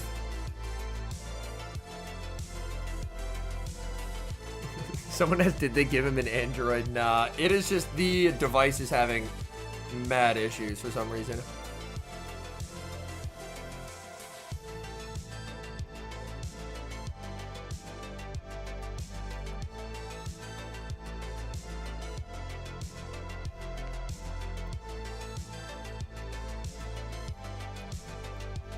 I actually use an Android. It is always left phone somehow. I'm rather new to comp GBL. What info are they writing down? Great question. So they'll write down play patterns. So to try and learn their opponent's tendencies. They will also be able to write down certain aspects of the lines that they brought. Like, okay, they ran ABB to this. This is how they played. They have a tendency to shield, stuff like that. So yeah, they do use provided devices. Yo, what's up? And so you can get the code for the GoFest research here, yes. If you're looking for the NAIC research, it would be on the official channel.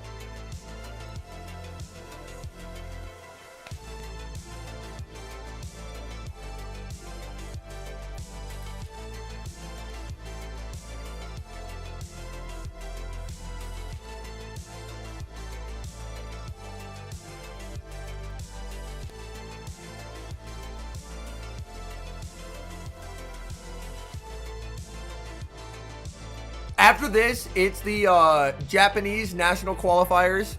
I think is later, either in June or July. I think it's June.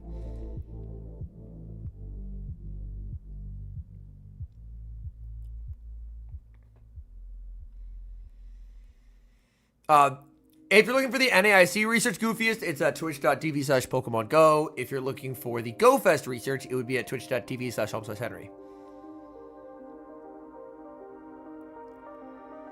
Yeah.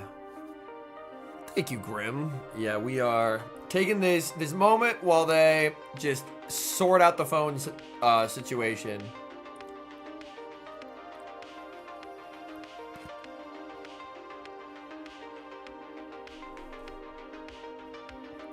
Yeah, Andy, so the Mandibuzz is from the EUIC winning team. So you got the correct research, yes. Yeah. Basically, at every IC, they have a research that gives you something good, like an Elite Charge Gem, and one of the 6 Pokemon that won the event. Right, Marcel? That's why I was optimistic. I was like, this is a game developer, not an AR company. Let's let a game developer mess around and see what happens.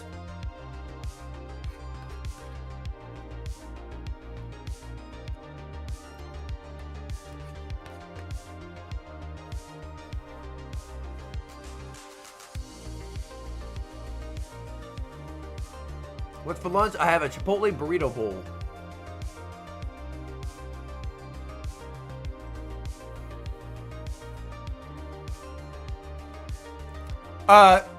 They are in Calagon, yes. So the judge in the middle of the screen is reviewing the match, and then the guys on either side are making sure the phones are correct. So they are doing it simultaneously.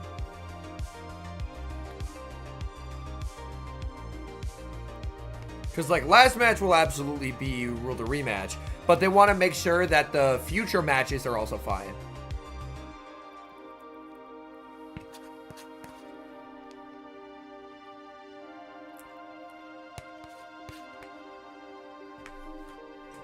There we go.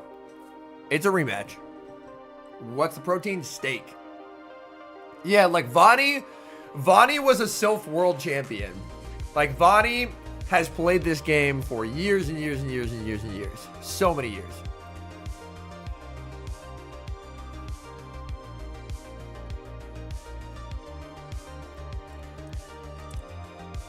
But yeah, rule the rematch as it should be. Yo, what's up, Chumpaletta? Welcome in.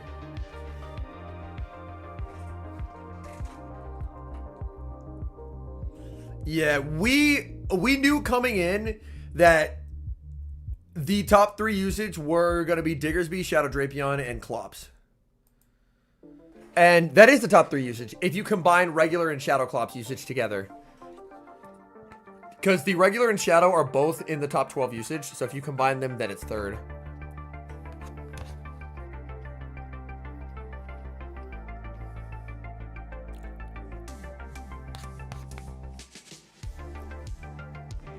So, kid story time. If you connect your Pokemon Trainer Club account to your Twitch account, you just watch on Twitch for 30 minutes, and then the drop, it just shows up in your Twitch drops inventory. I'm pretty sure, like, every team is at a Diggersby today.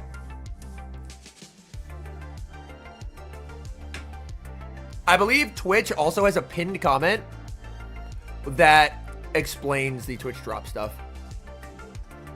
Hopefully I didn't accidentally unpin it earlier, but we had one earlier and it was very, very helpful.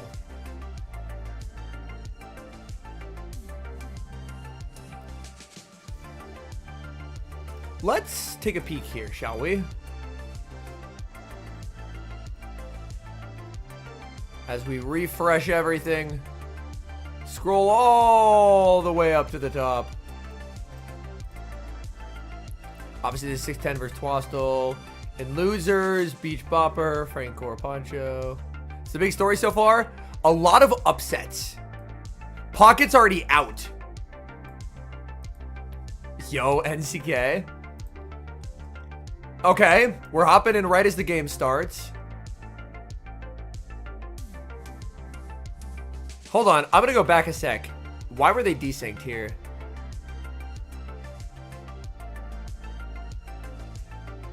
Okay, it looked weird, but the game figured itself out.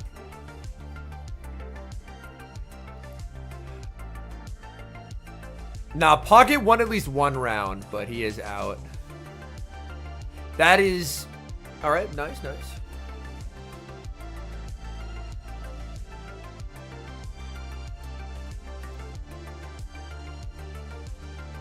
Ooh.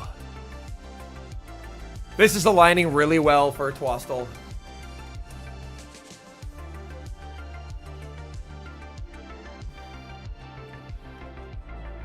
Yeah, this is seeming really difficult for 610. Mandy's safe switch is so bold, just saying that I have 2 ground types he'll never bring to Dene, and he was right. But it's still just absolutely atrocious.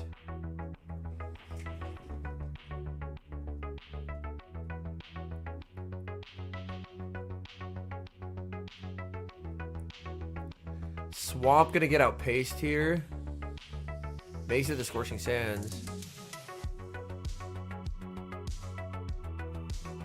And then he can just pivot back out into Ape.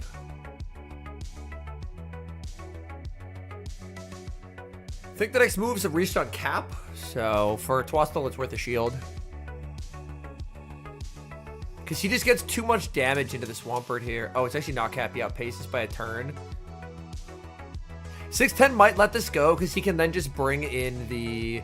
Yeah, he can just bring in the Clops and then throw 3 in the move and always just outpace and cleanly pick up the knockout. And he'll take no damage to do so. Oh, interesting. He doesn't do that. Instead, he uses his energy here. I think he's going to regret that decision, but we'll see how it transpires from here. Because he just always goes straight beyond here.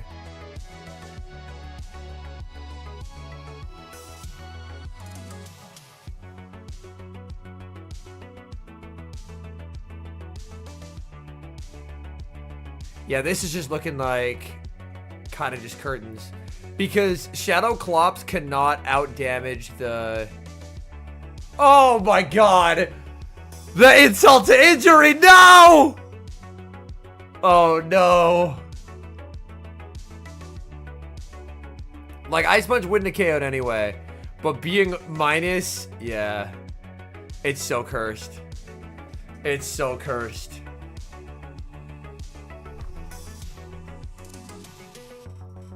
Yeah, the Ape did such a good job at scaring off Scizor.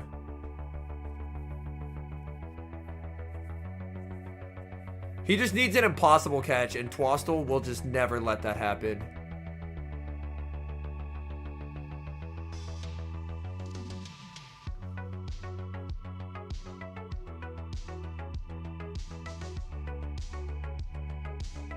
Yep. Yeah, unfortunate for 610, but it was very cooked.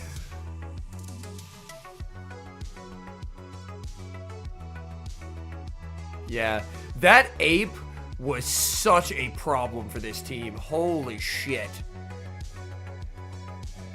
He had 2 checks to it and 4 things that just get absolutely stomped by Annihilate. So Twastel today too. Rematches are new teams.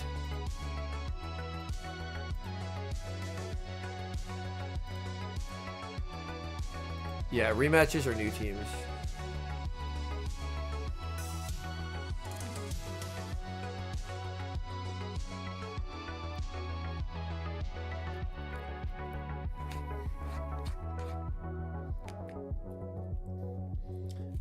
That way, it's not like one player has an advantage knowing a line or something.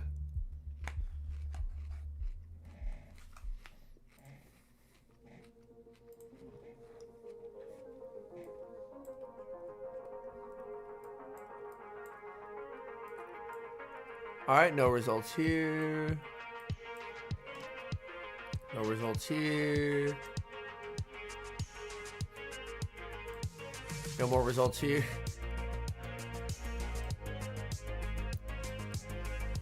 Maybe we'll see more motion as we go on.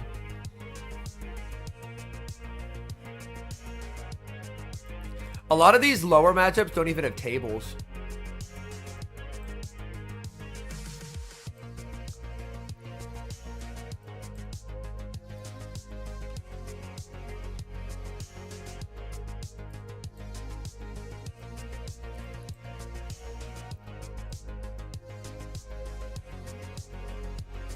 Like, these actually have table assigned.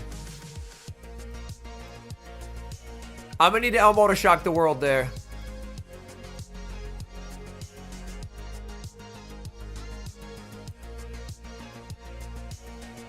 Teddy Bear versus Steve will be a solid matchup. Teddy Bear favored, but it should be a good one. Khaleesi versus Speedy, Corlash. Dialab versus Derp. I don't actually know who's on stream next. They are just yapping, so we still got time.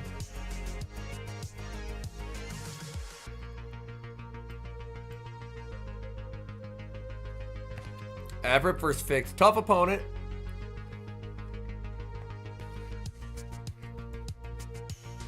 Yeah. I have many people I know who are competing, so.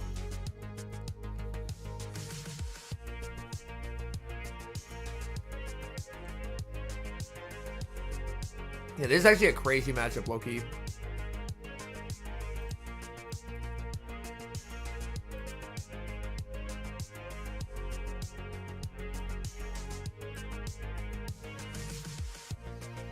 Oh, Pyro lost round 1. Damn. Unfortunate. Man of the Planet lost round 1 too.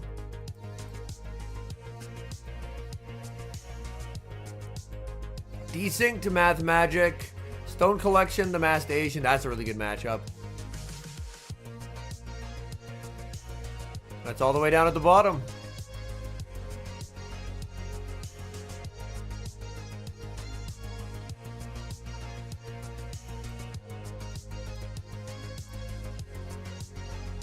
Doing an interview. Okay, so we still got some time. Well, we got to Q's.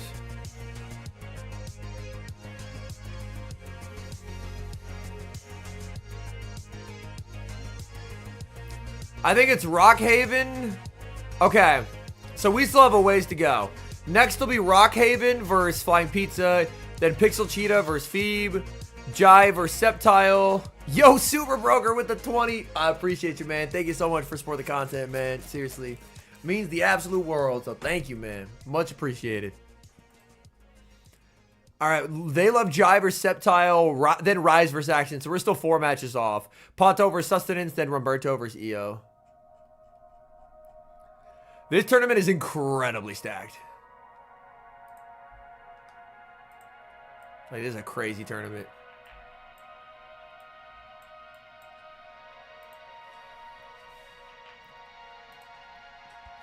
I'll refresh. We'll sit here.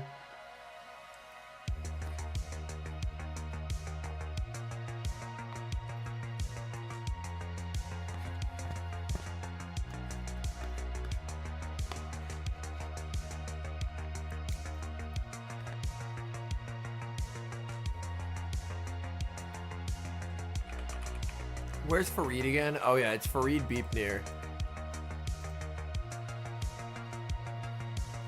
I've been locked in on content mode. Normally, I like help a lot of people scrim. I did not do that this time.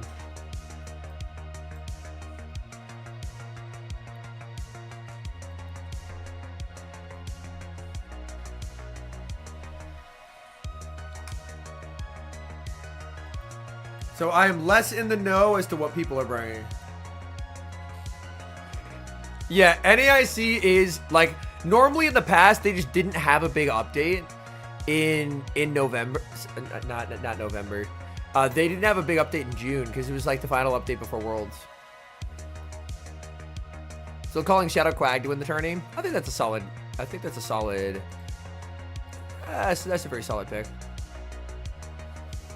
My current Dark Horse pick right now is Annihilate. That thing looks terrifying.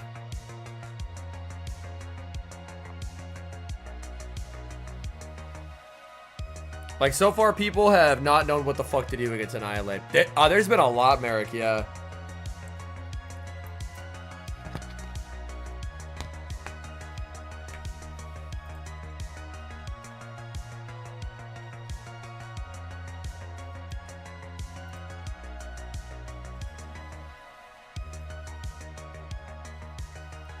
Annihilate, I'm always Team Shadow. Shadow Scizor. Scizor has performed very well so far.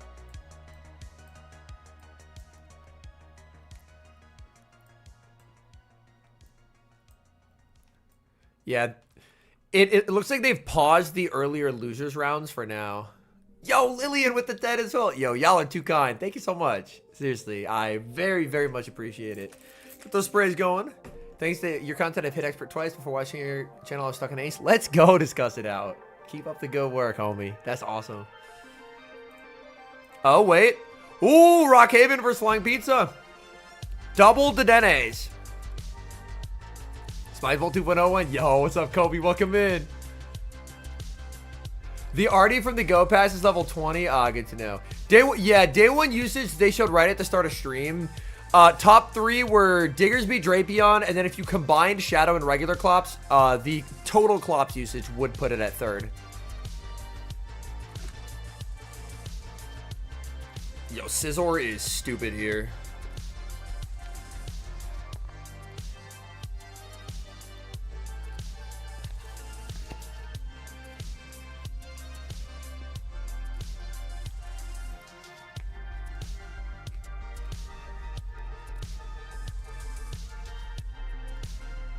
The idea behind it, Matt, is... Uh-oh. Oh, my... Bro, fix the phones! Fix the phones!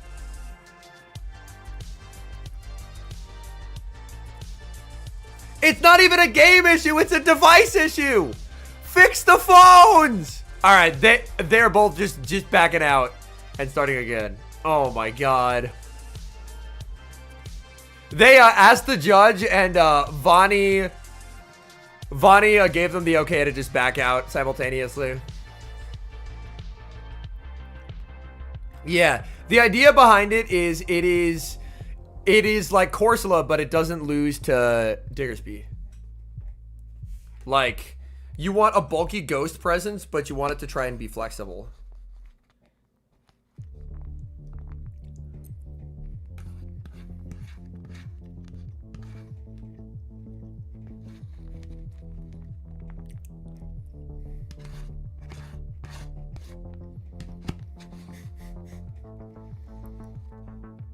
Fix the devices, bro.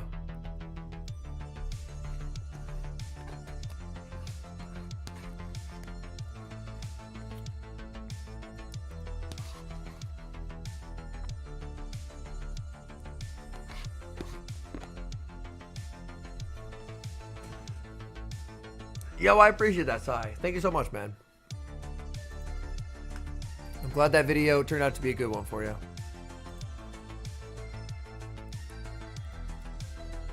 Where's the bet? Oh my God, I didn't even set up a prediction.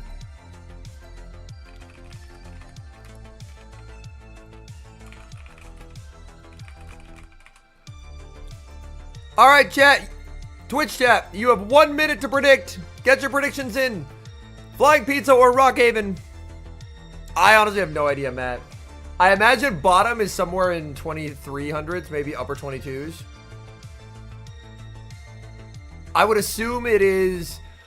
I would assume it's like upper 22s, like 2280 probably.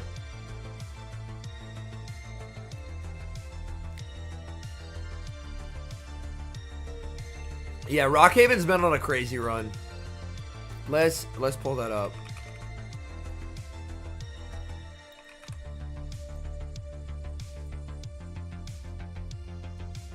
Taking out Chem, Coop, and Marto. Both 2-0.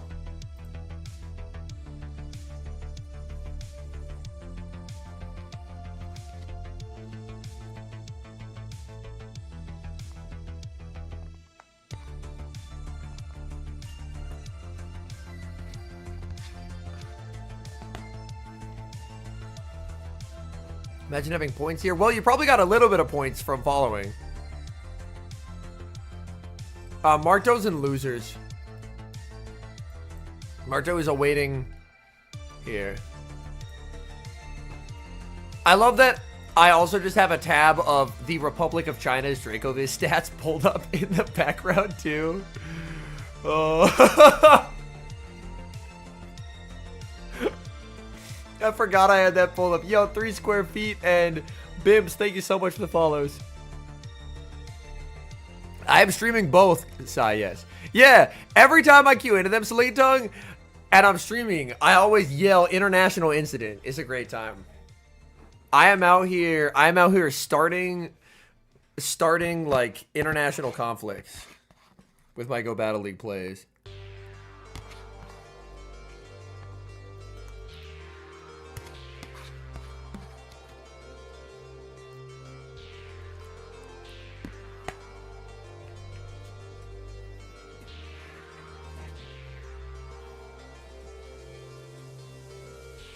Well, the good news is they ruled it a rematch. Yeah. Yo, Mr. Fade, thank you so much for the follow.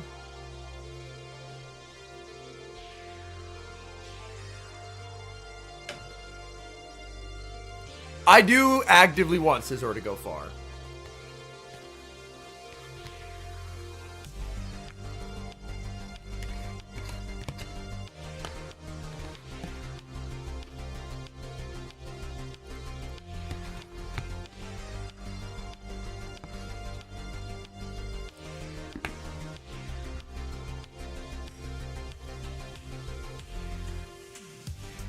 Why is everyone bringing Mandy? I am a little bit surprised to see Mandy over Gmold. I guess for the better Drapion matchup.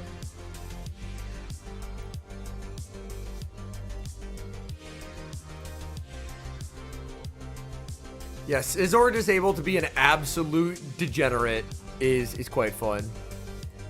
I'll be honest, the Mandy invasion was a pretty big surprise to me. I guess the idea is that Mandy is just so bulky that it's probably morphine into like the Diggersby, Drapion, Dusclops trio. Much Scizor disrespect? Yes. Alright. While they wait, we're going to sneak in a game real quick. Yo, Zenny List with the Prime. Thank you so much, man. I appreciate you. Let me get that spray going for you. This is my patented anti-mold spray. It is like a cat spray bottle. And I spray myself with water when I get mad at the game or when people show their support. So thank you so much. Don't snipe me. I'm at 2310. I don't think I can snipe you. I got absolutely cooked yesterday. Got RPS the whole lot. Pink Panda in the Ultra League. Oh no, Mini. Oh, what a lead. We're cooking.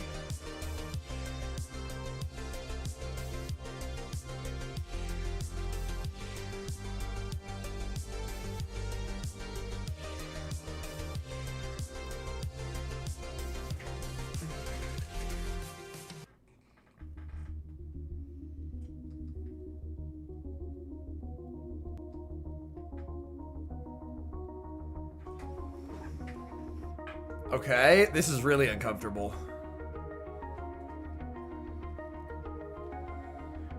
A save swap Ferrothorn.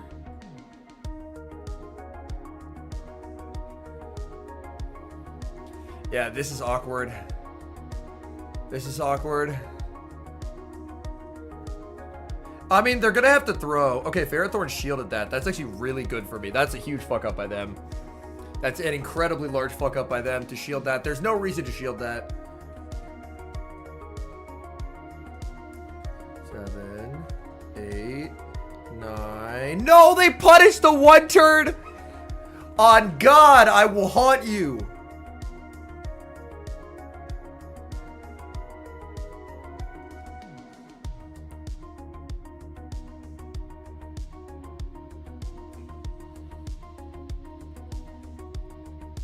On God, I will haunt you for punishing that one turn switch in.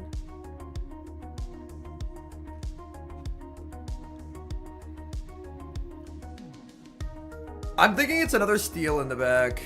Why Shadow Claw specifically? Because Jellicent is the best mon in this meta.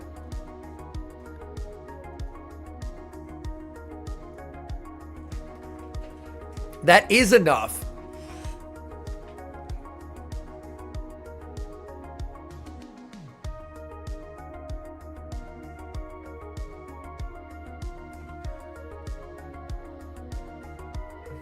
I think I can win this.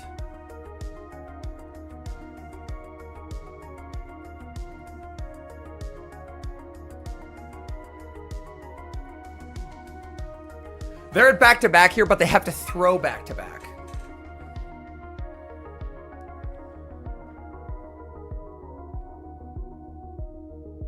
Yeah, they have to throw back-to-back to knock me out. 1, 2, 3. And their clock isn't up because only 3 charge moves were thrown instead of 4. And then I just Shadow Claw down the goalie.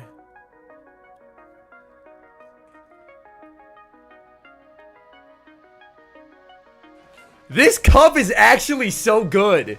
I hate to say it. I really hate to say it. This cup is all about just understanding the interactions between Golisopod and Jellicent. On both sides. I love Ultra with my whole heart, so the fact that I'm playing this over Ultra is telling. Alright, we're 2349.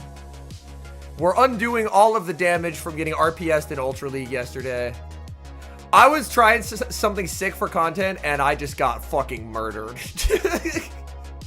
I went from like upper 2300s to like low 22s. I got shit on, man. I got shit on.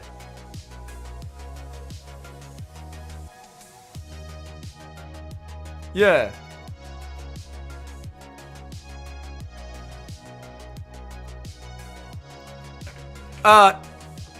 Fossil back in the day used to be extremely alignment dependent, but now it's actually very flexible. And the key driver of flexibility is Golisopod. Well, the thing is the Thundershock Belly team actually worked. The Thundershock Belly team worked. Like, I tried several teams, and Thundershock Belly was actually good. My issue was I tried other, let's say, less than competent picks. For content, as one does when one is a content creator. And, did not go well. Went very poorly, actually. Got cooked. So bad that I just got rid of the footage.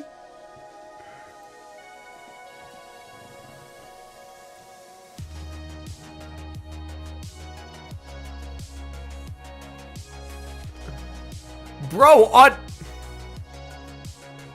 I think it's drastically worse, Yohaha. Let's just say, on paper,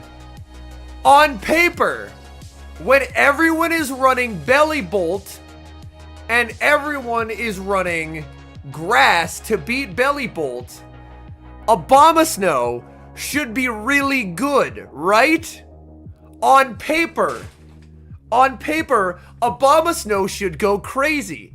There's no way that Abomasnow would get absolutely sauteed by every single bad matchup for it in history. Maybe I needed to XL it. It's currently at level 40, 2351, but I got shit on, man. It was so bad.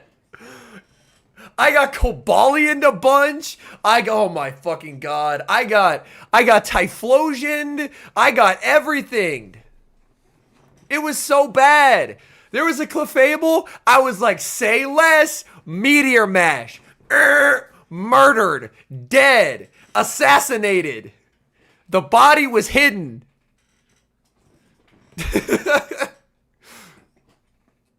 It was terrible. There was what?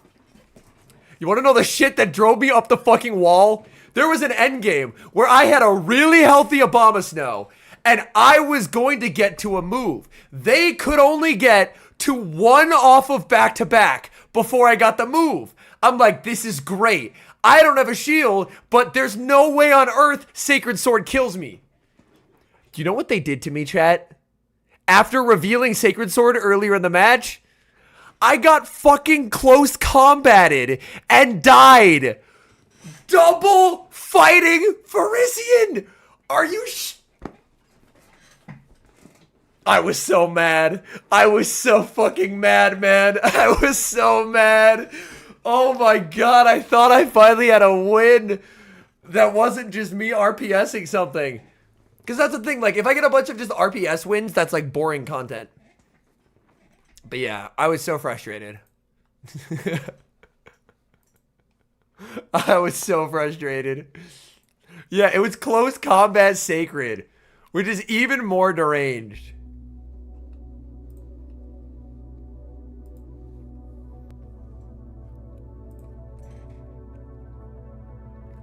I really need to start transferring some shit. Hold on. While we wait, is it this Kirim? Yeah, this Kirim was remote rated. So if we go here,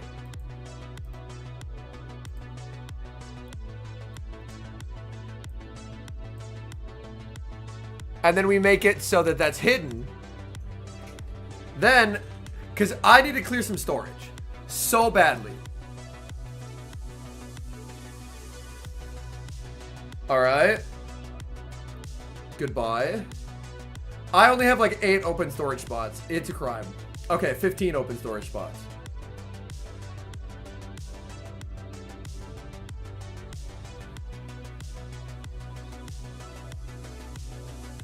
Rise vs. Accent has not happened, no.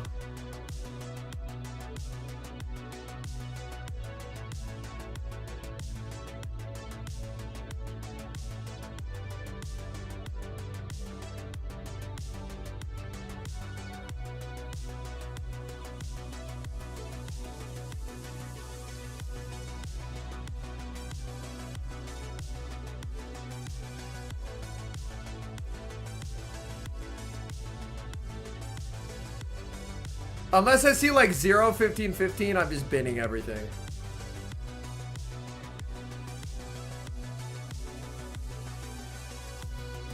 So I have the Go Fest drops enabled. So if you watch it for 30 minutes, then you can get a research that gives 10 charge TMs and a Skiddo. If you've already claimed it, you can't get it again. But that is the drops that are enabled on my Twitch channel.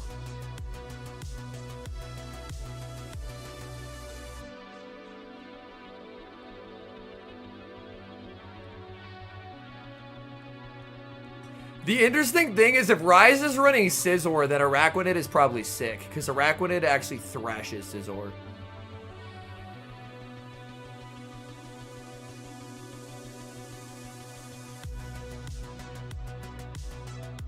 I can transfer so much stuff. I have a bunch of garbage. Oh my god, we're cutting to a break.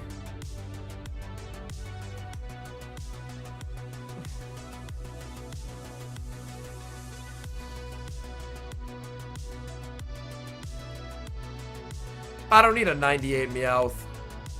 Goodbye.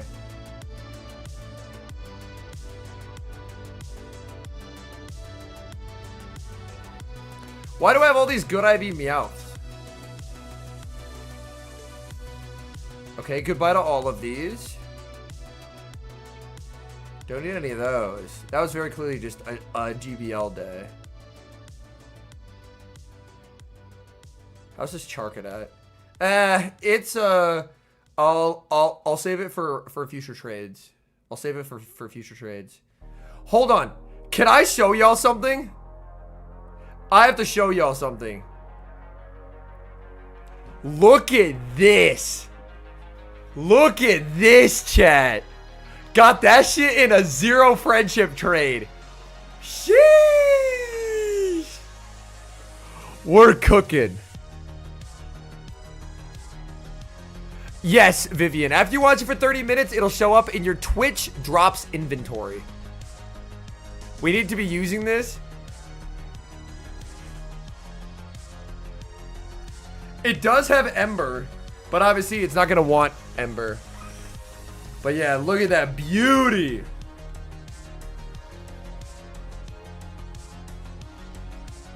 That was from a hatch. So, unfortunately, even though it's insane IVs, it wasn't good. It wasn't low enough to be a Great League one, so it had to go to Ultra. Wait, what are they cooking on stream? I have no idea. Also, I got this Tyranitar on my daily incense.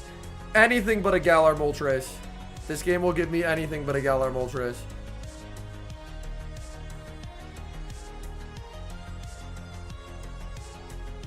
There's my Skiddo I got from the GoFest research.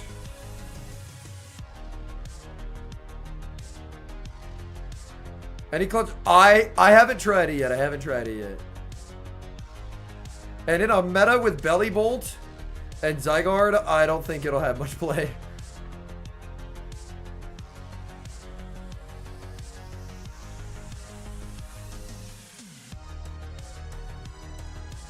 This is a small Raichu. I'll tag it for future trades. Look at that. We've cleared a bunch of storage.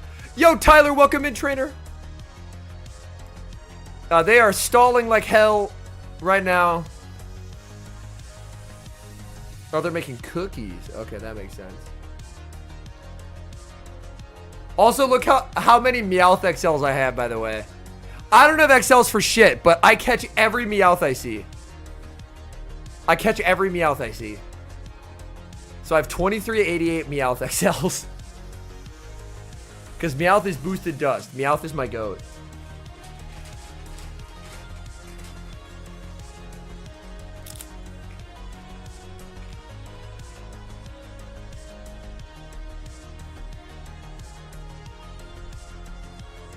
Alright, all these can go.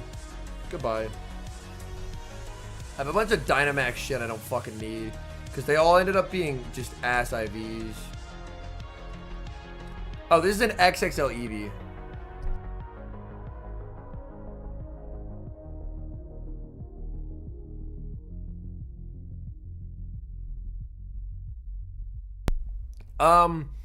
For Meowth, I think it's 500 dust. I think it's 500 dust. Look at this beauty right here. And this one I got in a trade.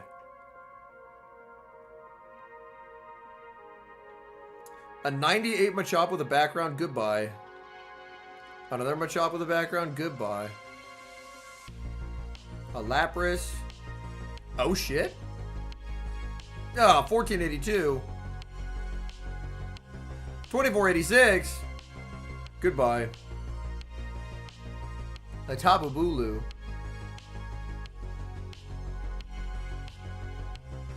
Gigantamax, but every Gigantamax mon I get is such bad IVs, man. These two I remote rated and they're both cheeks.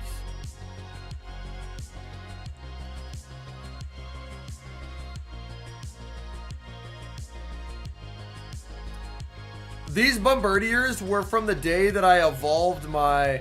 these I should all save for trading for XLs.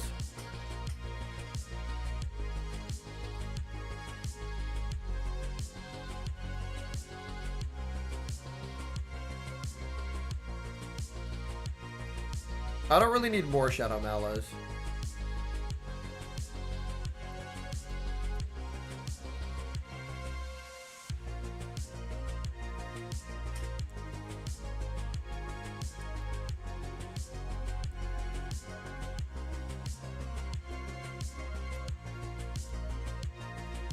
I have the world's most HP weighted Lapras, and this is the world's most defense weighted Lapras.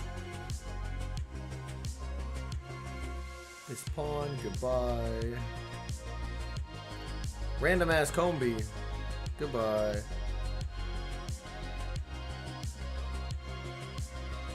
Bunch of Pawniards, goodbye. Goodbye. A shitload of Combi, there's probably a Spotlight Hour or something. How many showcases? I don't really be doing showcases. That's not a part of the game that I engage with.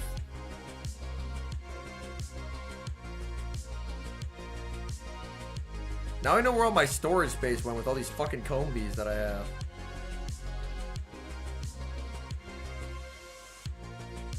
I already have really good Vespiquen saved.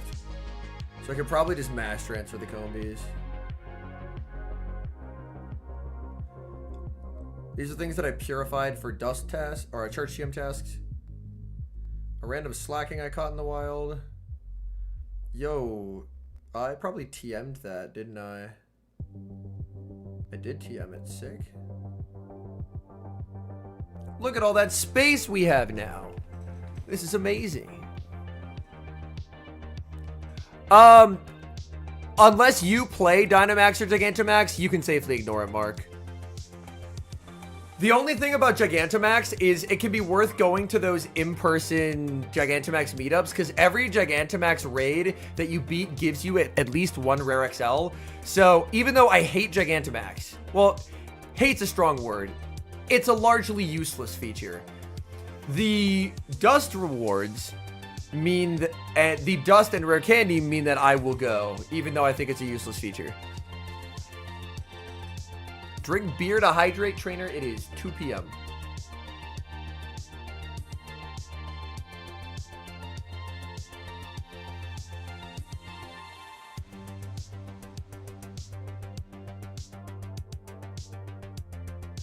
And this beauty that I got so early on.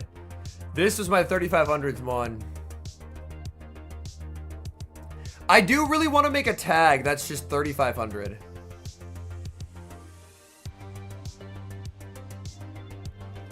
And we know that we can put the Shadow Mala in here. We can put the Furret in here.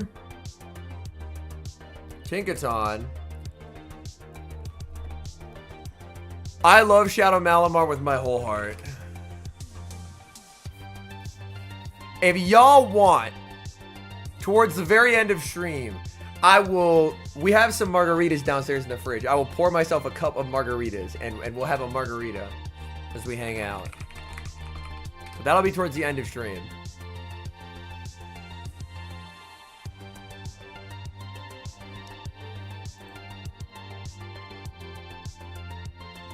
Okay. It appears my second 3500 team was this Zacian, this Dialga, named Palkia, and Jake the Yveltal. And my first 3500... Yeah, my first 3500 was Solga, which technically the Solga that I used... What was the Solga that I used? 15, 13, 12. Oh, it is just this Solga. It is just this Solga. Kyurem. Which, the Kyurem that I used is now this Kyurem White. And then my Dragonite. Named Titanic. Because it's double weak to ice. Anyone cooking in an AIC? Dune made day 2 already.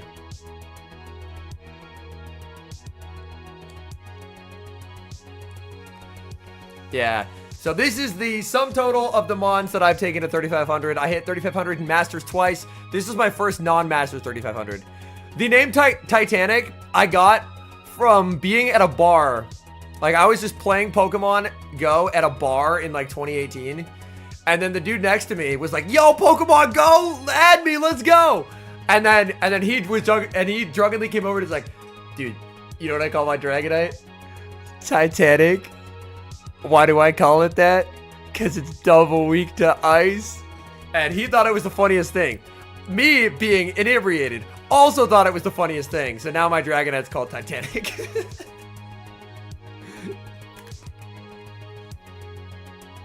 But yeah, that is the sum total of mons that have taken me to 3500.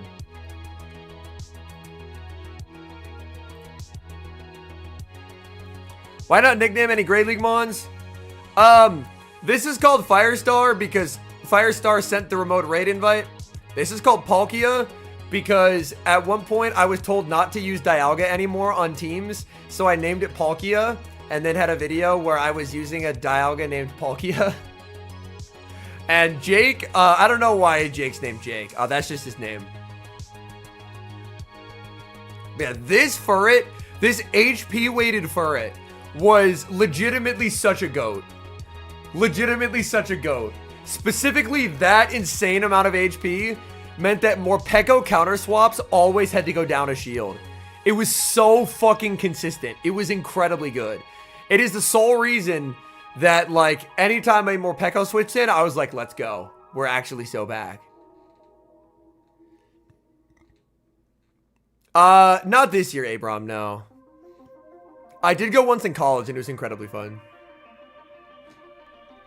I don't hate my Pokemon, but I need to know what rank they are. This Tinkaton, I never had a good Corsola the whole time. I never had a good Corsola. So to get a good Tinkaton this early was insane.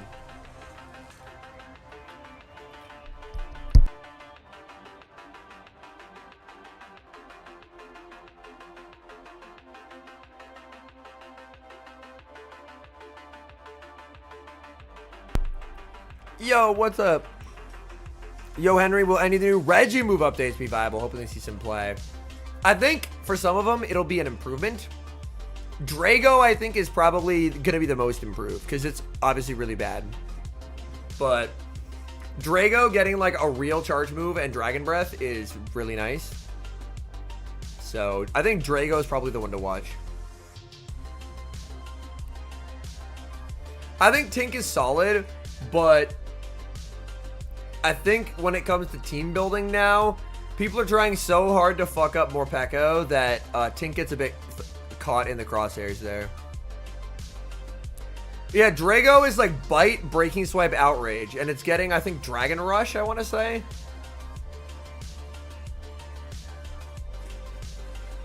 So it's going to be a mono dragon moveset, but its bulk is insane. Too bad it's stuck with my casual ass. Oh, that's funny. Oh, Dragon Energy. Oh, that's what it's called.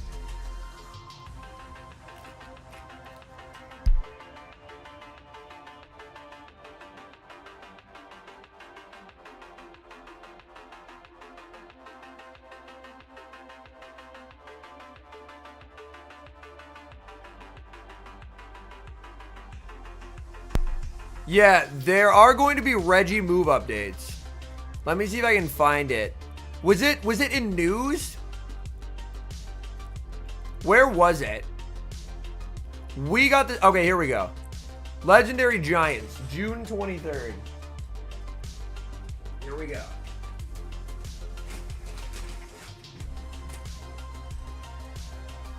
Reggie Alecki gets Thunder Cage, Reggie Drago gets Dragon Breath and Dragon Energy, and Gigas gets Crush Grip. Yes. So, all of these.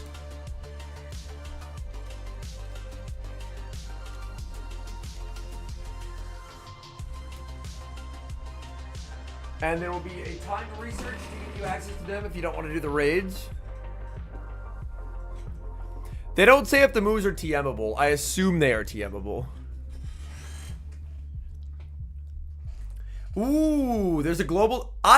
Bro, add global challenges to, like, most things. Global challenges are so good. Oh, someone was asking about the usage earlier. So, if you add Clops plus Dusclops here... So, we go back. 22.2, 15.8, it goes to 38%, which would slot it in at number 3.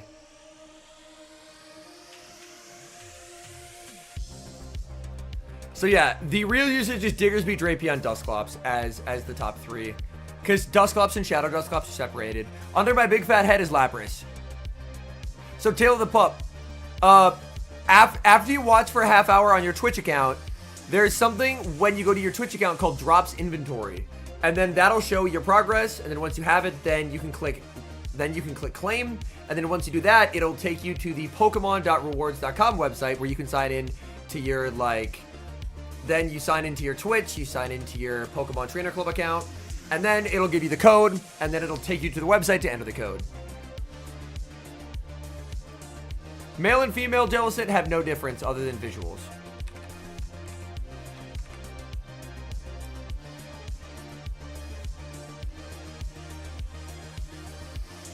Accent vs. Rise is today, yes. Ooh, while I'm here, and while we're waiting, I think I'm going to run and refill my water again. Accent vs. Rise will be later on, Tristo. Accent vs. Rise will be later on. We are still rocking over 200 viewers on Twitch. Appreciate y'all. And we're still rocking about 400 on YouTube. So, very much appreciated. Okay. I'm going to run and refill my water. Give me like 60 seconds, chat, and I'll be back.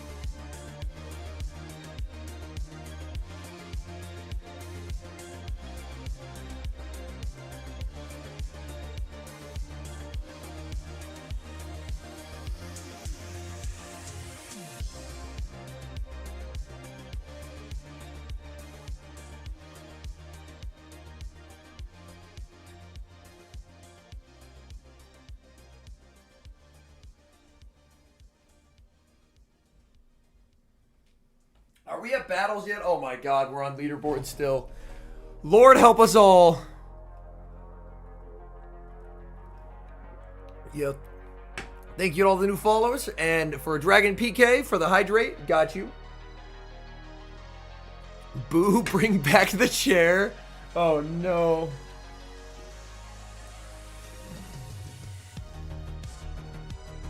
Damn, they are going through it right now. Let's check the bracket and see if there's any losers bracket movement. At least the stream is going through it. Yeah, they haven't assigned tables for the losers ones yet. Redeemed Canadian National Anthem. I will refund you your points with the promise that if you redeem it during a Go Battle League stream later on, Lugia, I will do it. Does that sound fair?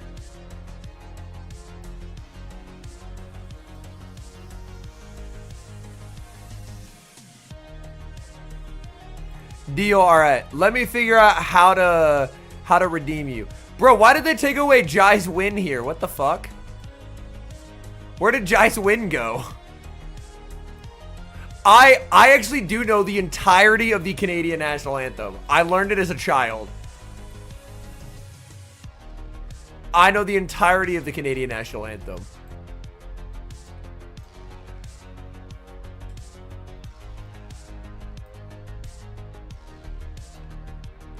Oh no, ZZ barely beat Elmo, but he did beat Elmo. I can't sing it in French. I don't speak French. Do you, bud? Oh yeah, bud, I do.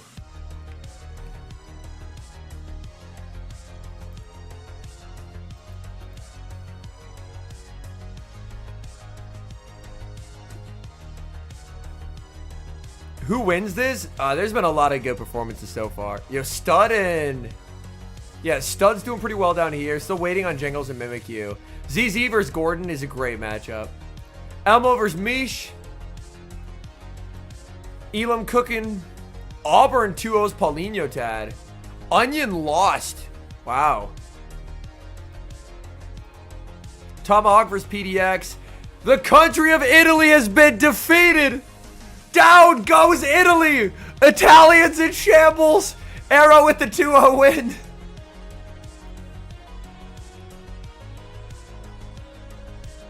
Oh, it's Beebnir versus Battle Bill. Could I name the Canadian provinces? I would start with Nunavut and then I would give up. Because that one has the coolest name. If I... Hold on. That could deadass be...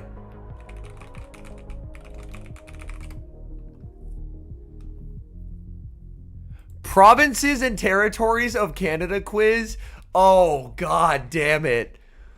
Oh, no. Wait. Oh, I type answers that... Wait, what? Okay, play the quiz. There's a... Why is there an ad? Okay. They're stalling so much, I'm going to try and figure out all the provinces for Canada. Okay. Nunavut. Bang. Yellowknife. Is Yellowknife a city? Oh shit, Yellowknife might be a city. Uh-oh. Is it Columbia? Okay, bang. Easy. Cooking. Yellowknife's a city? Fuck. Okay. That's bad. Manitoba. Shit. Ontario? Cooking. Quebec. Newfoundland. Nova Scotia. Bang! Oh my god. I literally can't be stopped. Yellowknife being a city fucks with me here. Oh god. I think we're cooked. I got this far. I'm doing pretty good. But I am clueless as to what the rest are. Oh my god. I am American, yes. Yeah, Yellowknife is such a peak name for a city. Like, that actually goes so fucking hard. I'm trying to... I'm trying to think of Europe would actually be easy claps. I'm trying to think of like Calgary. Calgary's over here, but what is the name of Big Calgary? The thing around Calgary. Shit. I can't remember what it is. Fuck, man. Okay. I'm trying to think. Saskatchewan? Oh, I don't think that's the Calgary one. Okay, I did get it. Wait, 8 of 30. Is there something else over here? Oh, is it like Prince Edward Island? Oh, I'm so good. Holy shit, Canada. I'm cooking. Wait, is there something else here? What the fuck is here? Isn't this ocean? All right. All right, we are doing a look into other games. Oh my god. I'm choking. I don't know what the rest are. Do we just give up here? I'm lost. I think this is the sum total of my Canada knowledge. I'm giving up. Northwest Territories, Yukon, Alberta, and New Brunswick. Okay. I never would have gotten those two. Yukon I should have got. That's a potato. Alberta and New Brunswick. All right. Do they have one for Europe?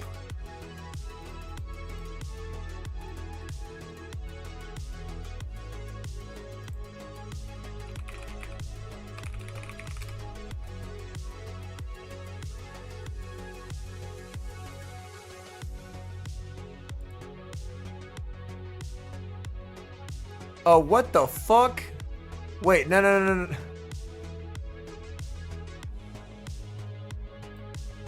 Why does it have ads? I want to just refresh it. Okay, play quiz. 3 counties of the Iberian Peninsula? Oh, the 3 countries.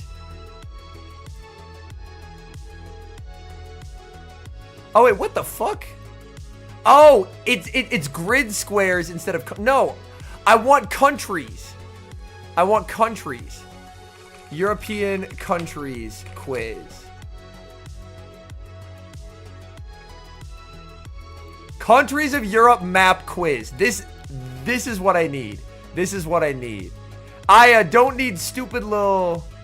Okay, we are still looking at other games. Play quiz. Oh my god, I just have to list them. Okay, Iceland, Ireland, England. Oh my god, United Kingdom. Okay, Spain, Portugal, Germany, France, Belgium, Italy. Okay, Switzerland. We're cooking. Lithuania. Okay. Sweden. Norway. Latvia. Estonia. I guess Turkey is technically counted. Greece. A bunch of countries that are fighting each other. Bosnia. And Herzegovina. I don't know how to spell that shit. Man. Alright. We are... Okay. Poland. Do I need to put Gibraltar on here? Okay, apparently I don't need to put Gibraltar on here. We're safe. Okay. Let's get Finland on here. Does it want me to put Russia? Okay, it does actually want me to put Russia. I'll be honest. Eastern Bloc is where I get cooked. Eastern Bloc is all I get cooked. Is how I get cooked here. Okay, we're still not back. We are still not back. Okay. Netherlands.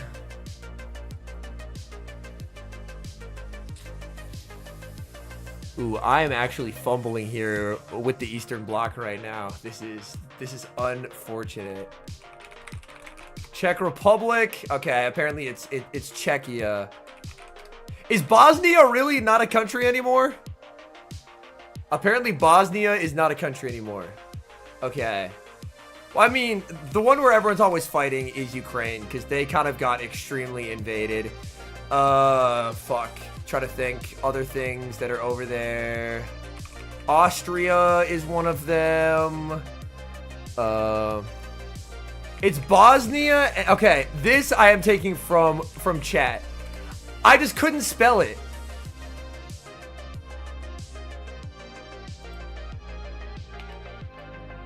Govina. Okay. I had the country name. I just couldn't spell it, bro. I couldn't spell it. Okay. There's still one between Belgium and Germany. Is that... Oh, shit. What's that? Shit. How do you spell Liechtenstein? How do you spell Liechtenstein? I don't know how to spell Liechtenstein. That is one of the tiny ones.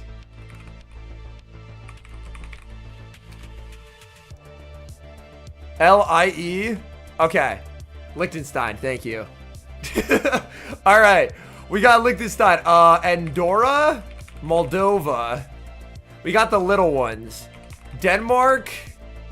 Bro, what the fuck is right here? Oh my god. I'm actually folding right now. Wait. Oh, wait. If it was Czech Republic, yeah, it was Czechoslovakia, so it's Slovakia. All right, Slovakia. All right.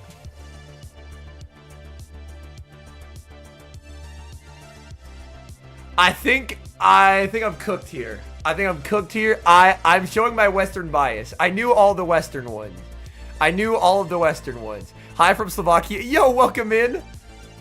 All right, do we have games yet? We still don't have games? Oh my god. I'm trying to think. I'm trying to think. Oh, fuck. See, where is Luka Doncic from? Croatia, right? Or it's Slovenia, one of those. Oh, apparently those are both countries. All right, I'm cooked. All right, I think we might wave the white flag here. I think we might wave the white flag. We are really fucking bad at this. Holy shit.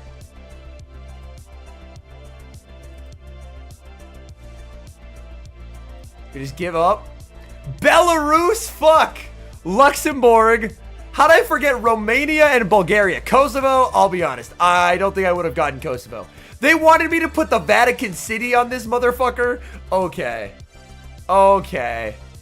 Okay. Sporkle, South America. Countries of South America map quiz. Shit, I accidentally closed it. It is a lot like, if I'm given the names, I could put the names everywhere.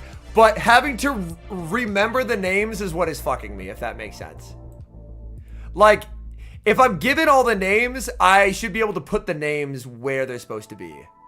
But it's genuinely just having to type it all out. Okay, are we back yet? We're not back. Okay. Venezuela. Honduras. Nope, Honduras is in Central America. Off to a bad start there. Okay, let's go. Chile, Peru, Brazil, Uruguay. All right. We sadly we're back to casters. We are back to casters at least, which is, you know, like a little bit of a plus. I already had Paraguay. These little guys up here. I want to say something is like French something. Something is like French Guyana? Question mark? Am I misspelling that? Or does it have a new name now? French Guinea? Oh, are they starting back up? Oh, wait, shit. Hold on. We're pausing it. We're pausing it. We have battles. We have, holy shit. We have battles. We're pausing it. We have battles.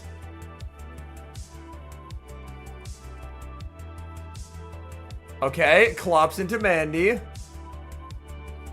What a great day to have battles.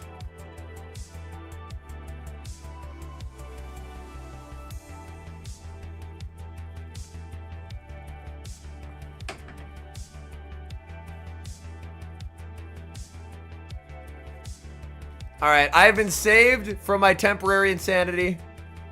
Yo, Liam, I believe just gave out a gifted sub. Thank you so much, man. Gifted it to Adarino. I apologize for just completely missing that. This is painful to watch as a European. Oh, no. I'm trying my best, man. I'm trying my best. But, yo, thank you so much, Liam. I appreciate you, man. Dude, Klops is... Like, Klops is all about just trying to soft lose things. Oh, Ice Punch catch on a Scizor is actually sick here. Holy shit.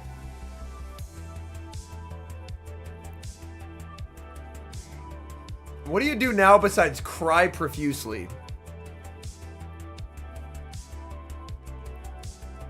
If you click on the poll, it should tell you who you predicted for. You picked 1, so you backed Rockhaven.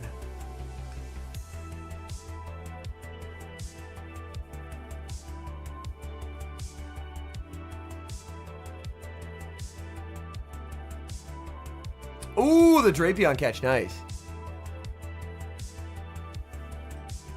Yeah, the funny thing is if I was given a list of names, I could put all of the names where they need to go. But genuinely trying to remember the names is what's frying me here. Yeah. It absolutely fries me.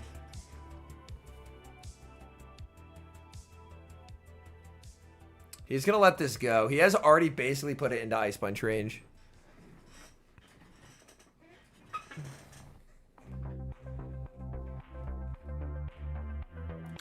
This doesn't even come close to knocking out. Now I just got to lock back in. But yeah. RGR in Winners Final, let's go.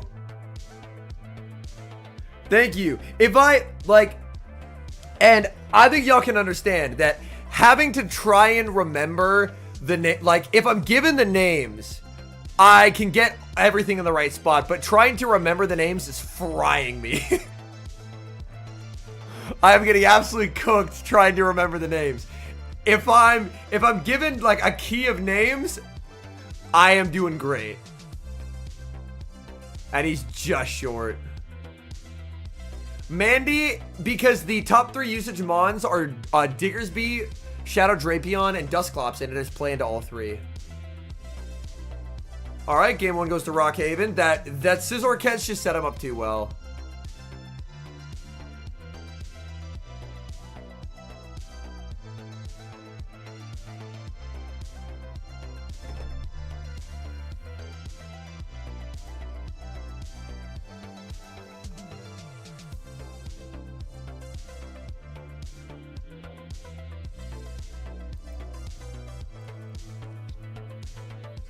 Why is there no G-Mold? That's a great question. I was expecting to see more G-Mold.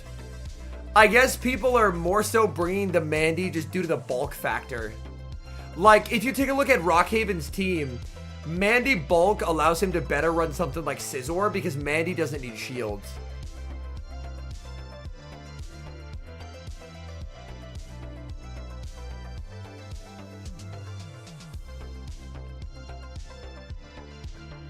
I agree, Matt, but in that scenario, Flying Pizza has exactly 0 Scizor answers, so it's very fine.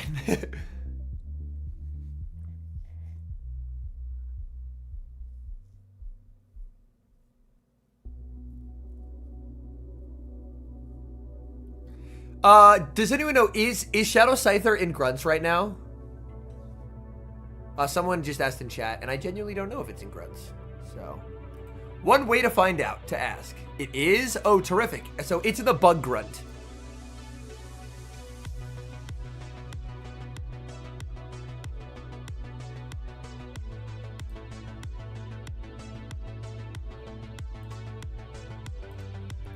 Ooh, Swamp Scizor.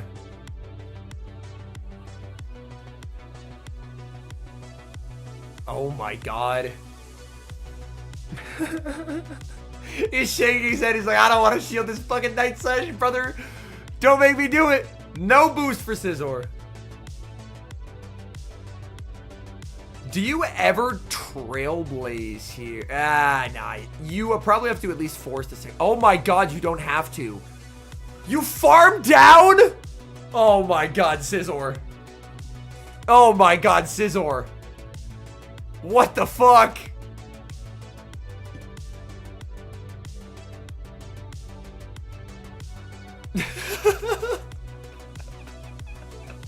It's so over. It's never been so over. 4 and catch on Mandy. Bang! Let's go! It's so over. Oh my god, Rockhaven. Alright. It's done. It's wrap it up. Wrap it up. Wrap it up. Holy shit. Trainer. No, not like this. Not like this. Oh my goodness. Wow, Dedenne. You notice how people, like, the players who are advancing are the people who don't bring their Dedenne. Because they're like, wow, I really don't want to get it. I really don't want to get it ground typed, so I'm just not going to let it get ground typed. By not bringing it. Like, Dedenne is good, but if it's on Diggersby, you auto lose every single time. Yep. And it's just a certified set down the cellular telephone moment. People are running Air Slash because Air Slash gives you neutral fast move damage into the Drapion matchup. And there's been a lot of Drapion. It also covers for fighters a lot better. Dedenne is just like, it's a very good GBL mon. It's not a Show 6 mon. It's not a Show 6 mon, man. Every time you put it on your team, you're just praying to God that you don't end up on a Diggersby because you just auto lose. Thank you, Thorn. People are criminally soft to Scizor.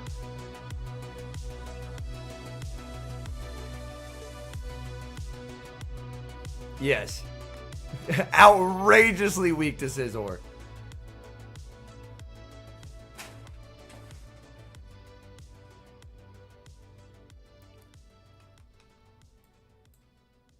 Yeah. People just kind of went into it with the, like, the closest we've seen to teams that have Scizor counters is Annihilape's had a really good showing so far. Annihilape has been a really good bring. Because if you have, like, Scizor, Diggersby, Drapion, you're so fucked into Annihilape. There's just nothing you can do.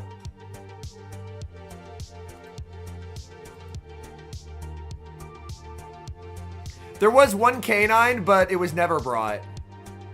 It was never brought. Alright. Ash and Ash cooking. People aren't bringing fire because Diggersby exists.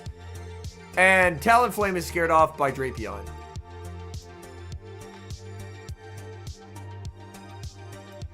Ooh, we actually have tables here for these matches. Unfortunately, as I mentioned earlier, our good friend Pocket is out. Wadaj is in losers against Odin. Chem Coop still in it versus Dre Flames. JJ knocks out Valor Benito versus Hedonis. Winner plays Marto.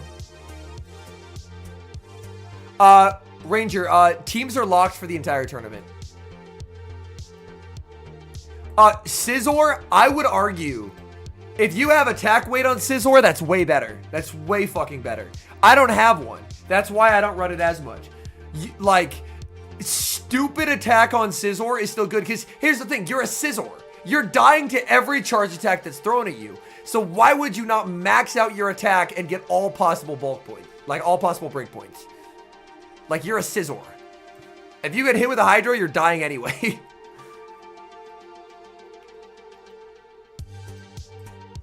Hard Jeff also lost early.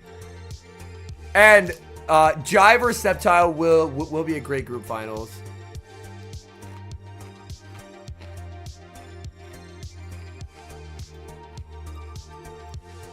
Rise versus Action. NA's absolutely winning this. NA's absolutely winning this.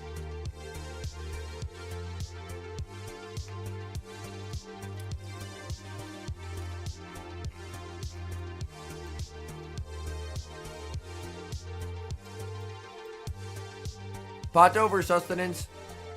Oh, where was Hashira? Oh, yeah. Hashira versus King Magikarp over here.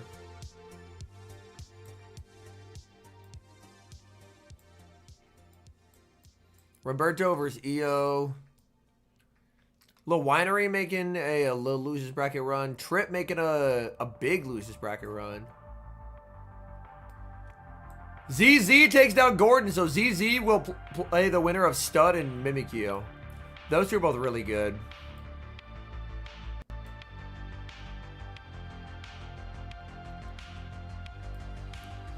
Elam versus... Oh, who the hell is Will Hud?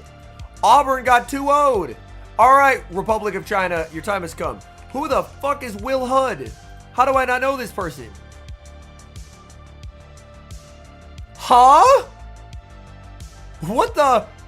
They have... Holy shit. Will Hud on a bit of a crazy run right now. Their best ever performance is 49th at Atlanta. No leaderboard ever. And they took down Paulinho Tad and Auburn they took down Onion and Auburn back to back. And TT Ghostmaker, who's also good. What the hell? What a run. What a run. I want to see them play now. I want to see... Yo, Sanjudigo, welcome in. Tomahawk takes down PDX Dragon. Tomahawk will play the winner of Arrow and Teddy Bear. Ashton Ash cooking. Dilap cooking. So it's probably Dilap versus Corlash. Khaleesi versus Speedy. Winner gets put through a buzzsaw by Ashton Ash. Kellyo is making a nice losers run there. Richie versus Sammy. Firestar taking down the Torian early. Firestar did very well in the Spice Bowl. Like, Firestar's been putting in the time and grinding. Firestar versus Boglish. I like them both. And the winner plays probably Richie, but maybe Sammy.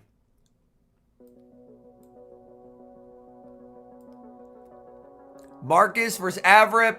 Ooh, RJR took out... Holy shit. RJR took out Kanan.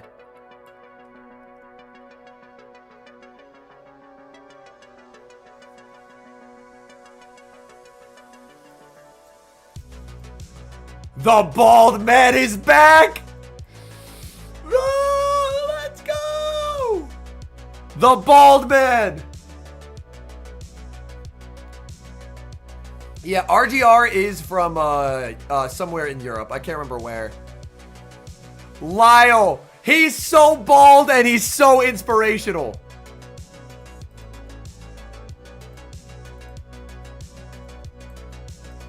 Just 2-0ing everyone in his path. And he'll play the winner of Steinar versus Toad. Which is a crazy, like... Steinar-Lyle would be an insane matchup. Toad took down Bulk, by the way. Why isn't Thorn there? Unfortunately, he tried to go, but they, oh, what the fuck? Damn. Holy, Group P is where they put all the no-shows, bro. What the shit? Math Magic got group finals off of entirely no-shows. They put all the no-shows in Group P. Look at this. All no-shows. He's group finals off a no-show. Well, Masked Asian is insanely fucking good. So for Masked Asian, that's just day 2. Although Math has a tendency to run a lot of RPS shit in there. Oh wait, Math did play Desynced. Math. Oh wait, no. Sorry, I messed up there. No, wait. Hold on. Sorry. This whole part of the bracket was no-shows, but Math beat Habibi and Desynced. I stand corrected. Sorry, it was just a semi no-show. I saw it back to here and thought it was all no-shows, but no, he beat Desynced and Habibi. And Desynced is actually a really good win. So, I very much stand corrected. Masked Asians took out Stone.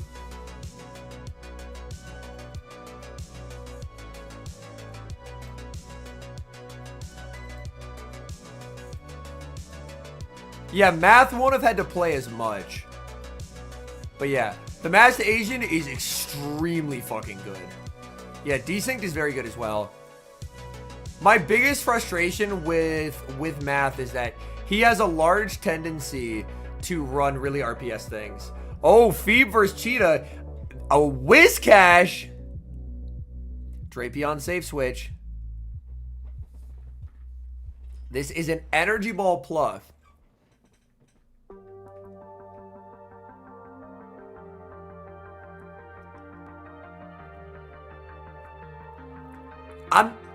The name Pixel Cheetah sounds familiar. I don't think I've played them in GBL, but the name does sound familiar to me.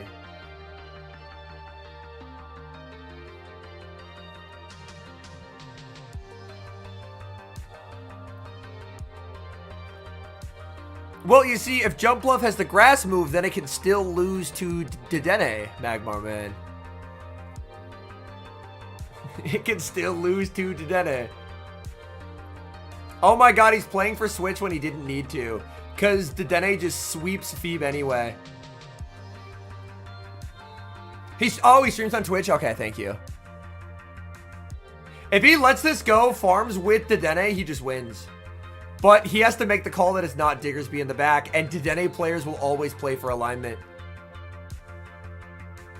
The thing is, though, this energy does go, like, Phoebe just has to bring in the Pluff and just let it go now. I think Pixel, like, it's still up in the air. Phoebe gets one turn, eye roll there. Unfortunate for Phoebe. He's definitely saving the shield for a blaster, though.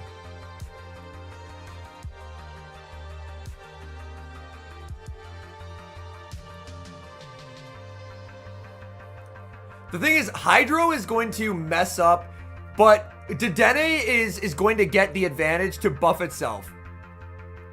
If you're a Dedenne, you just have to make sure that you throw right away. Yep.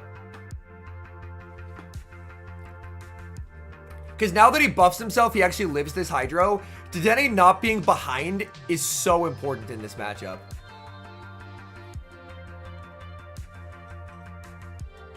And Dedenne can just cap tie here onto the Blastoise. Or if he wants to save Dedenne with a move he can catch.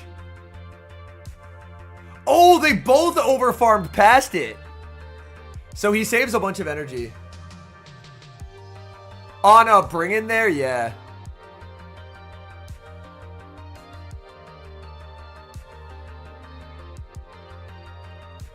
The clocks are really misaligned though, which is scary.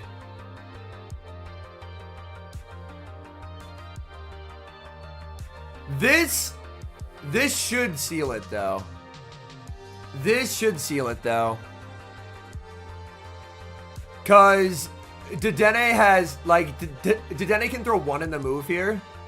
I mean, he throws it instantly. If Phoebe has residual energy here, Phoebe wins this game. But he is still 3 off, so he loses. Alright, well played by Pixel Cheetah there. Yeah. But that's the tricky thing is, like, as the Dedenne player, do you make the read it's not Diggersby? Because if it's Diggersby, you just lose every single time. Whereas Azu left.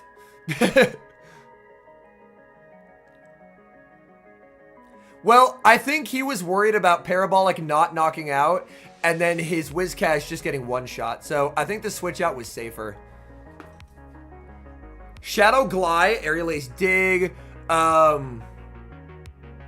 Golisopod with a Dedenne moveset, which is obviously a misplay. Oh my god, bro. Who's in charge of the graphics? Y'all are fumbling. Y'all are fumbling. Like, every move on that graphic was wrong. Come on, man. It's an IC. Get it right.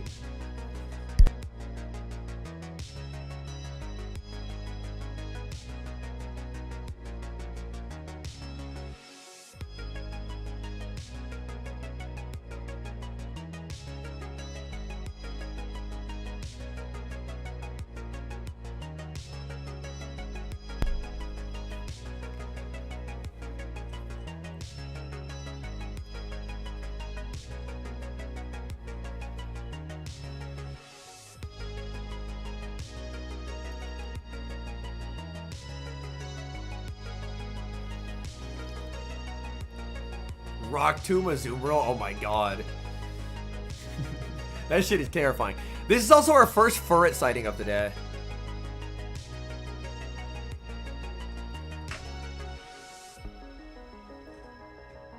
Let's see, what does Phoebe have in the tank here? Oh, Phoebe is a double thumb tapper. Failed to detect location. We're off to a swimming start. Oh, Jesus Christ, he's ripping a CC at him. Cash will live, but not by much. Oh, gets it right. Oh, being up energy as Blast is actually so sick. Yo, what's up? God 13th, welcome in.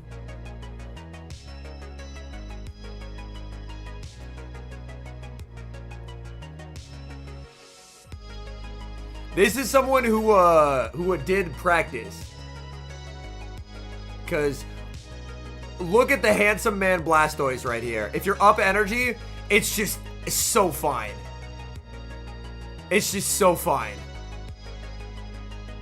And he loses alignment, which is the entire game.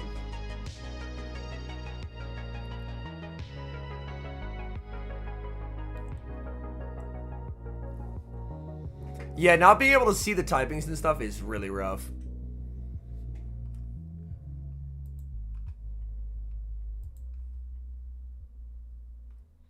Oh, he baits here. This bait is like a way back in the game for Pixel if he no shields it, but he shields it. So yeah, this is turbo over. Yeah, Phoebe did well here. Like, knowing that you can save switch. Oh, he tries for the combo and he doesn't let him. Phoebe! Phoebe! Okay. He said no combos for you, young man. Now that is worthy of a catch. That is worthy of a catch.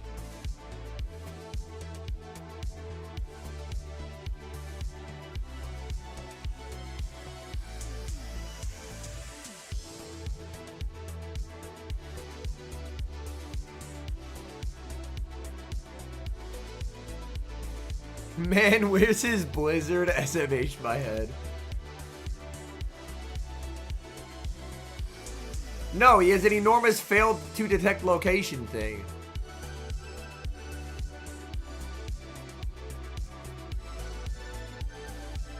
Yeah, we got a hydrate redeem. Alright, let's go.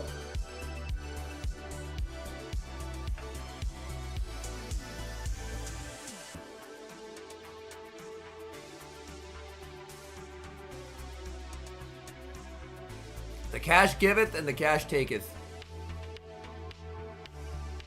He's really trying to get cash on Drapion or Diggersby, and it just does not happen.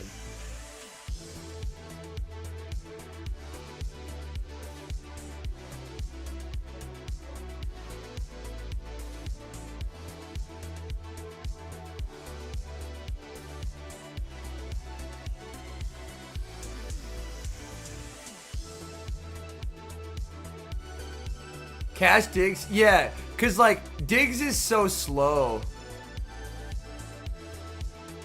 Like, sorry, Cash is so slow where, like, you need 7 in the first Scald. It's not like a Swamp where you have a huge pacing advantage.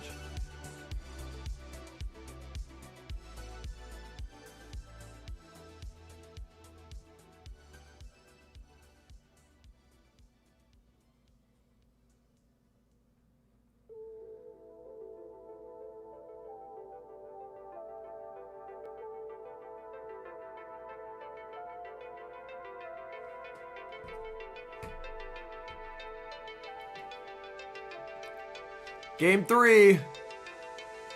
Ooh, the Furret save swap. Just Hydro and then just jump left this man. This is actually a really interesting line from Pixel Cheetah. He's trying to set up Cash to sweep.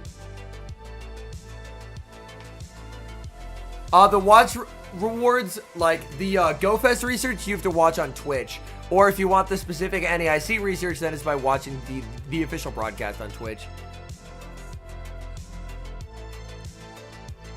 Yeah, he benched Dedenne, and Phoebe ran really soft to it. A tiny Groudon. Yo, that's actually sick. Furret's off center because it has an enormous tail. And he just doesn't care about this.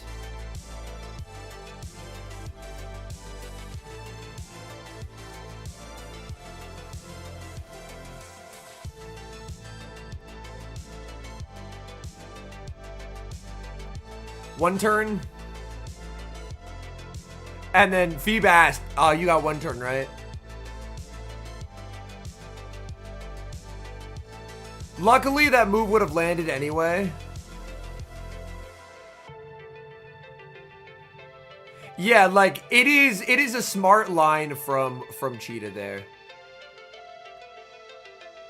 But you just get a fat crunch into whatever gets brought in here, which is going to be the Blastoise. And then you can just switch Cash. But the thing is, I think Cash really wants a Scald debuff into the other guy.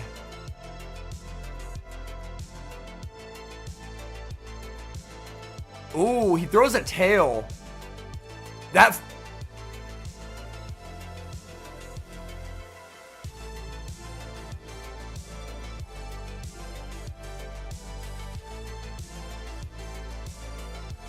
If Cash gets a debuff, it for sure wins.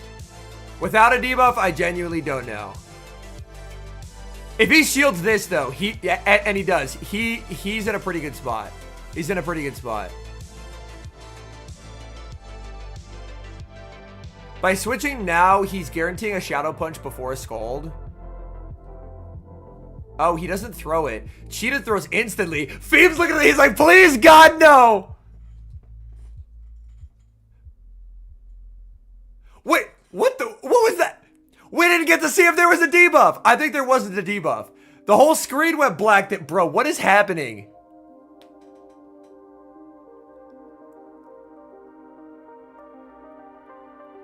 What is happening there? This broadcast is cursed. Yeah, but Phoebe just wins this. He is fishing for a debuff now. Gets the debuff. I still don't think it saves him though. Phoebe should have this.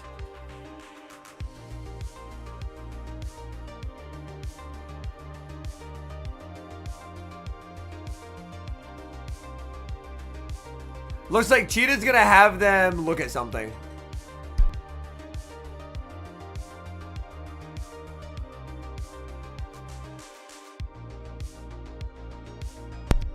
Genuinely, I didn't notice anything that seemed super egregious.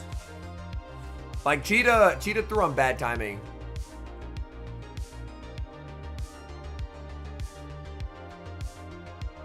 Yeah.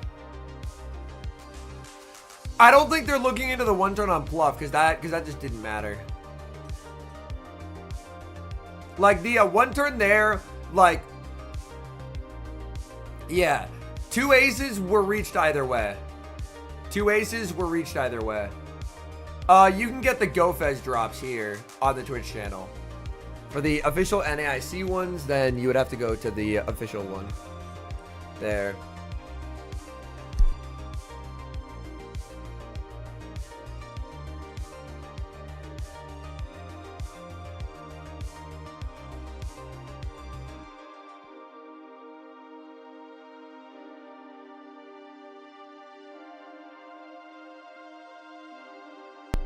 Match under review. All right, they're looking at something.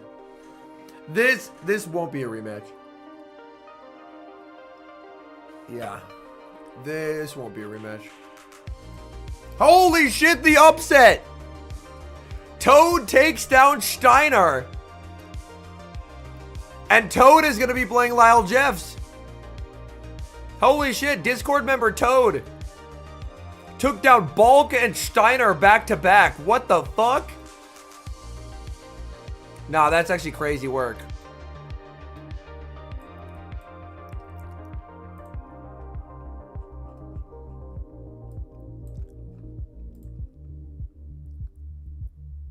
All right. They talked it over and they decided against it. So Phoebe takes it.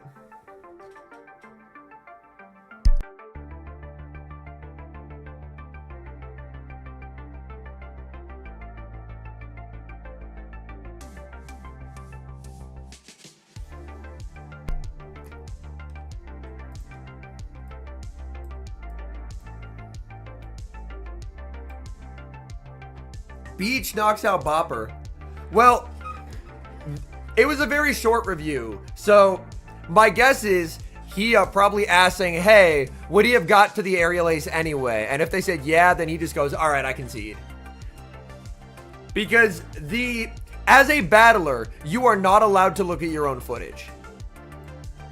Axton will be playing Rise for his next match. Mad Attack keeps going, taking out Blugo versus General Pizza Man. Wadaj is out. Wadaj is out.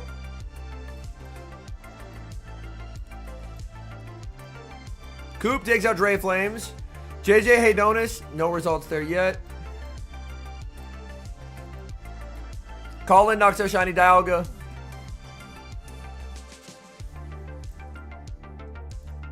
Oh my god, I think that means Septile versus Jai next. Holy shit, I think it's Septile versus Jai next.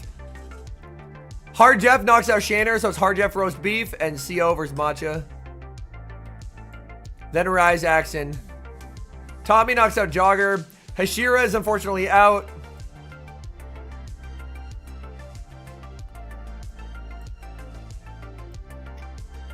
K-Pine still going for C2U. Teddy knocks out Gerald to face Mango.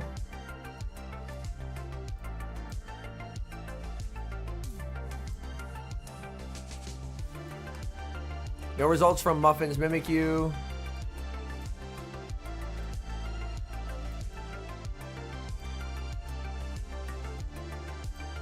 Tomahawk versus Teddy Bear.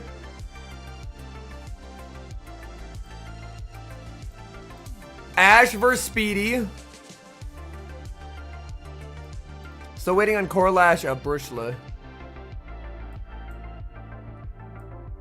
Richie cooking. Richie Boglish. Oh, that does mean Firestar lost, unfortunately. So Firestar's down into losers, but it'll be Richie Boglish. Marcus versus Avrip. A winner plays RGR.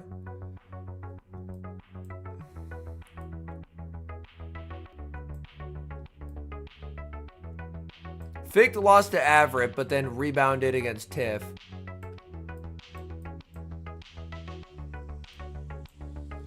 Toad versus Lyle. Math Magic, and we still don't have a result from Masked Asian yet. My guess is they're skipping interviews now. Yeah. The feature event! Buckle your seatbelts. This is the feature event. Rise, no Scizor. No Scizor. Shadow Ape, Shadow Drapion, Dusclops, Mandibuzz, Shadow Quag, and Tinkaton.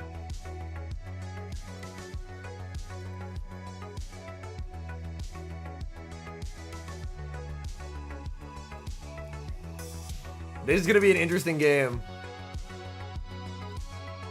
At initial glance, it's going to be a does Dedenne avoid the Quag game. If Dedenne avoids the Quag. The thing is, Quag is actually really bad. Like, Quag is low-key dog into Diggersby, which is the awkward thing about Quag. Yo, what up, Max? Welcome in. Quag is actually low-key horrific into Diggersby.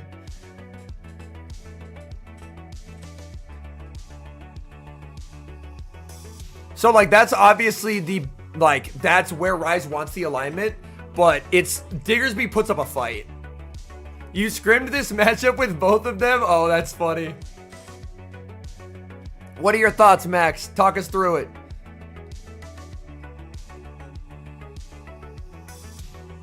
Max is like, nah, I ain't saying shit. No Quag slander. Tell it to do better into Diggersby next time. I love Quag. He's my boy, but why is he so mediocre in a Diggersby?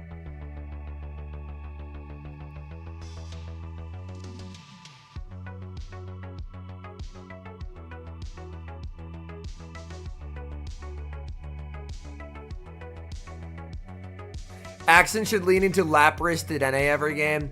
Yeah, Lapras is a pretty foul here, to be honest. And like Dedenne is just so good into everything that isn't named Quag. Like obviously Klops can neutrally soft lose it. And Rise needs immaculate line calls or incredible energy management on Primeape to overcome this. Oh, those were my notes. It is a Tinkaton, yes.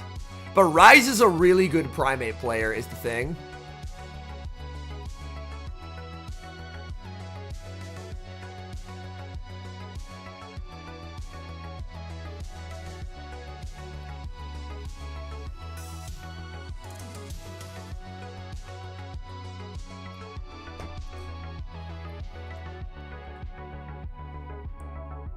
Yeah. Primeape. All right, here we go. Primeape into Dedenne. CC actually probably hurts a lot. Okay. The Drape safe swap. Axon's extremely fine here. Axon's extremely fine here. Rise, like, this is interesting because does Rise try and sell out for... I think Rise tries to sell out for swap. But actually, no, Switch doesn't help him because it's a Tinkaton, and Tinkaton isn't even that good into Dedenne. So, like, does Axon decide to go for the bait here? Axon does not. Oh, Rise wants Primeape farm. Rise wants Primeape farm.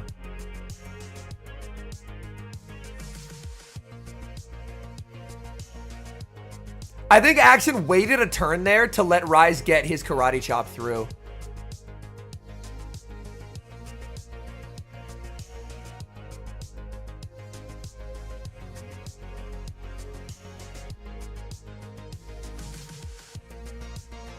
This is tricky. Like, Axon has to let the first go, and then shield the second, and then start ramping up. But that does do a lot. Cap tie. Primeape wins it. But yeah, Tink into Lapras. All you need is a little bit of chip from that Dedenne, and it goes a long way. I think this feels really impossible for Rise right now.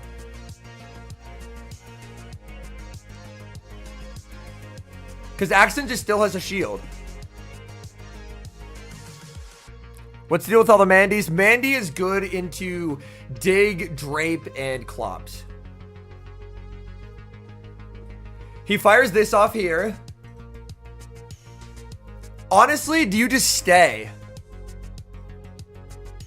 Yeah. Oh, the catch! Oh my god. I think he turn weighted there and still got it. Debuff comes through. Axon knows he needs energy though. He needs energy. And this he needs the Psywaves to put it in Aria range. I don't think it does. I think Tink lives this. And that actually makes it bad. But Tink should live this.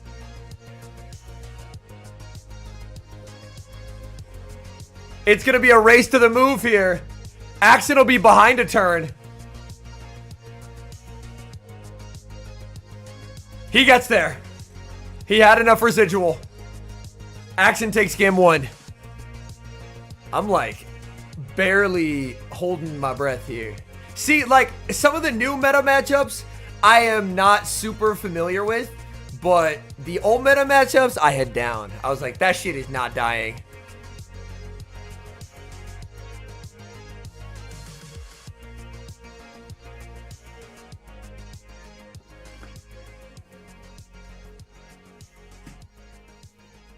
I mentioned this a bit earlier, but learning after Axon won, when he was like, yeah, I kind of didn't really prep for my other tournaments, but I prepped for Portland.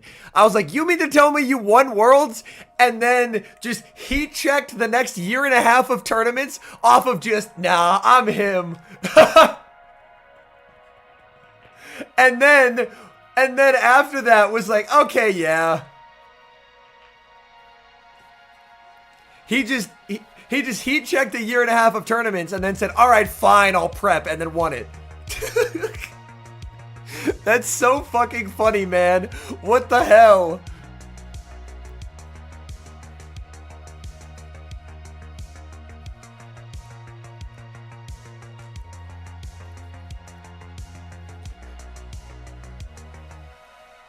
Now he can be like, wait, I can win these things if I prepare for it.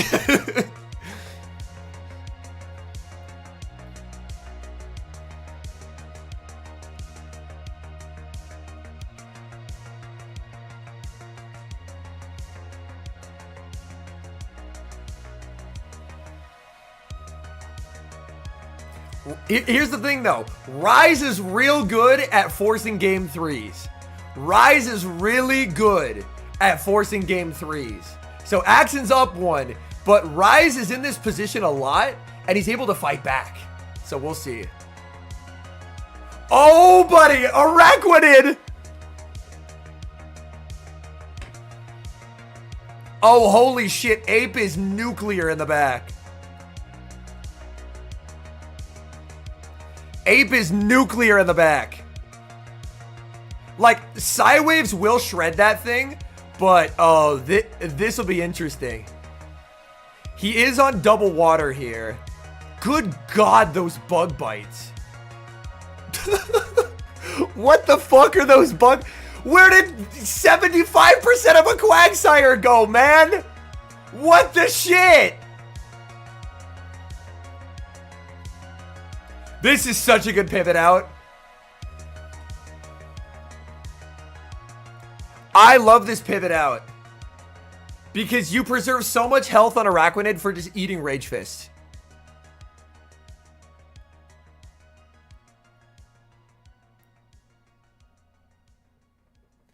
Ooh, he bashes here. Interesting.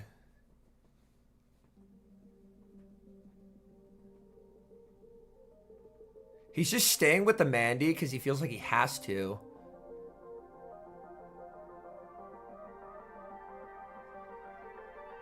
No secondary bash. Yeah, Rise is aware here. Rise knows 2-shield Primeape is exactly what he has to do. Now, here's what I'm predicting. I think Axon saves this move and hard pivots Diggersby. He doesn't. Interesting. Interesting. I was expecting him to save this energy for sure.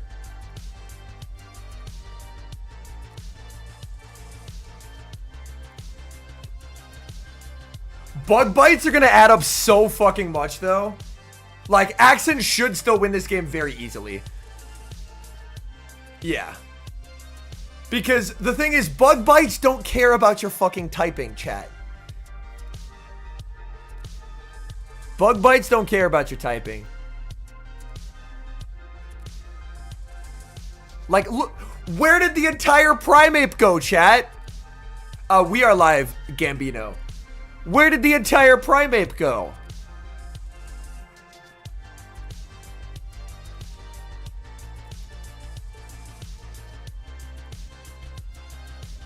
He can't pivot quite yet, but he would love to get out and just get quick attacks into this thing. Oh my, he can just kill it with a Psywave. He doesn't show third. Axon. Clearly I owe Araquanid an apology. What the fuck did I just see? Oh my god. Araquanid just took a life. What the hell, dude?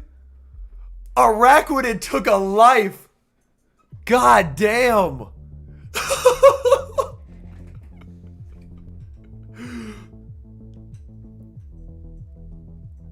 Alright, day 2 gamers. I have a really sick Araquanid, so if you want to scrim against me, I have a really good Araquanid. Yeah, that was really, really well played.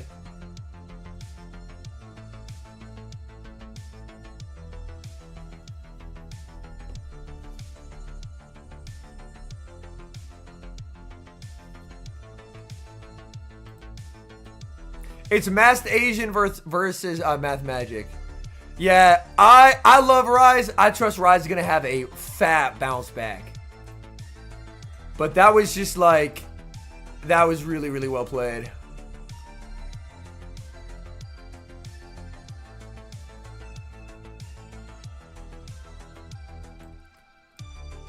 Okay, no movement here.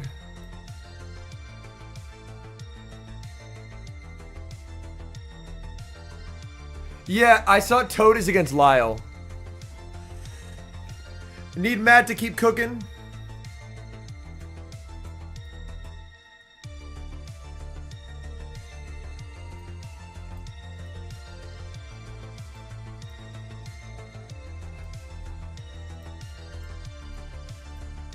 I think Jive or Septile's next.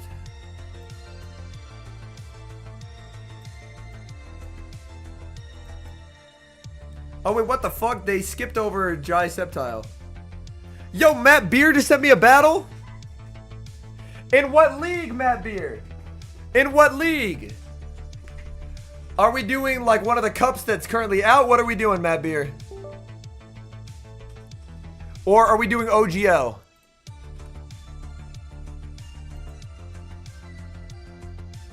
Oh wait, hold on. Matt Beer, can we wait till after the Septile game? Oh, you want to see the spider? Hold on, let's wait until after the series. Alright, Jai flew over from Australia for this tournament. Septile, obviously from the United States. That's funny, Max.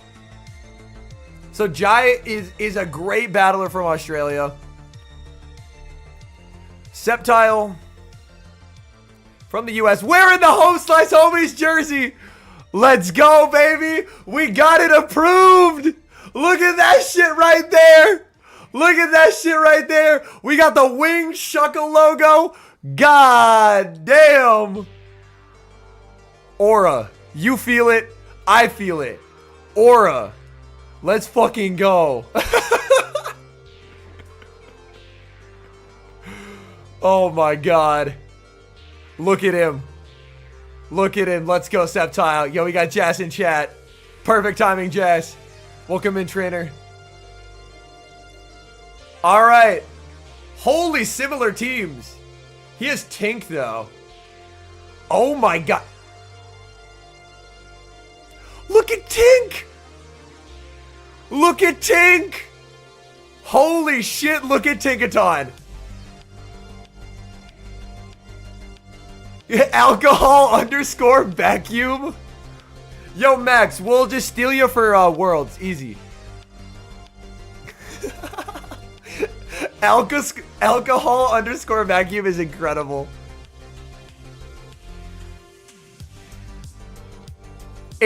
Yeah, Jai really likes Powder Snow A9. Even against Quag, Tink is fine. What are they going to do? Aqua Tail you?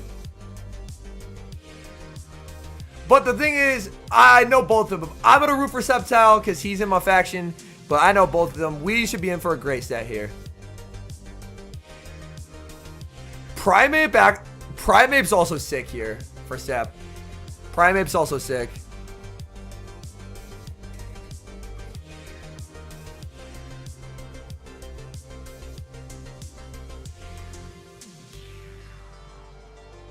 Yeah, we have been live for 6 hours. The A9 should be Powder Snow. Jai ran Powder Snow like, yeah. Jai loves fucking Alolan Nine. Like, that's his favorite fucking mon, dude. He loves Alolan Ninetales so much. He loves that fucking mon. It's gonna be on Powder Snow, and it's gonna be broad.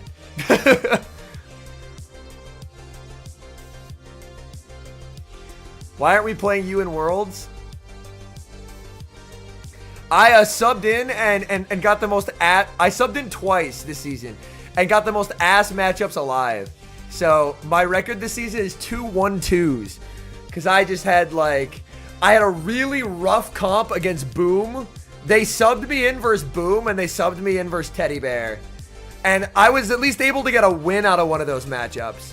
But, so I went 1-2. But I had like really, really bad comp scenarios and like really good competition. So my record this season as far as factions goes is sucks. Super bad. Giga washed. A9 beats nothing? Oh wait, I have to put the fucking predict up.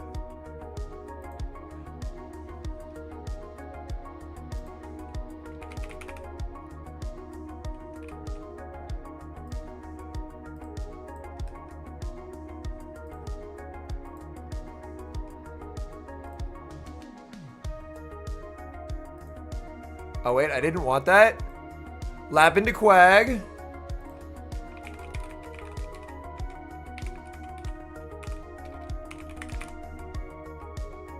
All right, Twitch chat, 30 seconds to predict.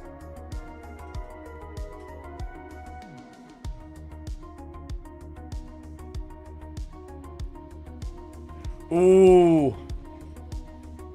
Jai shields the bait.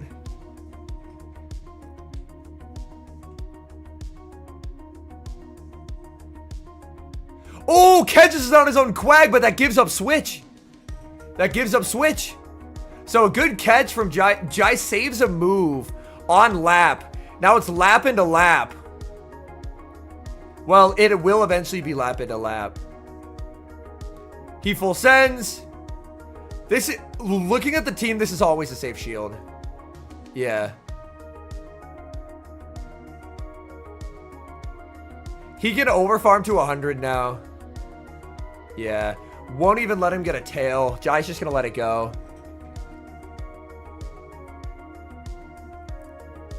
But this sets up Tink to Mandy. He's Bash, and Sep just knows that he just needs Chip into this Lapras. Because Tink should just clean up very, very comfortably.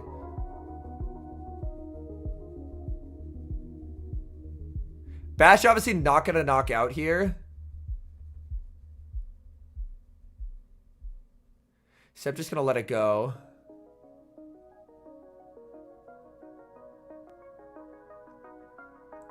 He'll have to take a move on the Tink no matter what. He can obviously Ice Beam Mandy as well. But yeah, Tink is just a savage. He is very frustrated by the miscount, but he's not going to be frustrated when he sees what's in back. I want Septile to win, Andrew. He is literally wearing Home Slice Homies as a logo on his shirt right now. But yeah, good luck, Amanda Buzz. Have fun.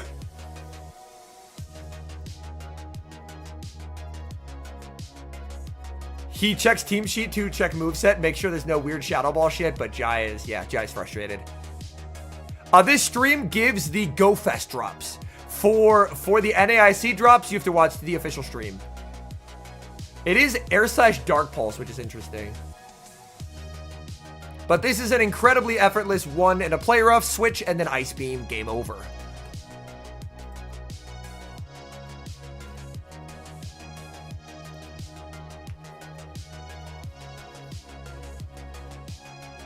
Yo, Giga Rat, thank you so much for the follow. Dr. Toothbrush, thank you so much for the follow. Septile, let's go! Rah! We're so back. We're so back. Calm, cool, and collected. Calm, cool, and collected, baby. Let's go. Let's go.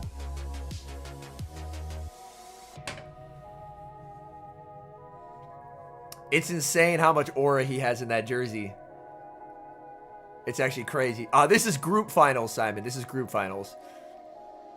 Winner goes to day 2. Like, even just looking at this team, you get the idea behind Mandy. Good into Primate, good into Drapion, like, pretty good play, like, walling off Sidewave with Lapras, great into Dusclops. So, like, you get the idea. But it just didn't. I would like to give partial credit for his season. Septile performs the best when I call him washed and he has something and he has someone to prove wrong. I did that at the start of the season and he's been fucking killing it ever since. Yes, Nathan, Axon 2-0'd to make day 2. Axon played brilliantly. He brought Araquanid and it cooked so hard.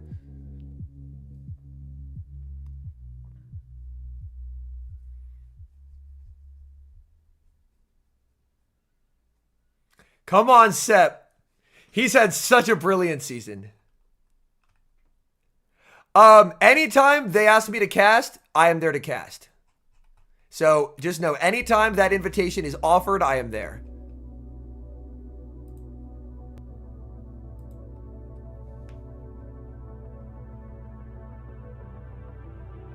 Yeah, and since movesets are set prior to the tournament, what's the name here? Zafizi. Movesets are set prior to the tournament, so unfortunately, he can't, like, change his moveset. He is stuck with the moveset that he has.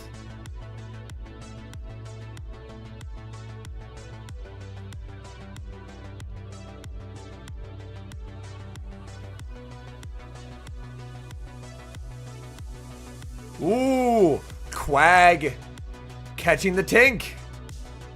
And he's mad because he couldn't switch right away. If I'm him, I would strongly consider disputing that. I would strongly consider disputing that. Because he can outpace and make a Rage Fist otherwise. But the game is super bad, so he couldn't. Yeah, if I'm Sep, I'm strongly considering disputing that already. It's usually more like 6 months ahead of time, but we don't know stuff about the new season yet.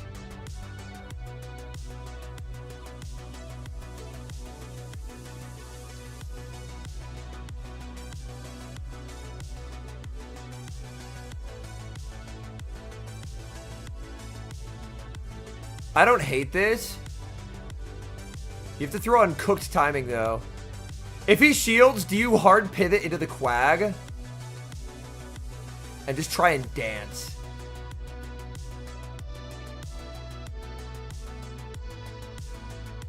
Okay. No dancing, he's just going to play it out. This looks pretty negative because Stone Edge doesn't kill Lapras, is why this game is a loss.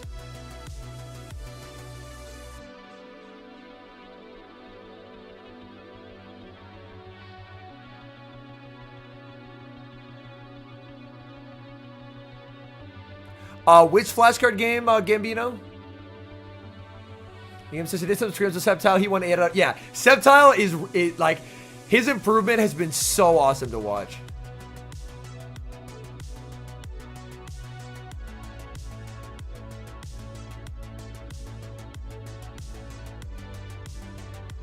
He has to throw this because a Doze won't KO. Klotz is too bulky.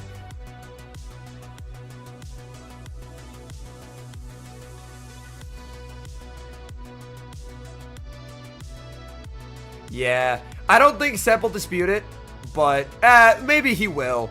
Because, like, the game plays out differently in that lead matchup if that doesn't happen. And now it's a true 50-50, right?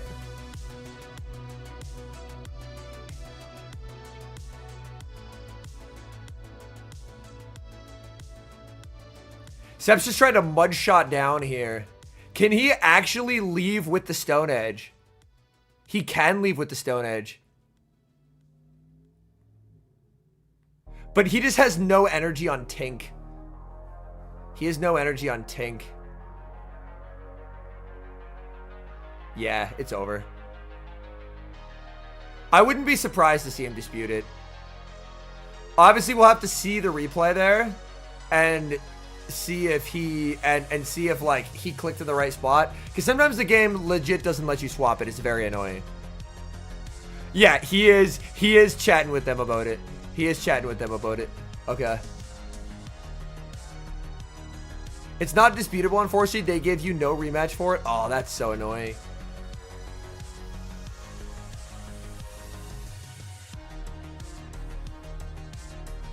Yeah. Like, I don't know if they'll grant it, but I have no... Yeah. Like, I'm not going to fault anyone for asking about something like this, because the game, like, lets...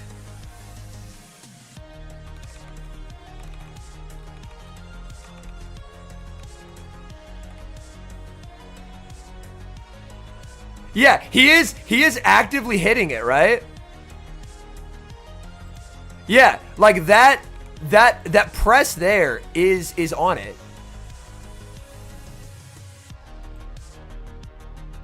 Like, the center of that is like the middle of Primeape's head. So like, it's not like he missed the button.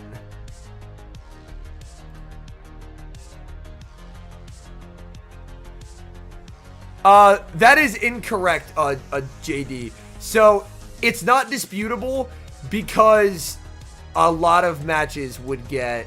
Like, DRE is something that they plan to fix. But the reason it's not disputable is so many games would be disputable. It said go. Once it says go, you should be able to hit it, though. You should be able to hit it. Yeah, I don't think this is too early here.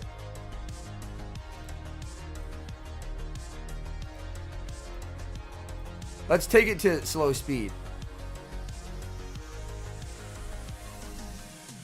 Go is gone from the screen, and he's pressing it right away. To me, like...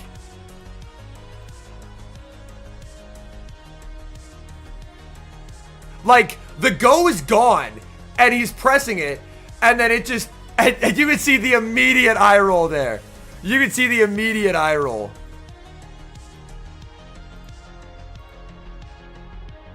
Matt says that is too early to me. A millisecond too early. I don't know how it, like... Well, the thing is, he did press multiple times. He did press it multiple times. That is exactly what he did. Like, if we go to... Here, okay, that, yeah.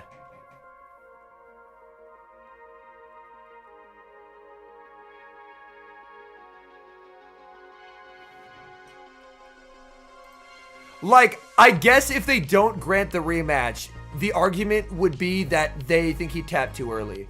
I didn't think that, to me, didn't look too early, and it looks like they did grant a rematch off of it.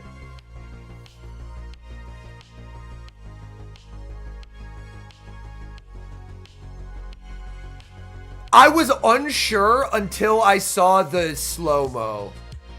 The slow-mo at 0.25, I was like, it looks like the thing was his press happened when Jai's press happened. Yeah, they did give a rematch there, yeah.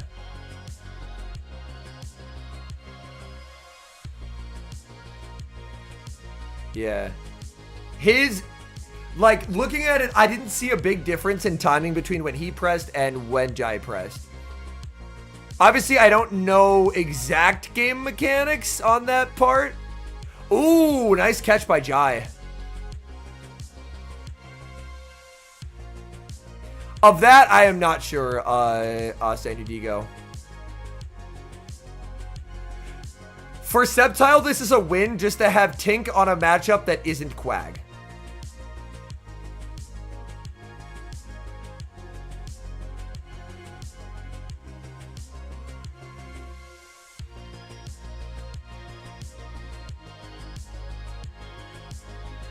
Well, the reason why that's changed is if he switches Primeape, he outpaces and makes a Rage Fist before that Aqua Tail is reached. So things playing out the way they did meant that he ended up down a shield.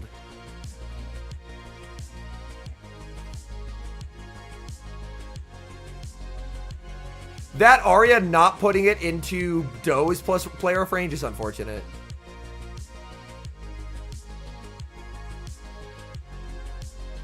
That's a really nice pivot out. Ooh, the timing as well. Jai lets it go. Quag into Quag endgame. Yo, what's up, Swoley?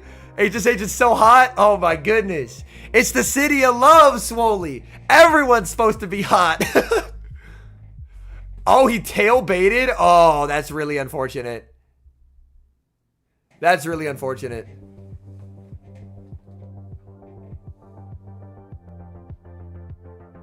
And he's just going to shield for the energy now. Yeah. Quag gets a sick farm, though. Ain't no one going to love on me with how sticky I am at the moment. Oh, no. Oh, no. Clog being up, helpful for Septile.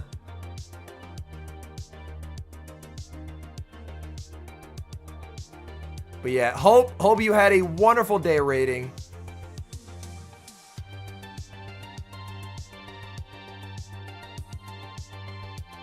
The Quags were out of sync there, but I think it worked out, question mark?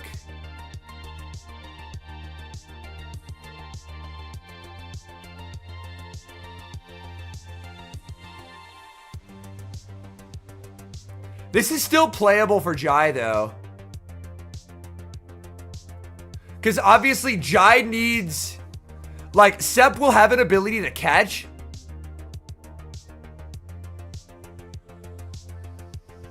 Oh, tries for it.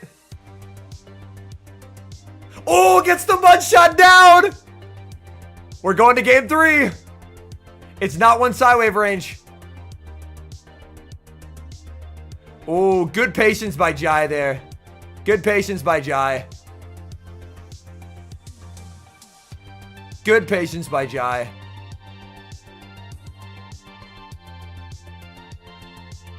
Very, very well played. Very, very well played. Yo, thank you again to all the new follows over on Twitch. Appreciate y'all. We're going to game 3, folks.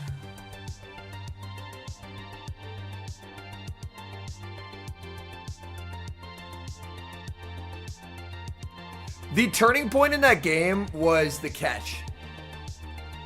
Max said, I've never ever managed to catch a move against Jai.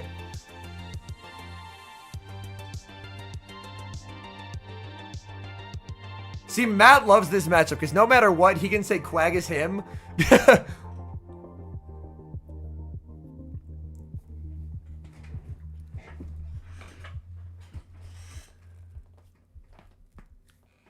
Come on, Seb. You got this, buddy.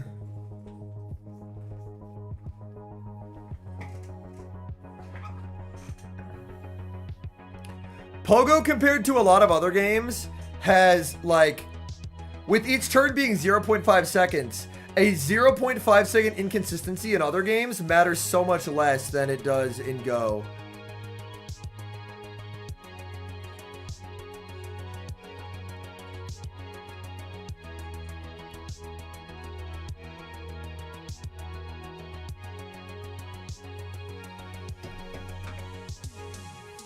Yeah, elite patience from Jai there. Very nicely done.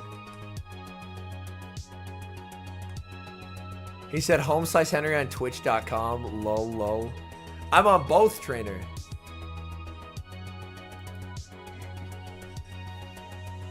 Ooh, Quag into Quag. Oh, buddy, tinking back. The interesting thing, though, obviously, both have potential catches onto Lapras, but Jai has Skull Bash. Sep turn waits, the game does visually update. Who catches? Who stays? Jai catches.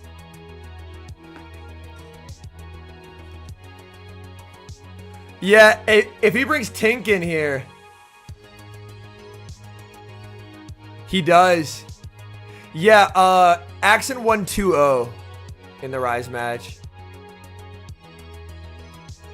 And this means Mandy's going to be uncomfortable. Jai is playing really well. This looks very uncomfortable. This looks really uncomfortable. Because Quag saved energy, so even if he does the hard pivot Lapras play again, that is punishable. Because he can Stone Edge here. Yeah, he does have Ice Beam on Lap.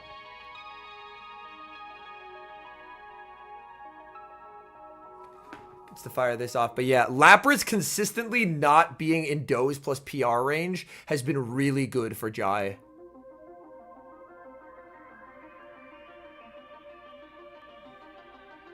Very, very well done there by Jai. Yeah, Jai looks really like this is heavily tilting towards Jai right now.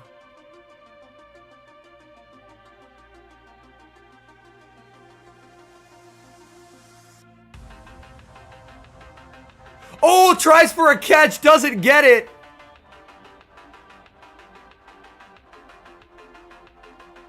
Oh, man. Dude, Jai just never throws. He just never throws. It's actually insane work. It's actually insane work. Oh, he gets the Stone Edge. Hold on. This... Getting that Stone Edge there is really good for Septile. He baits him with an Aerial Ace. Sept calls it.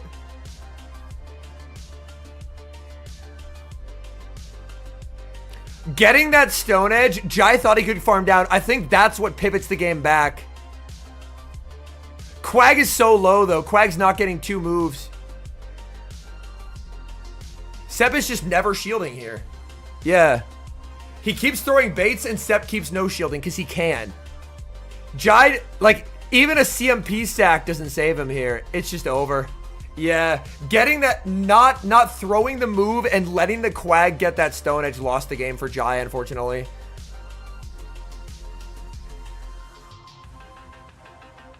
Yeah. And now Matt can post in chat saying, Quag is him!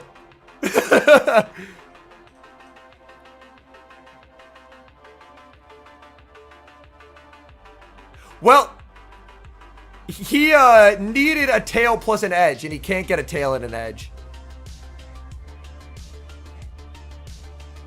Septile to day 2! Woo!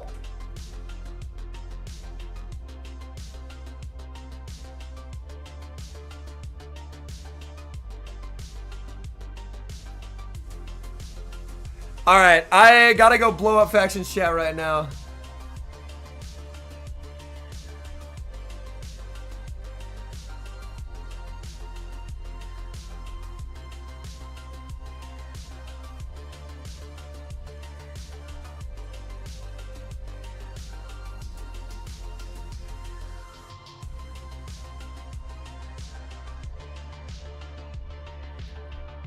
Wait, which one is he?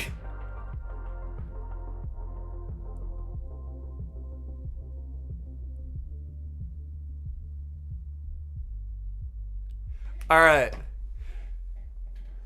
Yeah, Jai is very young, yes. Yeah. The home size homie to day 2, we're so back. We're so back.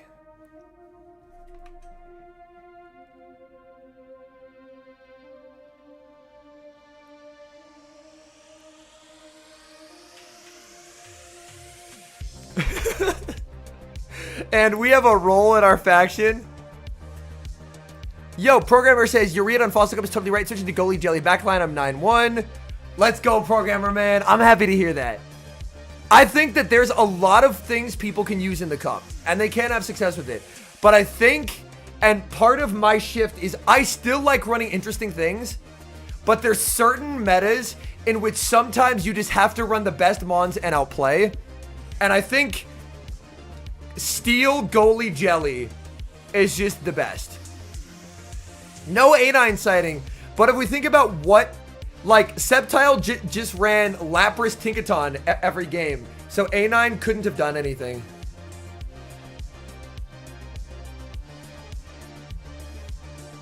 Alright, chat. 2-minute break. What we're gonna do is, I'm gonna run to the restroom, refill my water. We've been live for 6 hours and 30 minutes. And so what I'm gonna do is, since we're in the middle of nothing, I'm gonna play the Twitch ad now, so that way it hopefully shouldn't play during anything important. So, I will be back in like 60 to 120 seconds. Alright, see y'all shortly.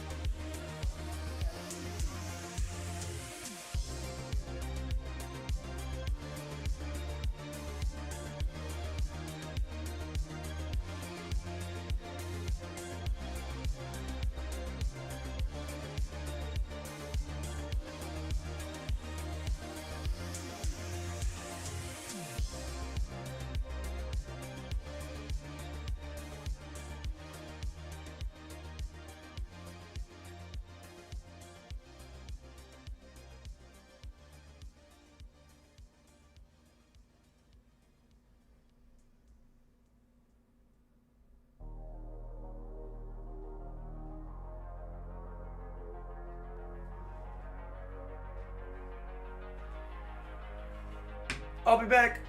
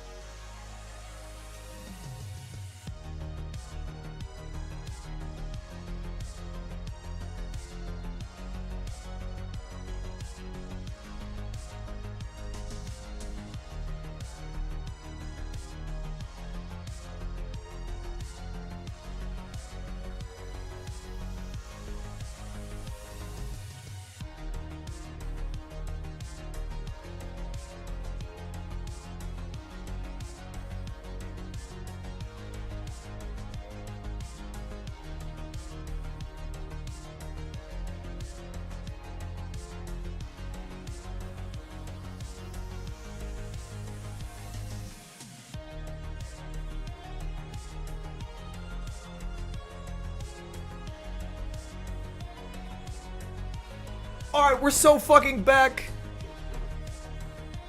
Holy shit! Swolympian with 10 gifties?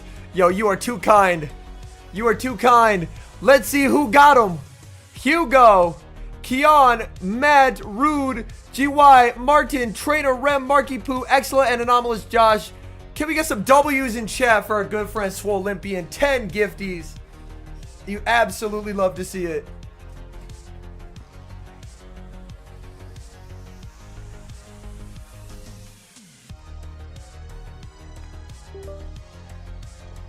Yo, Matt said that he wanted to battle. Yo, challenge expired, Matt. I'll need you to resend it, buddy. I'll need you to resend it. Oh my god, he resent it.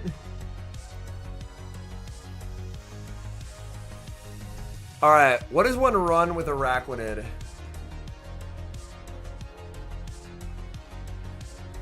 Clearly shit that beats Dedenne, hopefully. Group N winners finals are Sweden versus Norway. Despite this being on AIC, yo, that's very cool.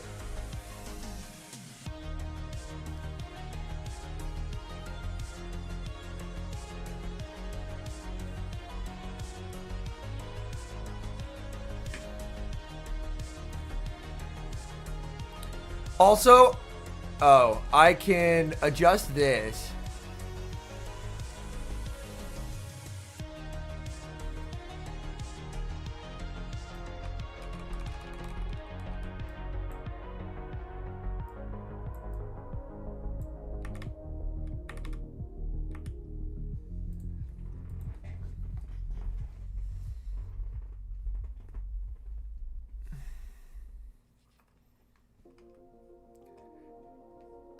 All right. Scizor, oh, buddy.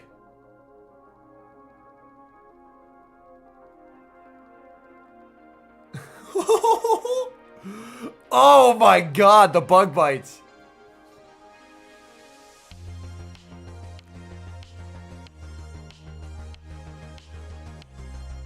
You better pray to God your Scizor gets a boost, bro. You better pray to God your Scizor gets a boost.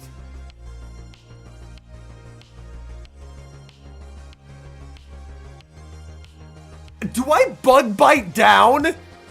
Dog. This is heinous. This is heinous. Do I bug bite down? I think I do. He's forced to pivot out. I bug bite that down. Good lord. Oh my god, I cap tied with a Dialga. Yeah, that is diabolical scenes.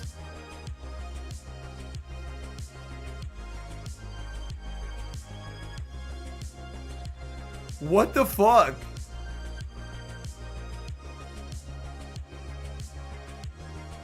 Also, Mudshot has never been so deadly.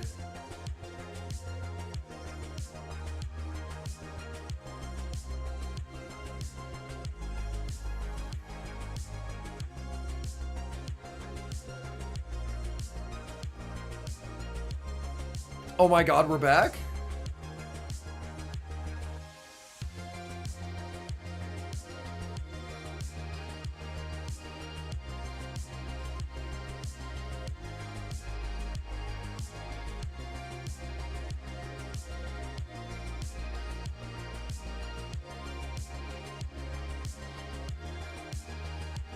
Try to throw just one in the move there.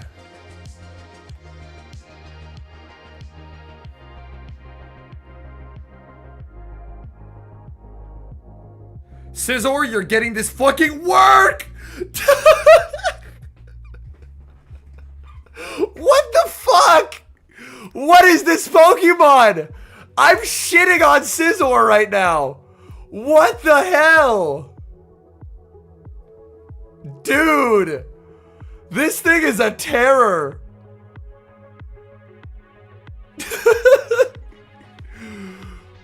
Oh my god, Kanto Ninetail sighting.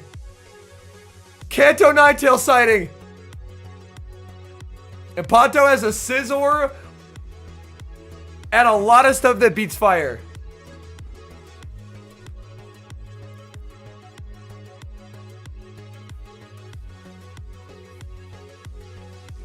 Has there been any Marowak? Oh, there's one on our screen right now. That's the first Marowak, I think. Yeah. We may have been sleeping on the spider a little bit. That absolutely shit on Scizor. What the fuck? Oh my god. That's terrifying.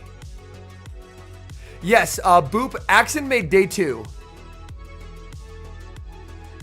Ponto is built his like final team 2 hours before the tournament begins. Yo, that's funny. And he only scrimed against you. Yo, San Diego, the secret MVP.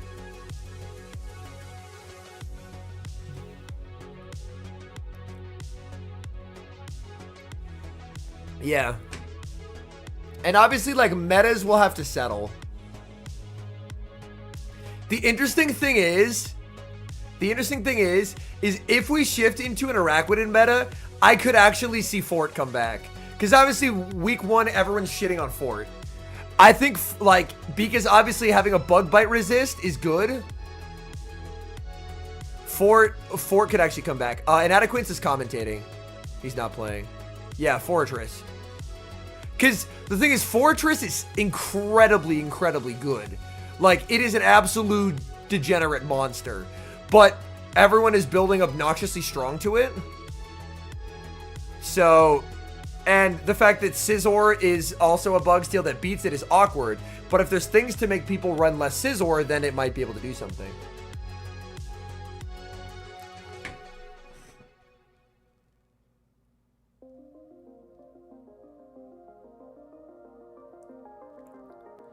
Also, can If someone has the ability to go back through the VOD and then get a photo of Septile from stream of him showing his Home Slice Homies jersey, that would be wonderful.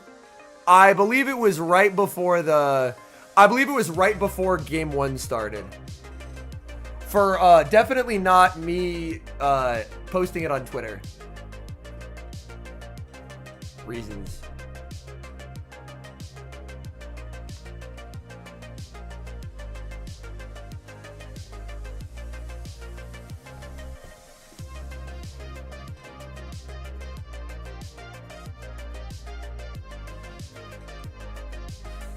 This entire team tells K9 to go fuck itself. This is very funny. While we wait here, let's look at the brackets. But yeah, if someone finds that photo and can throw it in the regionals chat or just any chat of the server and tag me, that'd be wonderful. Oh, we have Boomer versus Beach, so Bird Power's out. Mad Attack takes down Pizza Man! He's cooking. Mad Attack versus Odin. Winner plays Roachcha.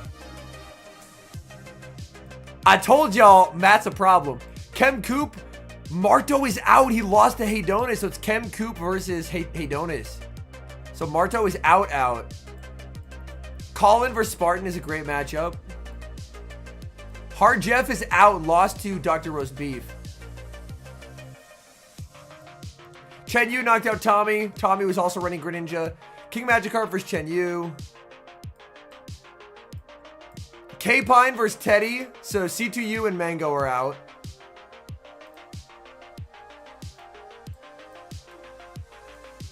Trip's out. That's unfortunate. Nighttime is out. He lost to Senkeeler. This stream has been running all day, yes.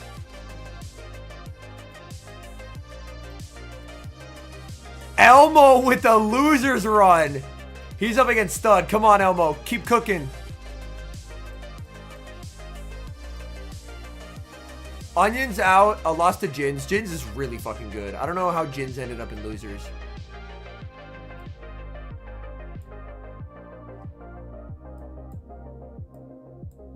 Tomahawk versus Teddy Bear. Great matchup.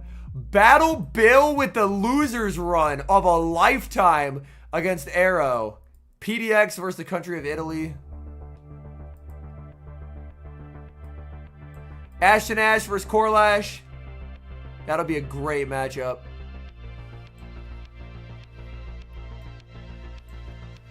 Richie versus Boglish. Torian's out. Dang, that's unfortunate. Arceus versus RGR. The two Europeans. Ficht is out. Lost to Kelsey, but Kelsey's a great opponent. That's our entire bracket. All right. Here we go, folks. Game 1. Sustenance Eater versus Pato Man. This matchup is so fine for Greninja. It is depressing. Because you just get so severely outpaced. Yeah, Corlash is so good.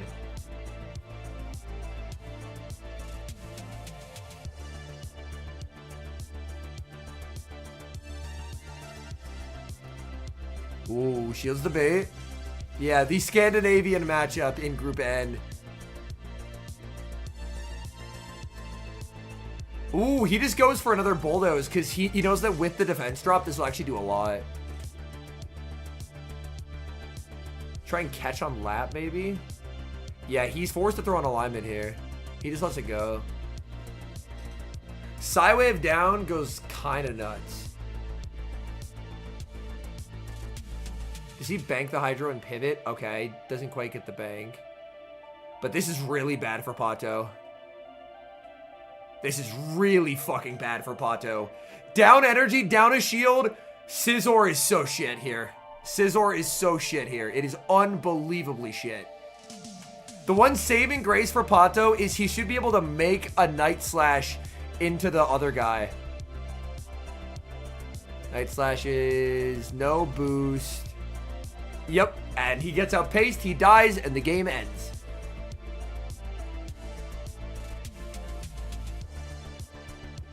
I believe Septile and Pocket ran the same team, too.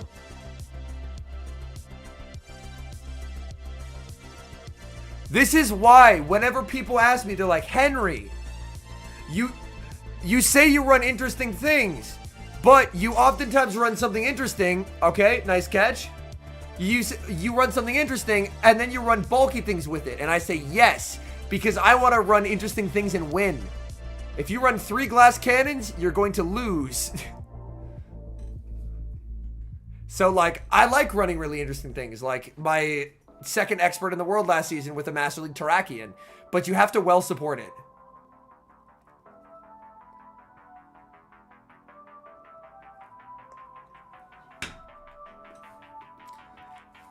Tell that to Jamie. My response would be, we play at different elo brackets, and that's okay. It's not a knock on Jamie, but like three shadows is not like three. Well, not even necessarily 3 shadows, because sometimes you can have like a bulkier shadow, but you really need to have something that can take a hit, because if you don't, good players are just going to beat you every single time.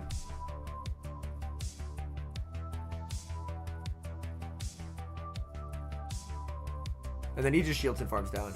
Yeah, I think in UL it's a lot more viable because, like, the glacier types of things, like a Scizor can actually live a Sparkling Aria in Ultra, which is nice. Yeah, like, glass cannons are super fun, but to me, it's all about how can I tank as many moves on the absolute beefcakes around it so that I can let it thrive. If Sustenance didn't have a shield, Pato could have won, but nah, he had a shield. UL Gala Articuno content win. I do have a very good IV, Galar Articuno, for the Ultra League. It's a rank 101. It's a 0514.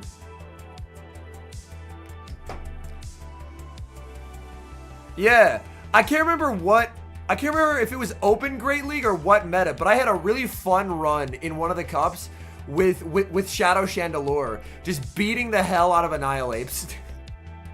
And I paired it with some very, very bulky stuff.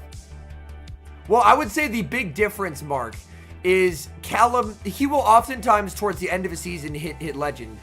I consistently play at or around the global top 500, frequently global top 100. And the difference in skill level there means that you can get away with a lot less, if that makes sense. Just because, like, you can't, like, hyper offense 3 super glassy things, you're just gonna run into the one dude with a Dusclops and just lose every single time, because the moment you run into something that tanks one of your hits, it's over. Yeah, like when I had a great one with Camel earlier in the season. It was Camel paired up with a bulky thing and another bulky thing that could debuff to try and set the stage for it to do things. We need top 1. I should have had it last season if boards were out. I was very... Yeah, like Pato brought Greninja Scizor Core, and Scizor lost to a water type. It lost to a water ice type. Also, this matchup, if you want to know depression, it's this matchup as Greninja. You might be like, Henry, it's a water dark type. Surely it wins. Let me teach you about stat product, class. Unless Ninja boosts, it doesn't fucking win the zeros here. Lapras just takes it because it eats 8 million Night Slashes and you basically get 2-shot by Sparkling Arias. Oh my god. Holy is Cordelia useless in the back. But like, look at this. Yeah. Lapras is, like, barring a boost, the next Night Slash just doesn't knock out here. So Greninja has to go, like, down a shield. Or, I guess, let it go and try and soft lose it. Yeah, he is going to soft lose it for Scizor farm.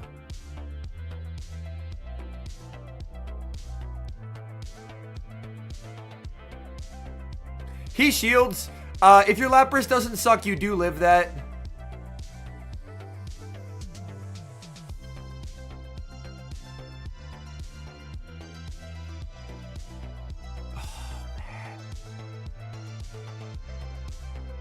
He just tinks him. Oh, he doesn't tink him. He clopses him. Interesting. Ooh. I think he had to tink him there.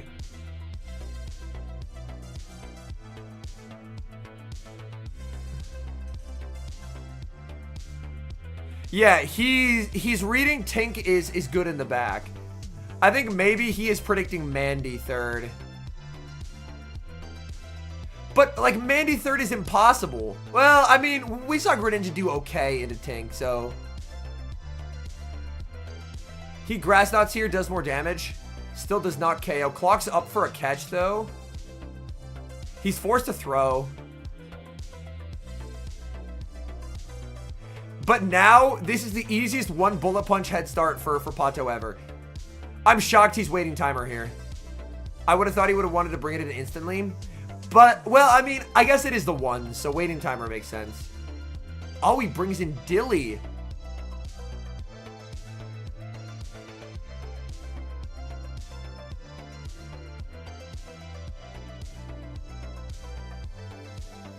Interesting. That is not what I was expecting. Scared about it? Yeah, that's fair. I mean, if it's K9, you lose anyway, though. Obviously, being debuffed here is so trash. Like, Bulldoze is already a dog shit move, and now it's -1. So that is just embarrassing damage. Gets the debuff. He slashes here, so he's valuing the residual energy over exiting boosted.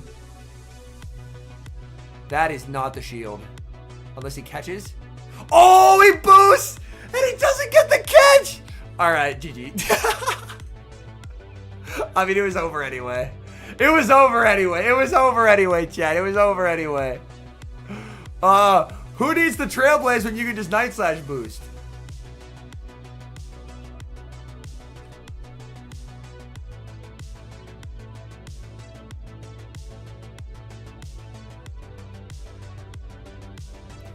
Simply lock in and boost.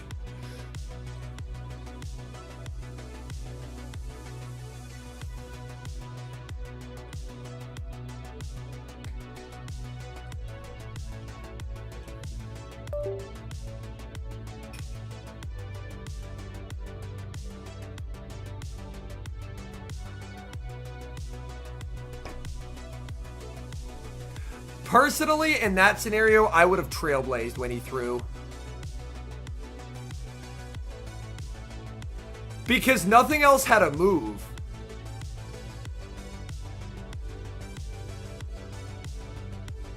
Night Slash would have KO'd there. Scizor has a very good attack. Like, Night Slash is a terrible move, but Scizor has a very good attack stat. Yeah. Sustenance being at, like, on this stage in this moment is very cool. His growth in the game is incredible.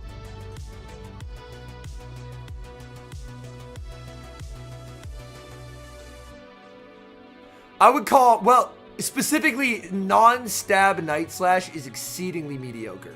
Like, it is not a move you want to rely on, but Scizor's attack stat is so high that it feels like a real move.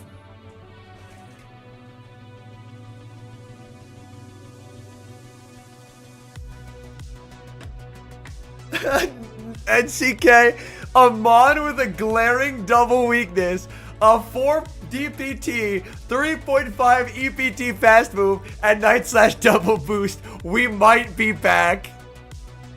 That's so funny. NCK says, if I take my glasses off and I squint a lot, it's Obstagoon. Yeah.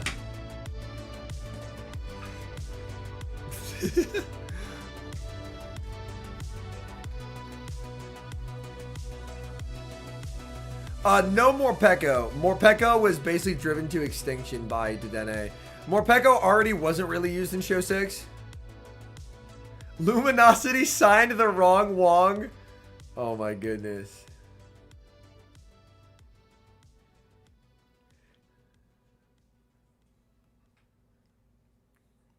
Alright, they're locked in here. Game number 3. Spotted day 2. On the line. Winner side. Scizor into Tinkaton. Oh my god, Greninja in the back. Oh my god, Credilli in the back. Now, I hate saying something is over. But shit, man, this shit is so fucking over. Holy shit, there's never been a game more over than this. This shit is so done for.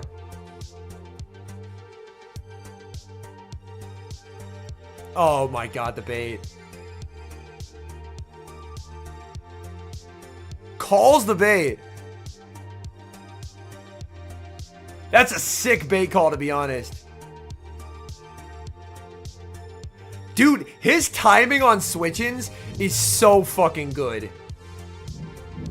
His timing on switch-ins is so fucking good. I have the picture in Discord. Let's go.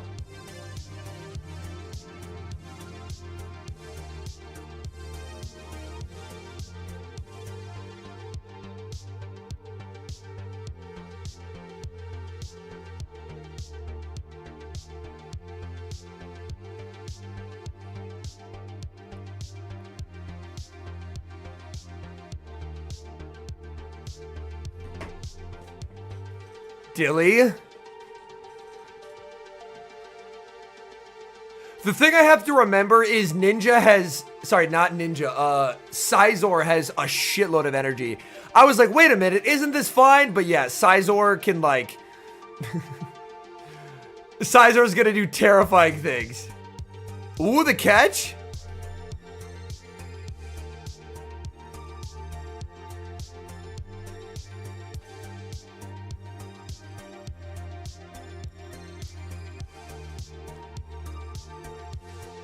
Oh, God. How far can... Oh, you just have no fastball pressure. Oh, he throws out alignment. The Hex goes through. He trailblazed blindly.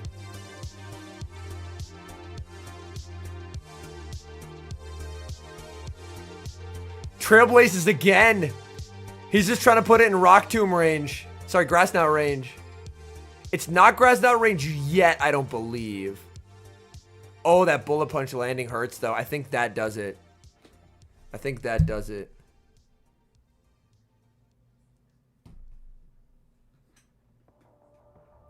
Is clock up for sustenance? It is up for sustenance.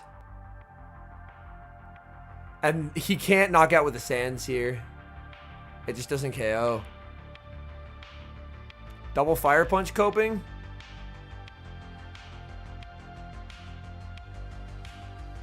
I think he had a double Fire Punch here. Oh my god, not even that would have done it.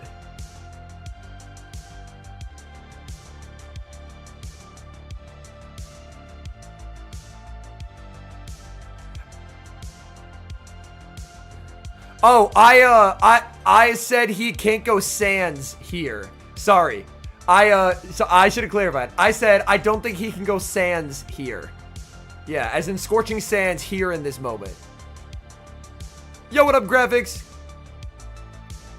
Let me look up and see if it does more.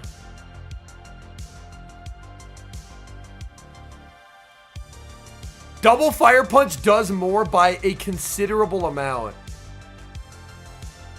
It does 8% more. What was the health range there? That's close. That's close.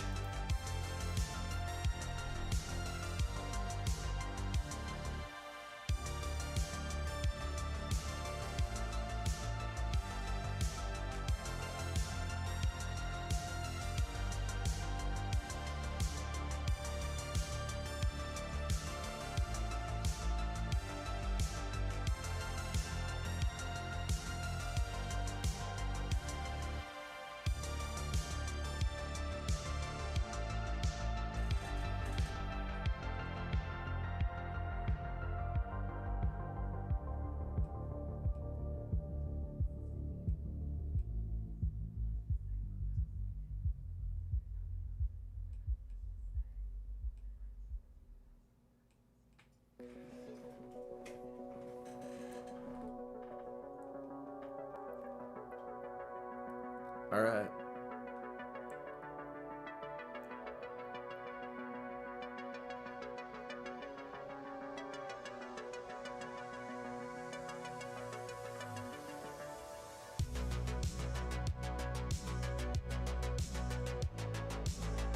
Oh, that's so peak. That's so peak. Holy shit, we've got it. We've got it. We've got it. Okay, here we go. Everyone who is a Twitter, I'm gonna need you to retweet something that I post.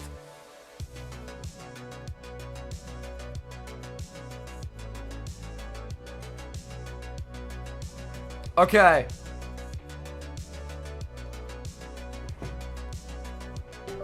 Here we go. We're actually so fucking back.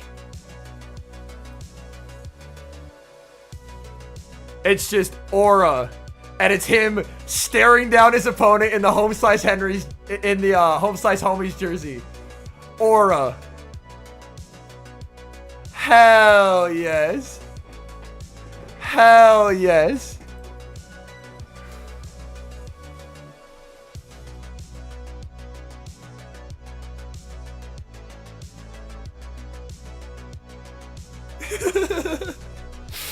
Let's go!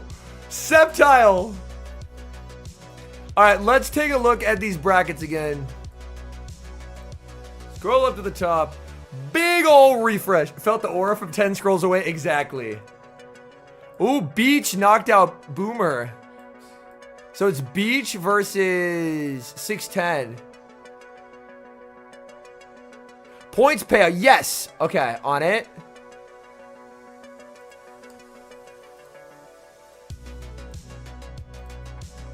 All right, points are paid out. We had to hydrate. Cheers. Capine, we are doing a bracket check now, so we'll be able to check for you. Oh, Matt is out. He lost to Odin. He lost to Odin. Very good run from Matt Attack, though. Matt Attack still made it very far. Kem Coop versus Hedonis, still no result there. Colin. Big losers run from Colin. Look at this. Bang, bang, bang, bang. Dr. Roast Beef versus They Love Jai for a spot in day 2. Who is Rise? Rise will be facing Chen Yu off stream. Easy claps for Rise. Capine is out, unfortunately. Capine just lost to Teddy.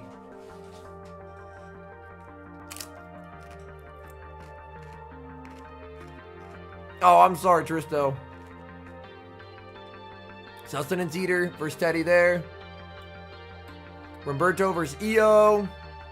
Loser plays a deep. ZZ versus Mimic You.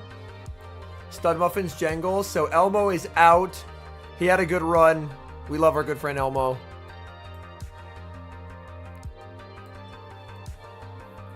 Jins versus Ingbato. Auburn Night Freeze. Tomahawk Teddy Bear is going to be great. Arrow Bill still ongoing. The country of Italy is out. It's in New Orleans.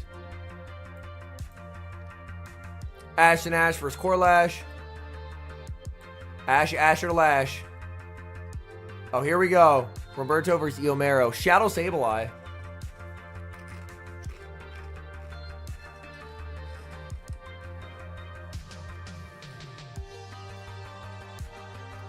Toad is in group finals against Lyle Jeffs, JJ. Losers, Kellio's out, Khaleesi's out, Dialab versus Fordano, Speedius versus Jumothy, Richie Boglish, Firestar versus Motiques. I'm pretty sure Firestar's the one who beat Motiques earlier. So Firestar versus Motiques, the rematch.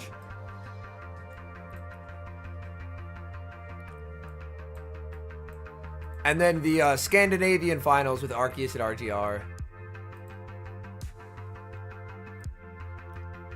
Now, they have the next match on stage already.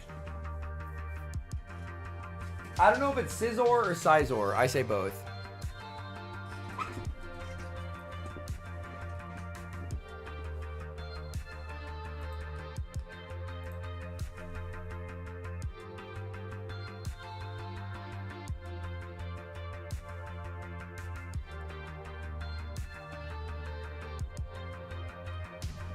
Oh, no, that was a teddy bear. That was not Teddy GM. That was Teddy Bear. Where was it? Yeah, that is Teddy Bear XD. So that is American one.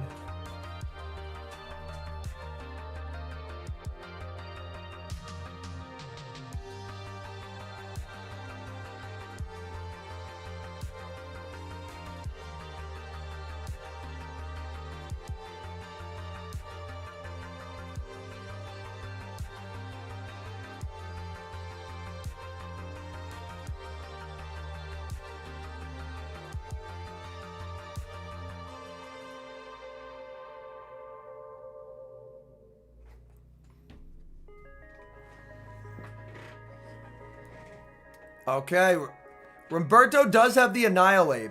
Annihilate has been a very good meta read so far, but EO has 4 really good ape checks. So this would be a good matchup.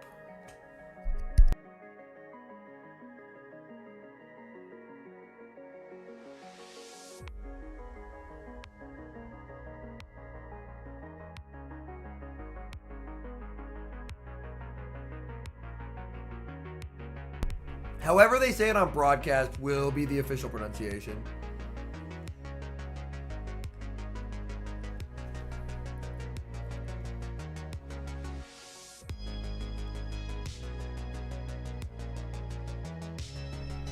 Ferrothorn, I say Ferrothorn. Unless I'm being paid United States dollary dues to say Ferrothorn, I say Ferrothorn. If you fly me out to regional and pay me, I will say Ferrothorn. If you're not actively paying me, it's Ferrothorn.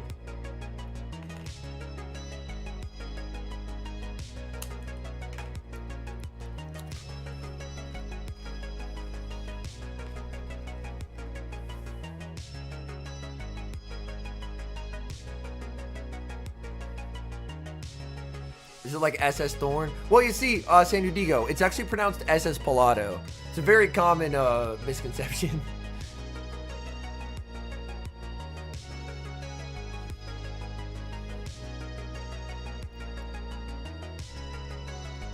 The first way? So, is it Scizor or Scizor? Yeah, you know yes, I do know. Yeah, it's a SS Palato for those who don't know. SS Palato. To be fair, no one is more Palato than Marto, but Thorn's pretty close. Thorn is pretty close. Gastrodon beats Scizor? Yes. Gastrodon just slaps it down unless it's A, Fury Cutter, and B, Non-Shadow. That's why if you run Scizor in the... Ooh, good lead. If you run Scizor in the Cup, in the Fossil Cup, I would run Non-Shadow and Fury Cutter. So you can actually beat Gastrodon. Because losing to Gastrodon as a bug type is a feels bad man moment.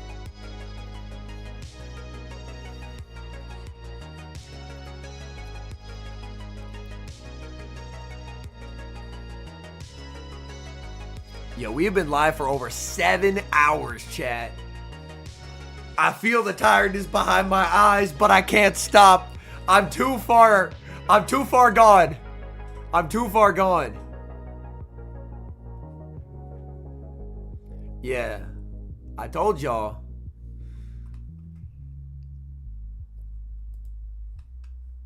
Lock in. I'm so locked, baby. I'm so locked. I love this broken as hell game so much, bro. When it works, it is the best game that has ever existed.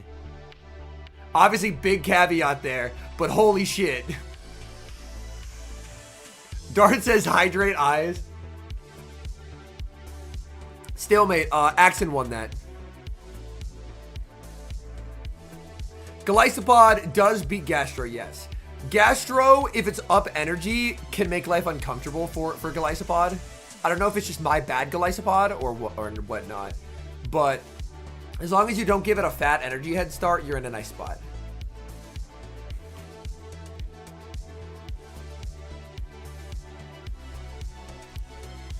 JQ says, come watch my live. I appreciate you being a hustler, but how am I, as someone who's live streaming, going to watch your live? I don't understand the logistics of this.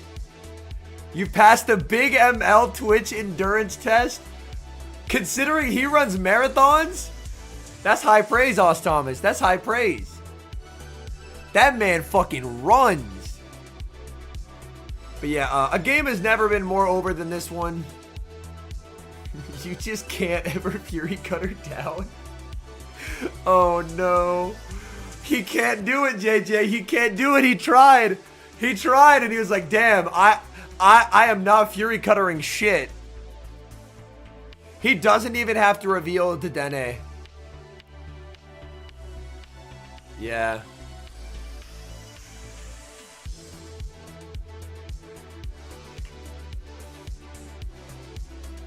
Unfortunately, Os Thomas, I am not a true Big ML disciple. As I only have my account and my wife's account, I do not have all of the other accounts to hit legend on. I will have to work on that. That's awesome, laugh out loud.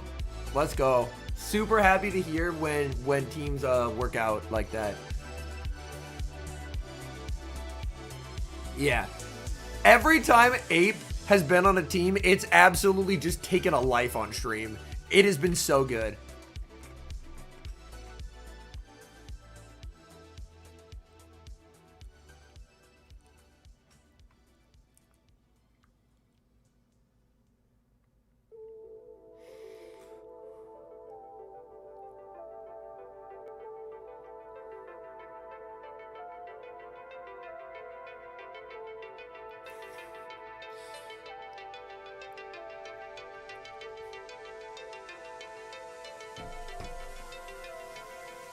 There's this new thing called Community Legend. Yeah, I haven't partaken. So far, I've only hit legend on my account and my wife's account.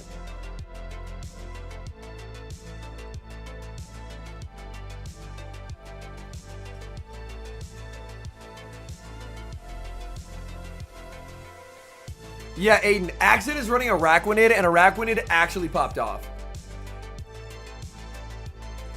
We learned that we've all been sleeping on Araquanid.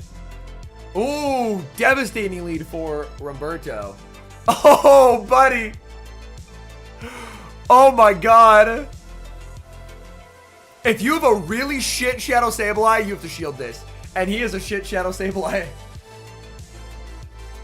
Want to know how I know this? I have a shit Shadow Sableye, and I get countered down if I no shield that. But this energy is just ballistic now. Like, there is nothing you can do to stop this energy. He makes 2 gems. The game is over.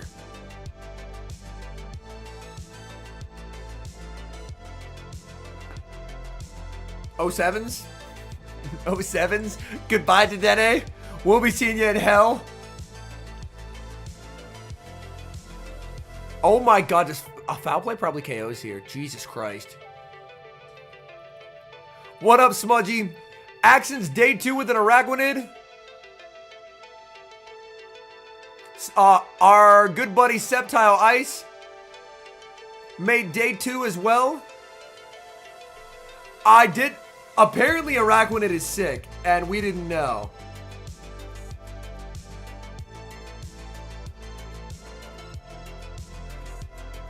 Someone's gonna have to remind. No! The game was... Hopefully Roberto concedes the rematch. Hopefully he concedes the rematch. Hopefully he concedes the rematch, man.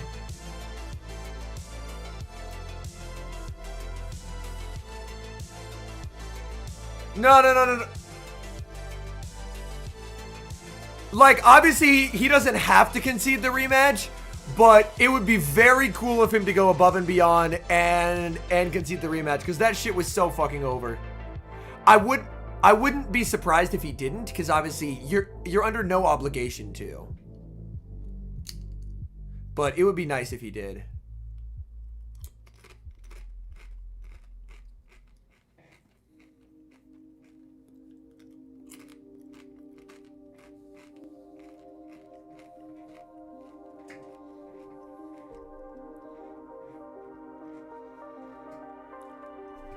But yeah, I did build a new Shadow Sableye.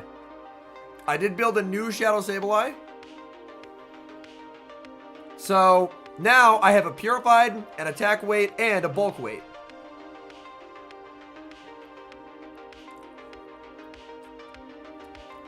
They've had so many issues with the fucking phones today. They've had so many issues with the damn phones. People have been bringing Sable, yeah. What happened? Just a complete freeze out. Max said rip dust.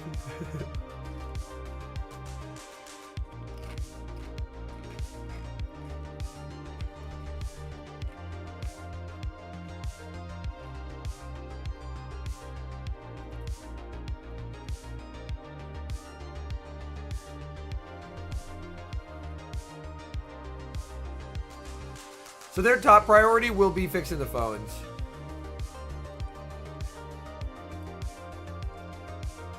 The thing is, if Roberto doesn't concede it, it's not bad sportsmanship. But if he does concede it, then it's good sportsmanship, if that makes sense. Because as a competitor, you're under no obligation to do that. Like, the rules are, it's a rematch. If you choose to go above and beyond and be like, nah, I would have lost that, you can do that. But just no, I don't want anyone being like, yo, fuck this guy, he didn't do it. Because you're under no obligation to, if that makes sense.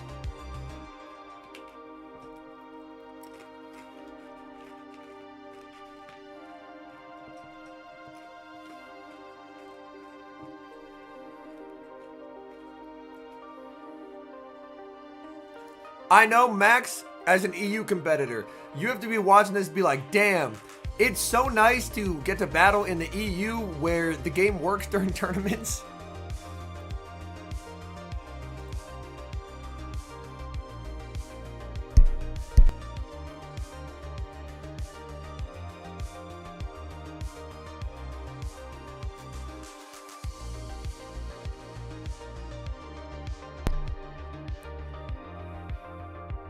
Your game state is shit, our stream state is shit, yeah. I swear someone always kicks the power cable once per EU episode. Just a complete freeze out, CJ.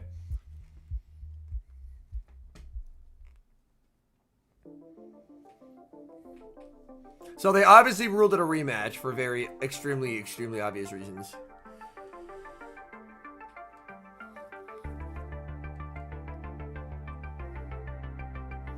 I think part of the issue is like venue internet and stuff. And devices connecting to that venue internet. Yo, Arsenal, thank you for the follow. Time to go back to the South American countries quiz. We are still locked in. The Axon Rise matchup already happened. Axon won 2-0.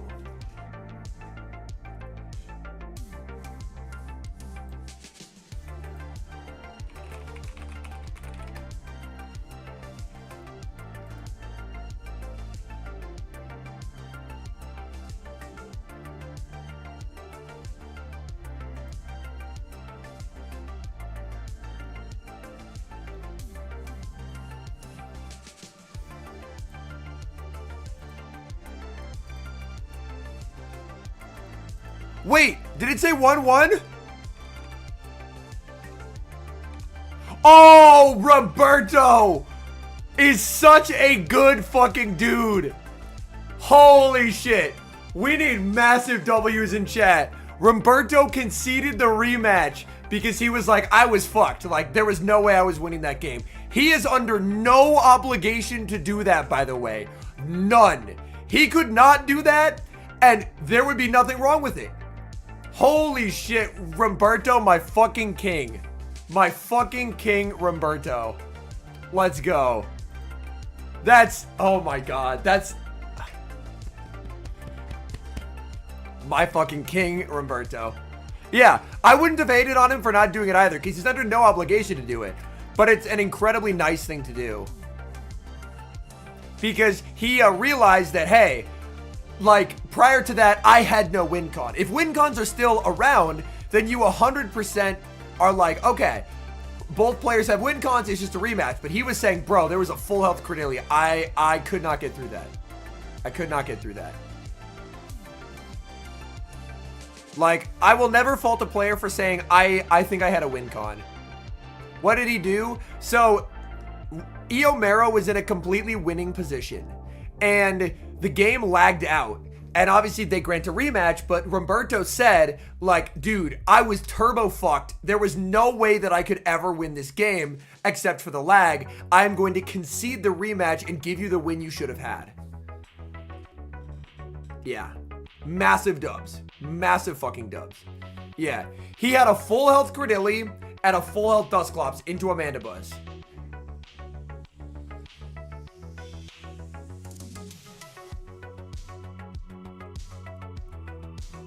Yeah, very difficult to do, but very commendable. Agreed, Jagger. Yeah, agreed. We love Roberto in this household. Now I hope Roberto wins game 3 for being such a good dude. The Dene into the Clops.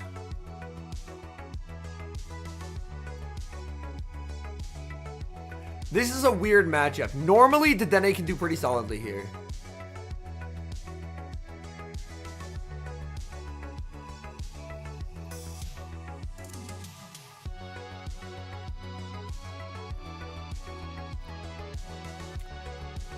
I don't know the exact interaction.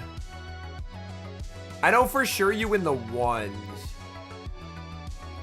I was gonna say, in the zeros, can you ever, like... In the zeros, you might have to play rough.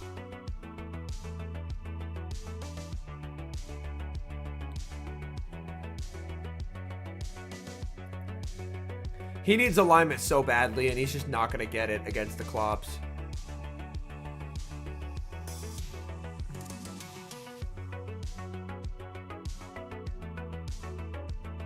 Oh, he's going for it. Oh no! He didn't know. He didn't know about the 2-cycle.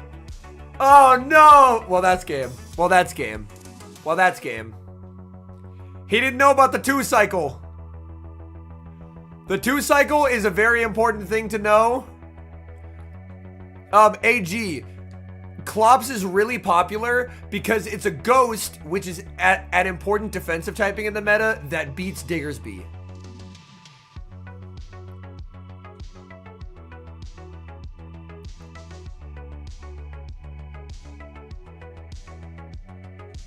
Yeah. Roberto doesn't count. Yeah, he plays on feel.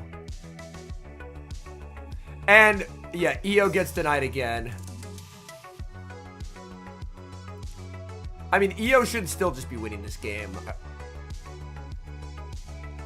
Dude, the combination of provided device and venue internet is a stinky combination in NA. Oh, it's happening to him again! Oh my god.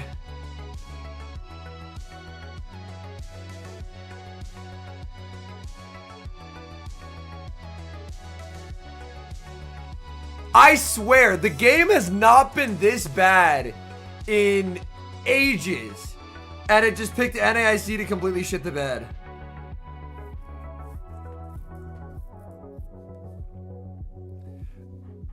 This one, I'm like, it's heavily tilted towards EO, but there's still enough play that I think it'll just be a rematch. Yeah, it is very unacceptable. Like, if I'm Roberto, I don't think I'm conceding this one.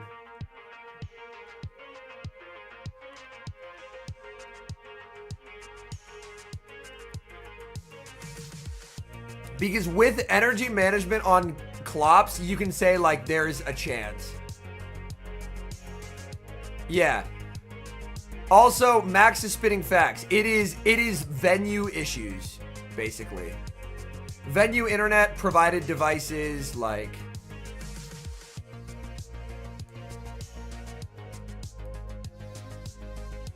But the biggest thing is oftentimes the venue internet issue. Because these are convention centers. And obviously you need really good internet.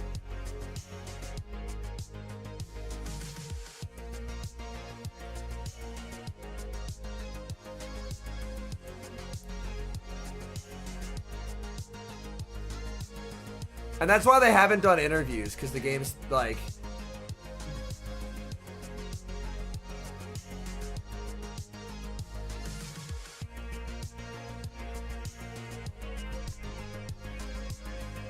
Well, like, the other game, it was 100% decided.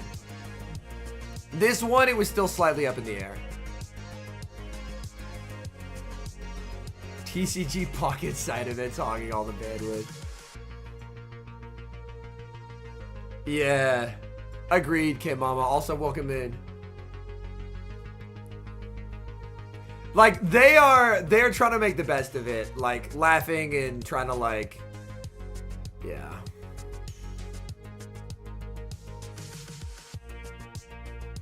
But yeah, these are old brick convention centers. 3 years you competed at Utrecht, you've only seen one lag dispute and it was player error. That makes sense.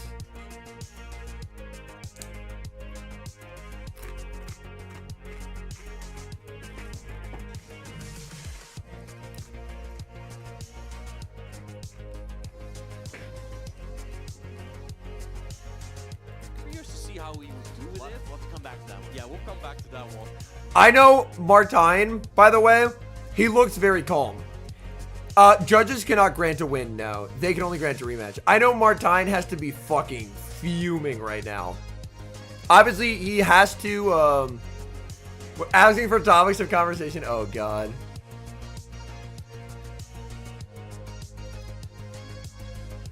Well, the thing is, they are rematching the game, but why there's so many people is they're trying to figure out the root cause of why this is happening. Yeah. Because they swapped out the phones, and it wasn't a phone issue. So now it's a venue internet issue, which oftentimes takes more time to fix. So that is why we're going to be here for a while, because it is a venue internet issue. Like, they switched out the phones and had the same thing happen.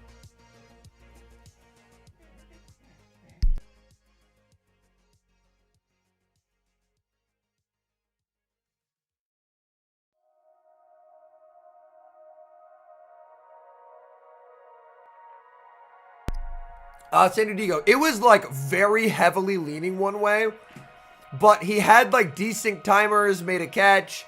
Like, it was probably over, but there's still like enough wiggle room to, like, if a fuck up occurs, a loss can happen. Whereas in the other game, even if you play like a potato, like, my thought process is, if I hand the phone to a 6-year-old, can the 6-year-old win the game? Like, is it like over?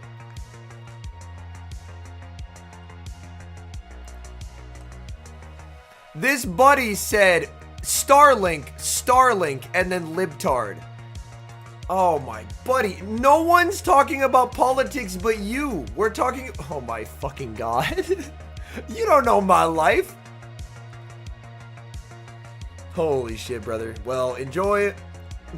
You were clearly not an asset to the chat, so we'll be seeing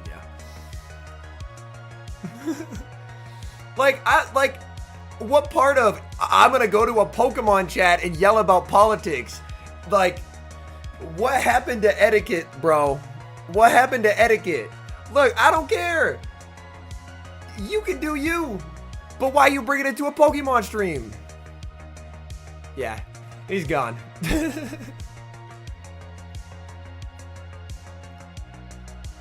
Can Mandibuzz learn Gust? I actually don't know.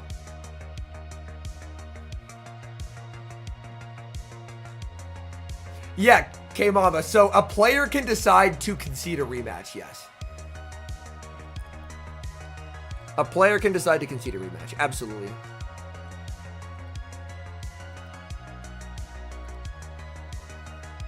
Yeah, his full chat history was Pocket wouldn't give that rematch. Pocket's a bum. Pocket, like, shit-talking Pocket, and then Starlink, and then launching into politics. What the? Pocket's not even on screen! What's going on here? Alright, okay. I'll move past it. I just pulled up the chat history, and it was an insane chat history. It was an insane chat history. Okay. Shiny Mandibus. If it's good PvP, Ivy's goofiest. Yeah. Starlink is like, I believe it's like internet connected from satellites. And like, I'm very down to have them explore other options. But obviously, when you're in the middle of a tournament, you can't just switch internet providers. So it doesn't really fix the issue that's at hand. The issue that's at hand is they have to figure out what's going on with the devices and connection they have. Because mid-tournament, oh, Beach, day 2. Look at this losers run from Beach, by the way. 1, 2, 3, 4, 5. So, like, if that ends up being a long-term fix, that'd be kind of cool. But in the context of this tournament, you can't fix shit, like, you can't change shit instantly. All right. Odin versus Roachcha. Hedonus knocks out Chemcoop. Hedonus has had another one of these sick losers runs. Henry, check Battle Bill. I will do so. We are going through the whole bracket, so we will get there. Colin, day 2. Who's surprised? Not me.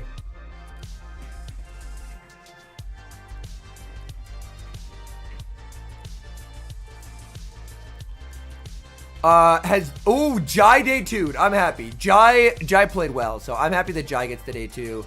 Did Rise day 2? Okay, we don't have a result from Rise Chen Yu yet.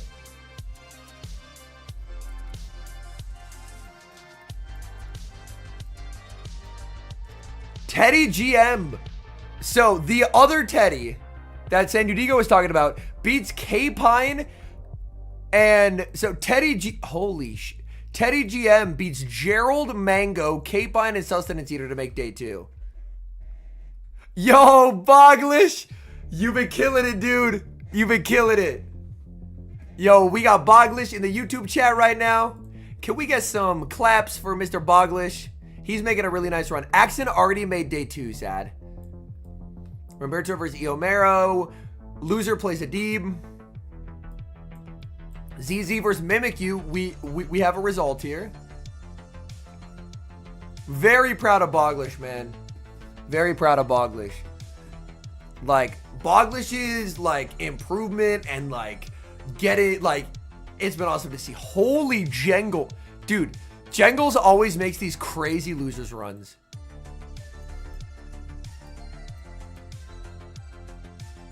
Elam and Will. I really want to see the Will guy play. Jin's making a big losers run. Tomahawk, Teddy Bear XD. Bill took down Arrow. Holy shit. Bill is trying to make me eat my words right now. Bill versus PDX Dragon.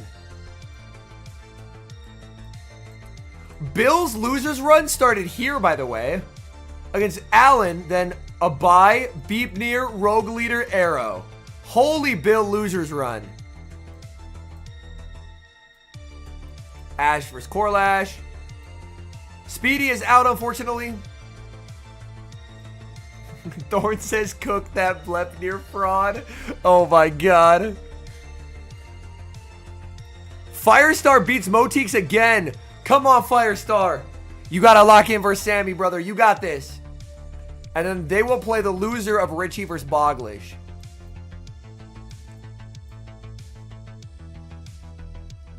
So Firestar lost 2-0 to Boglish after 2-0ing Torian.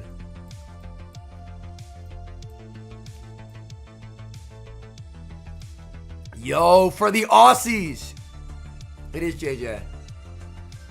Bill's going on a rampage after losing his Italian privileges.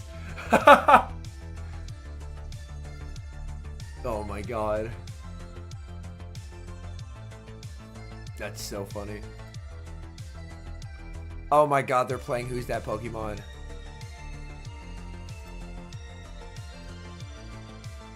Richie was your winners finals in your group and you was nice. But yeah, for the Aussies, Avrip doing very, very well.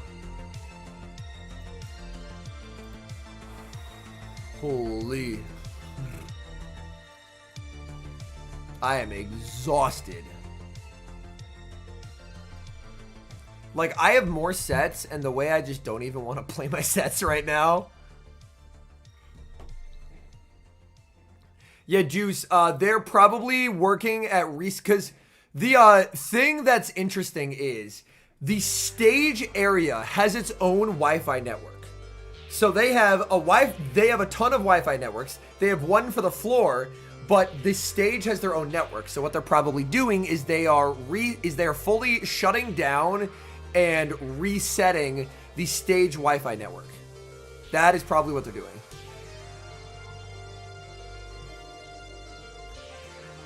Okay, Incio Man, did you connect your account to your PTC account and then like claim the code in the redemption and everything? Because if you did that, then it'll show up as timed research in the events tab.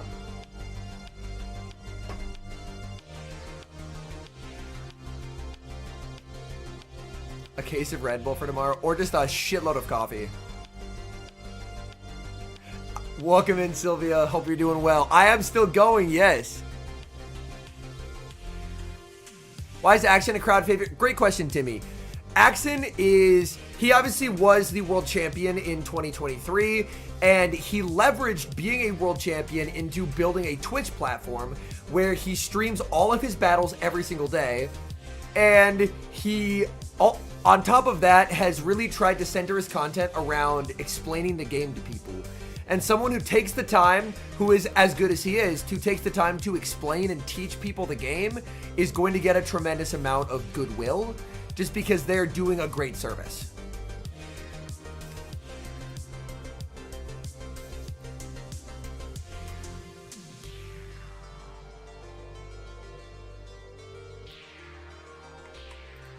So, once you have the code, Yoke, like, if you have the code copied, go, like, type in Niantic Redeem. And then, yeah. So, basically, yeah. So, basically, step 2 is rewards.pokemon.com to link everything. And then once you have the code, then you go to the Niantic Redeem website. I have been drinking a lot of water, Sylvia, yeah, but my voice is fucked. It is, it is gone.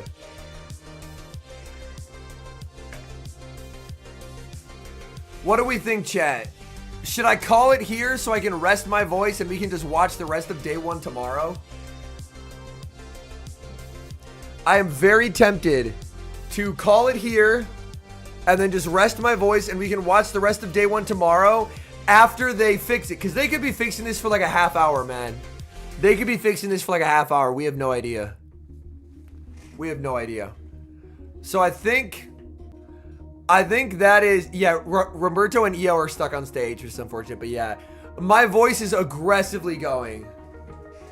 Yeah, and if we start tomorrow needing to watch day 2, sorry, needing to watch part of day 1, then we'll be able to watch stall free, which is nice.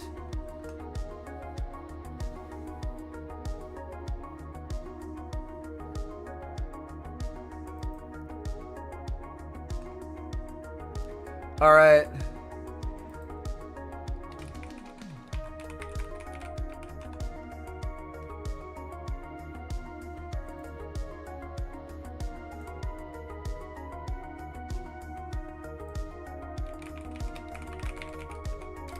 All right.